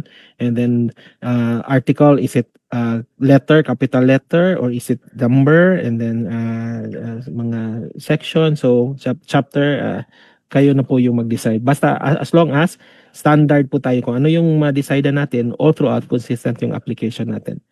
Wala namang specific rule no kung ano dapat yung numbering or labeling ng mga chapter headings natin.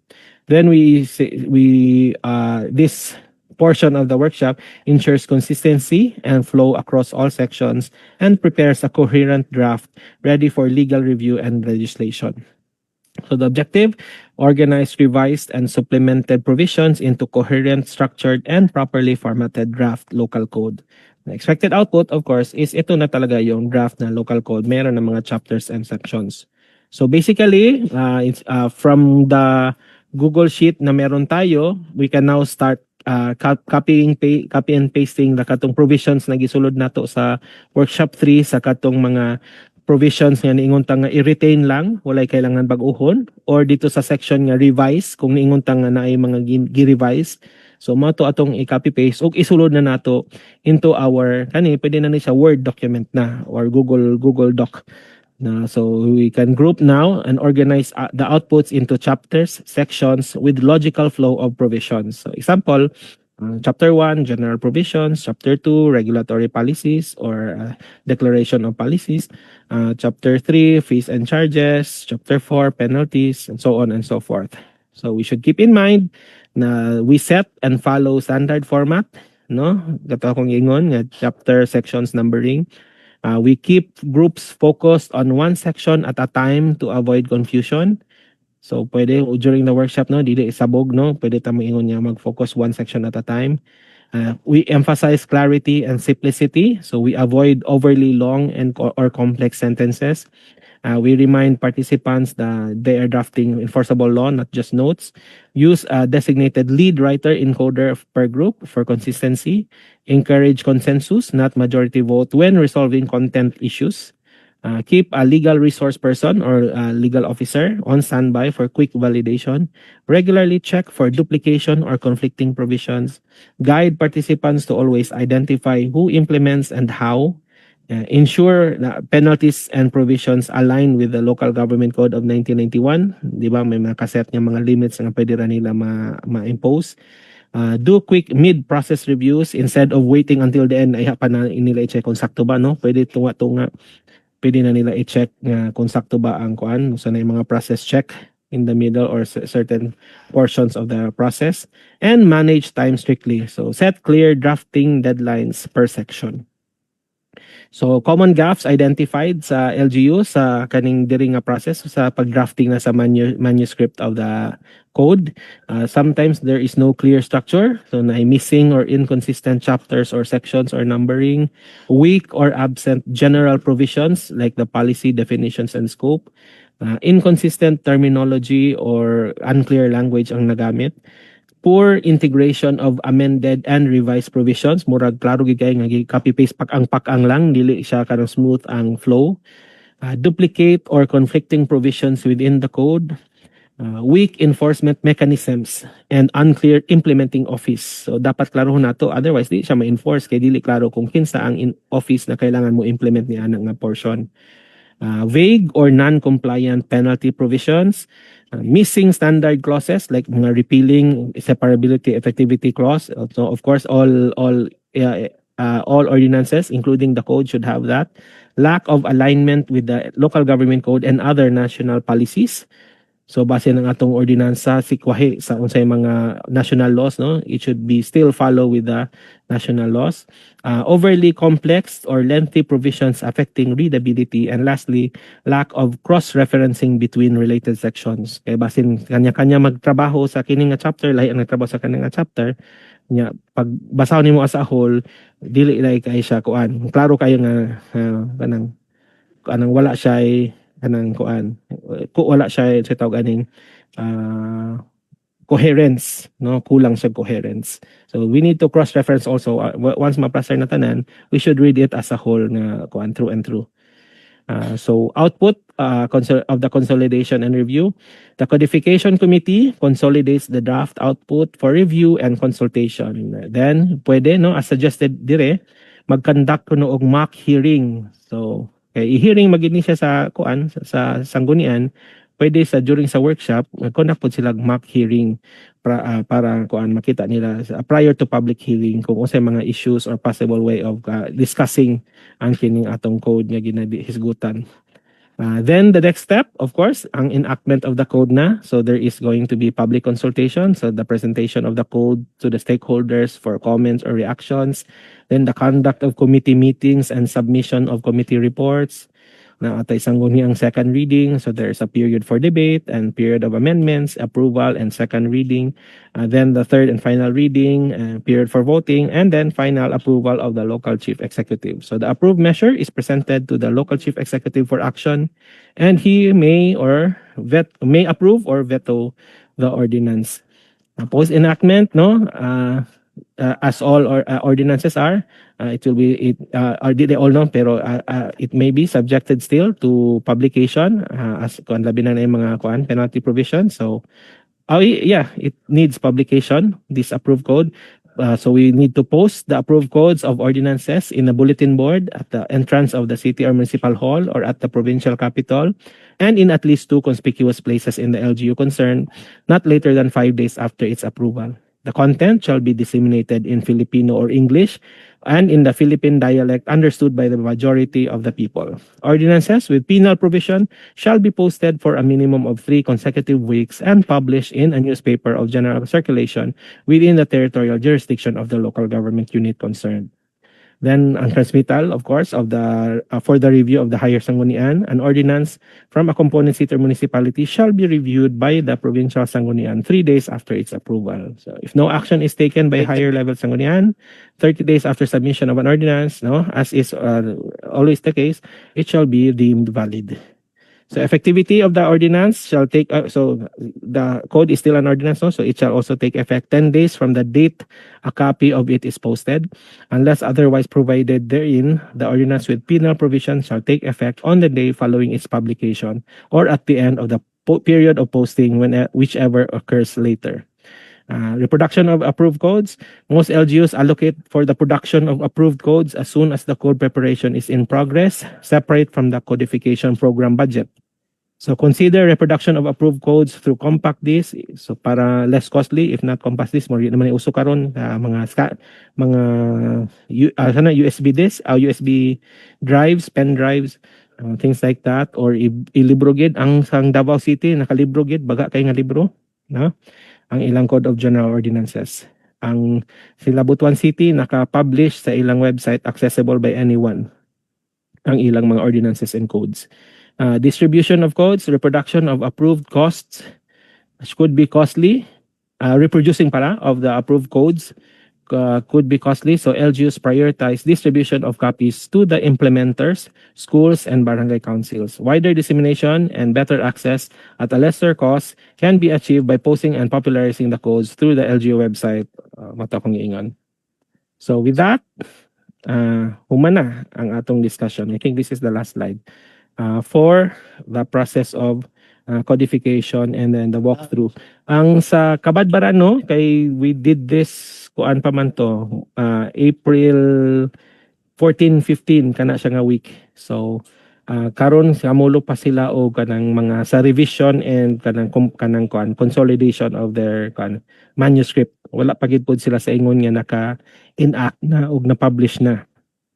So similarly, I would expect nga if your LGU decides to also kanang pursue codification, you will also undergo the same process, no? Starting from consolidation, then the listing, then classification.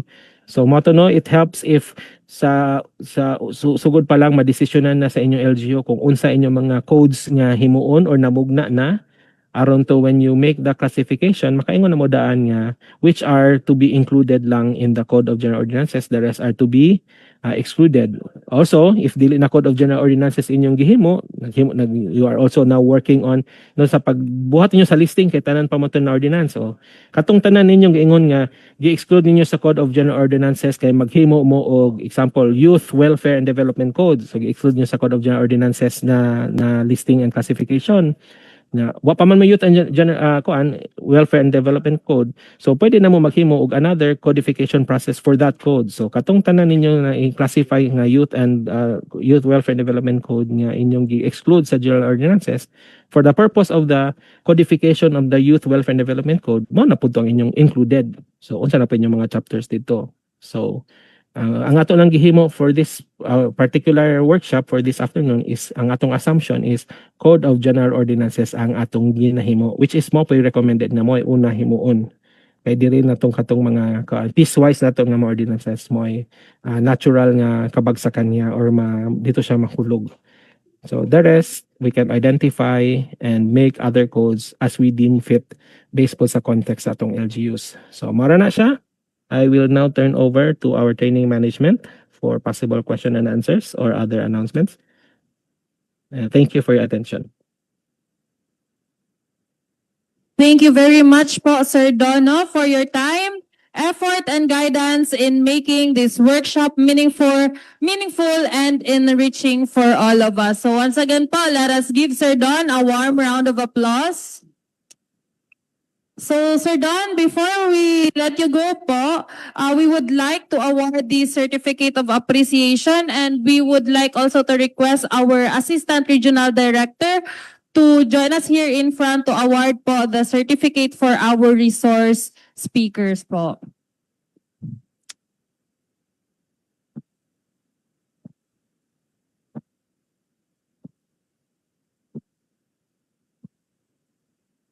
Sir Don, may we request po na ma-on po yung cam ninyo for photo ops lang po? Naka-on naman po. Naka-on. Okay po, so allow me to read the citation. Certificate of Appreciation is proudly presented to Don Manuel O. Patrimonio, Local Government Operations Officer 6, for imparting his valuable insights as the resource speaker during the Stronger LGUs training workshop on the empowerment of local sanggunians as quasi-judicial bodies in conducting administrative investigations conducted by the Department of the Interior and Local Government 11, Office of the Regional Director on May 5 to 6, 2026 at the Ritz Hotel at Garden Oasis, Barrio Obrero, Davao City. Given the 6th day of May 2026 in Davao City. Signed by our Regional Director, Abdullah V. Matalang.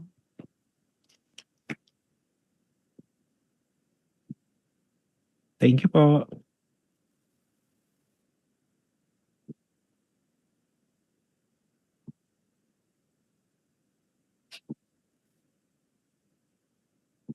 Thank you, ARD. Yes, please.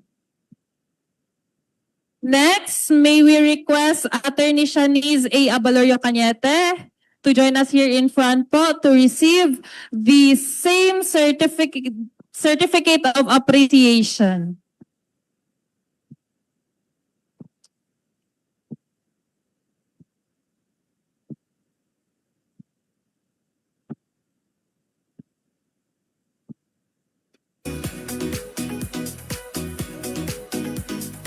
Next, the same certificate of appreciation is hereby presented to Attorney Dali Jane J. Ranieses, Attorney for Chief of the RLSU.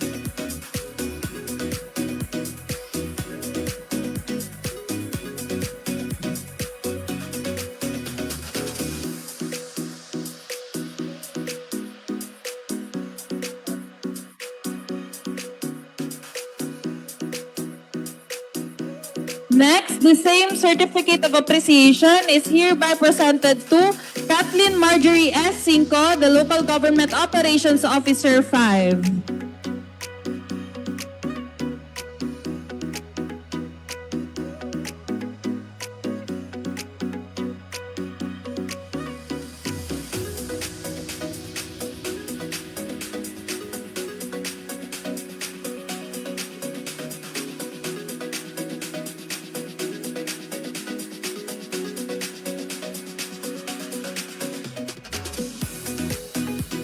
Once again, let us give a warm round of applause po to our resource speakers. And we would like to give our thanksgiving for gracing us your time and presence to our two-day training workshop.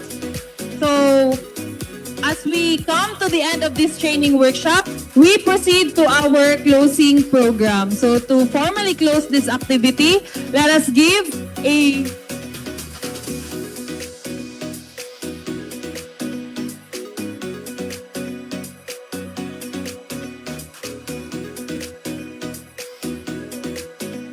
Okay po, first po, before we go to our closing ceremony po pala, we would like to announce to kindly accomplish po the post-training evaluation form and the suppliers evaluation form po. Para kaliwaan po tayo later on sa ating mga certificate of completion. So, here po, andito po yung post-test natin. You may scan the QR code po and accomplish it. So we will give 10 minutes po to accomplish the post-test as well as the supplier's evaluation form. So our secretariat po is currently distributing the supplier's evaluation form. Kindly accomplish na lang din po. Thank you.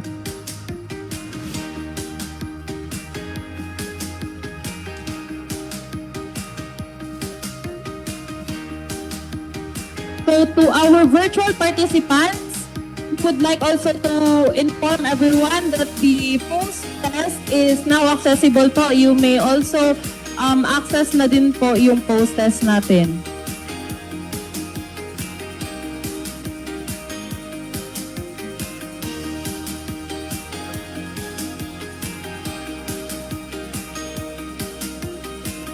So if hindi po ma-access yung QR code, kindly refresh na lang po.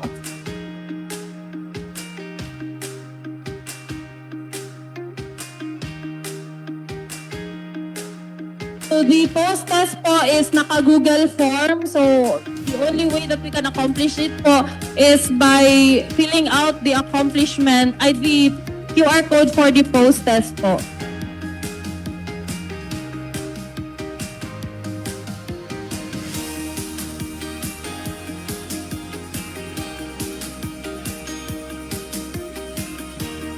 If di po ma-access ninyo yung QR code, you may type this link, https tiny.url/stronger-lgus-post-test.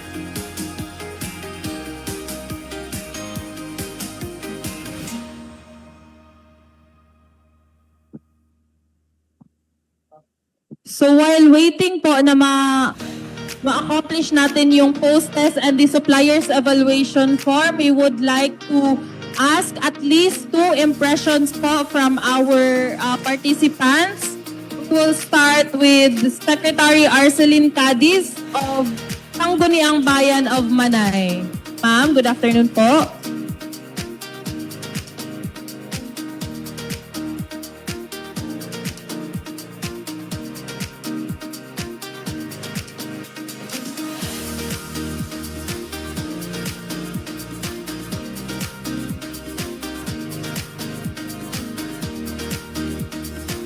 Mayong hapon talaga, buto-buto pa, tutok ka na.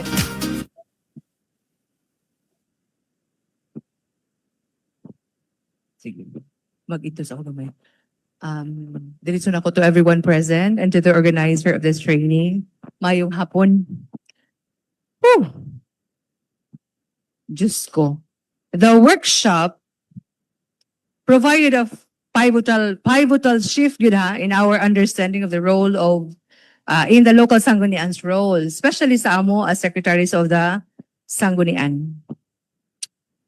Moving beyond mere legislation, the focus of the quasi-judicial function highlighted the gravity of our responsibility in maintaining administrative integrity. Having attended this session is a great privilege and a huge opportunity to learn. Yet, coupled with so much or so a great responsibility, ambot og na pa ba may, pwede pa may mudili, ani no? So it's grabbing a promotion from the secretary morag to frustrated attorneys, char lang. The little attorneys, and then with the great expectation given the 2 days, less than, of course, more or less less than 10 hours, no? Because if you notice, we are expected to perform with competence. Basta kung, Diyos ko Lord, ano sa naman yun? Yet, sige lang, let us just be open to opportunities and this challenge of these great learnings. We will be, I do not know, we will just try our best. Basta our salute to the organizers for giving high regard to this new role. Eh kung naglisod mi, karon nga nakadungog mi, unsa na lagwa gid mi na dungog. So kudos to our pool of trainers. Ato pakpakan ato mga trainers gid no. So nang hinaot sila nga natay competence pero sila howd na gid kaayo sila. So more power to you. And of course for the venue, wala na yung maingon kay nag-enjoy mi. Pero disturb kami kay grabe amo ang workshop overload manggod mi. So naglisod-lisod gihapon mi pero sige lang kay gwapo man ang ato ang venue. For the food, sumptuous nagbaha man atong food. Sa atong unsa pa atong tulganan, ang atong mga technical working group, very competent man pod, very kanang howd man, they were able to make this training went so smoothly and things are put into proper places. So, unsa pa akong malimtan, ma'am? Murag wala na, no? Of course, kato atong mga pool of speakers, atong sa attorney, daghan kay sila. Nipod mi, wow, attorney pod unta mi. Anyhow, we just promise, impression lang man ni, pero may kamot lang yun, no, nga masig baka 10% lang mi sa inyong gi-expect. Starting, baragkuan lang man ni, no, kanang kick-off. Starting off. So good luck to all of us, not just the secretaries of the Sanggunian, but to the whole family of the Sangguniang Bayan, Sangguniang Palawigan, sa Tibuok Region 11. So mabuhay, daghan kayo salamat, maayong hapon sa atong tanan. Thank you so much po, ma'am, no? Ipaglaban dyan nato atong mga na-take note dira, ma'am, no? Okay, once again po, thank you so much, Ma'am Arceline from the Municipality of Manay. Now, we will hear also an impression from the Vice Mayor of Municipality of Magsaysay, Sir Ronnie Sarande.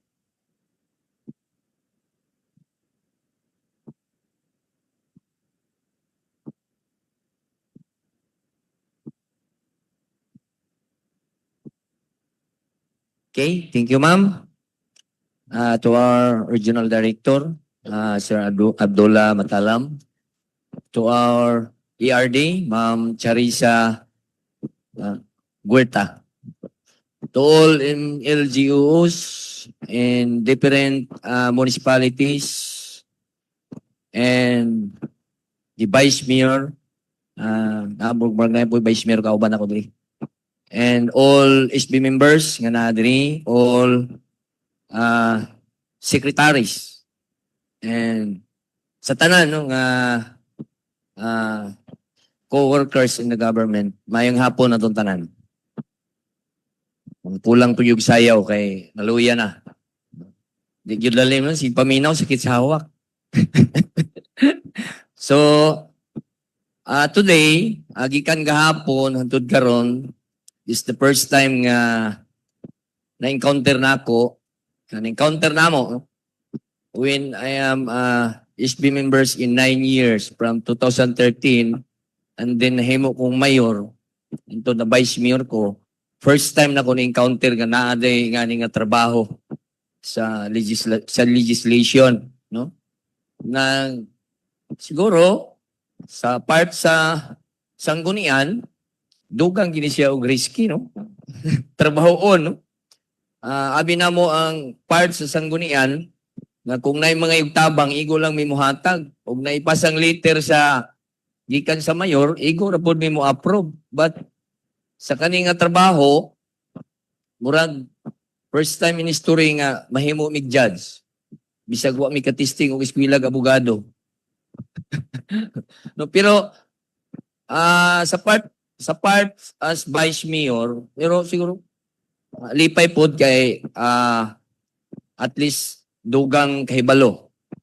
Siguro kung mawa tas politika, na-experience na to nga musalang punta og isa ka politician nga makasala sa barangay official.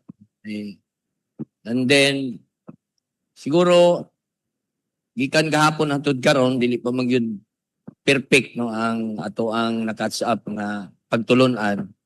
But we need to study more and paningkamutan yun nga, mahibalaan yun nato kaya basig abot sa time nga naay mga cases nga mahitabo nga ingani basig maulawan tas complainant. So need yun nga trabahoon dugang yung risky. So kining ato ang binyo adi naman ginibago sa ako kay kapila na ko balik-balik diri sa Ritz Hotel. Mutob sa ni mga seminars diri man gyud ang kuan sa DLG. Ang kuan lang wala ko katulog gabi diri. Di kay nako sinati ang mga kwarto. No? So kini laging gwardyado ta perminti mao mo ginauli mo kita para di ta makasala sir no. So good luck no sa tanang mga SB members and all vice mayors and secretaries sa bag-ong trabaho na to. So, palakpakan na to itong kagalingon. So, once again, maayong hapon na itong tanan. Thank you po, Vice Mayor.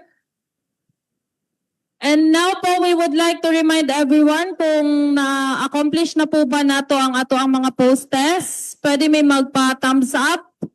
Also, sa ato ang mga participants from the Zoom and Facebook Live.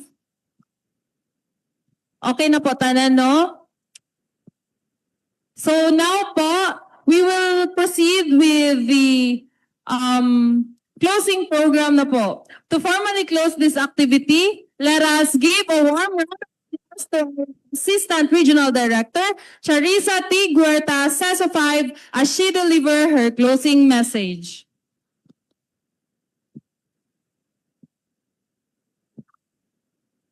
Good afternoon to everyone.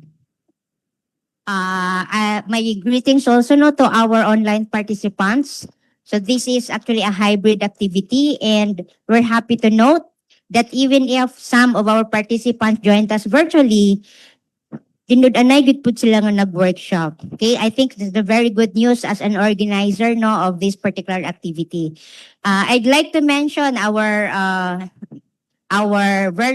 physical nga face-to-face nga participants coming from the different municipalities sa Region 11. Of course, with that, extending also my gratitude sa inyong physical presence.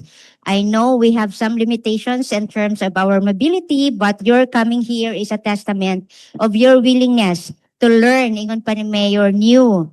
So, siguro ako, I would say to add more learnings as you perform your functions in the legislation area. Okay, so my gratitude and respect, my thanks as well to the representatives from the Sangguniang Bayan. I think with you are the members of the SB and the SB secretaries, coming from the municipality of Mawab, Kaway-Kaway from Mawab. Thank you very much, sir. From New Bataan. Dagan-dagan ang New Bataan. Okay, so Manay, Thank you. From Baganga. From Hagunoy. And of course, sa Magsaysay, led by our very own Vice Mayor Ronnie Sarandi. Our virtual participants, probably I cannot mention everyone, pero I know we have the City of Digos, the Municipality of Malalag, kinsa pa sa munisipyo. Okay, so again, my gratitude for your presence. Especially, dili baya lalim sa atong mga virtual participants, okay ra ning atong mga physical face-to-face nga participants, mapugos manggid mo og lingkod og maminaw. Pero sa atong mga virtual participants, it takes a lot, no, of discipline and willingness to really sit down for the last 2 days to listen to the discussions. Ang among panghinaot sa DILG nga daghan og nakatunan during this training. So despite the fact that half day or more than half day of our last day, ang atong resource person is virtual pod no nga nag-deliver sa discussion.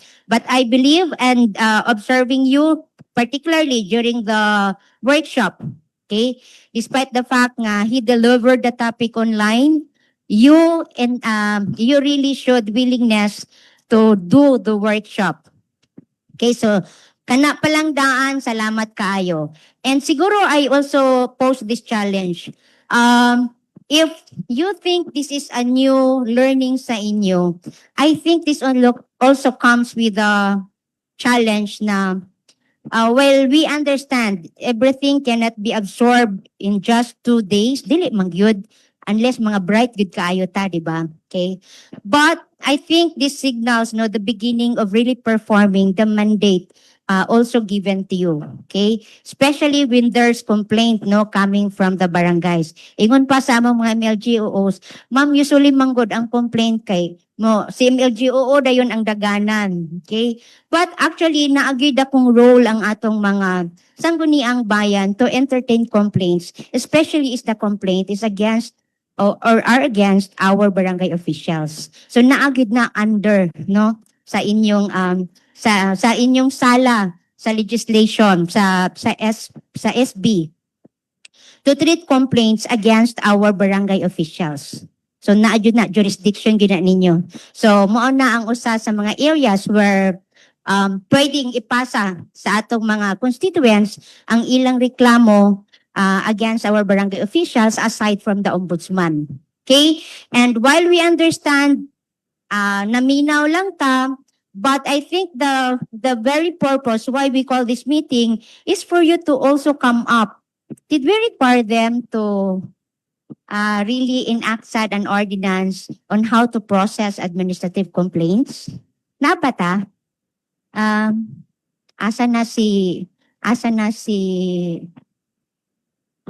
did you require CAMS? Murag naagid po sila i-process how to do okay. So mo gini pinaka-purpose.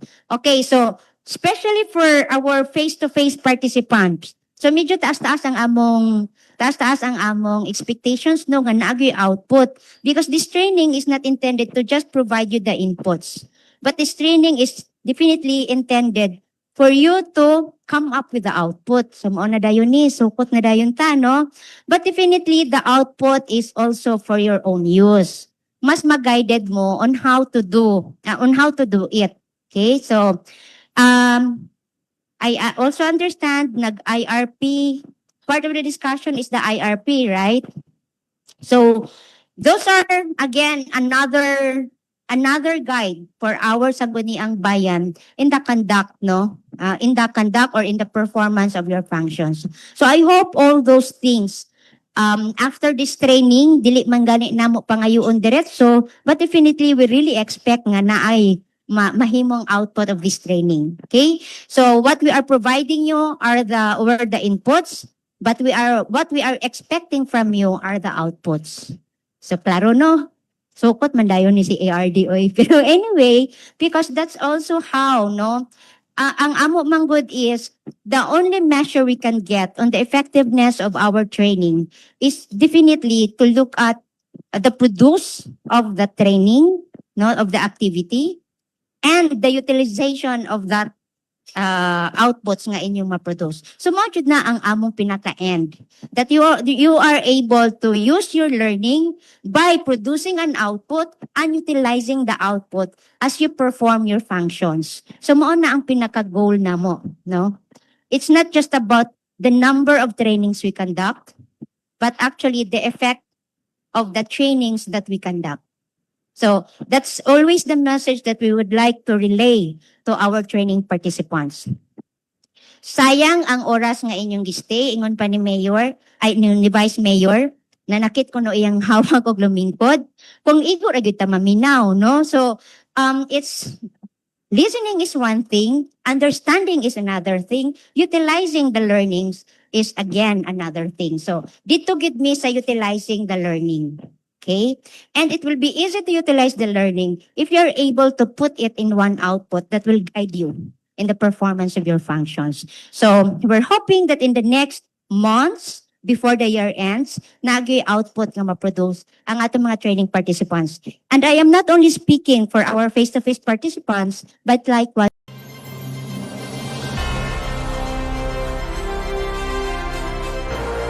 DILG, Department of the Interior and Local Government Region 11.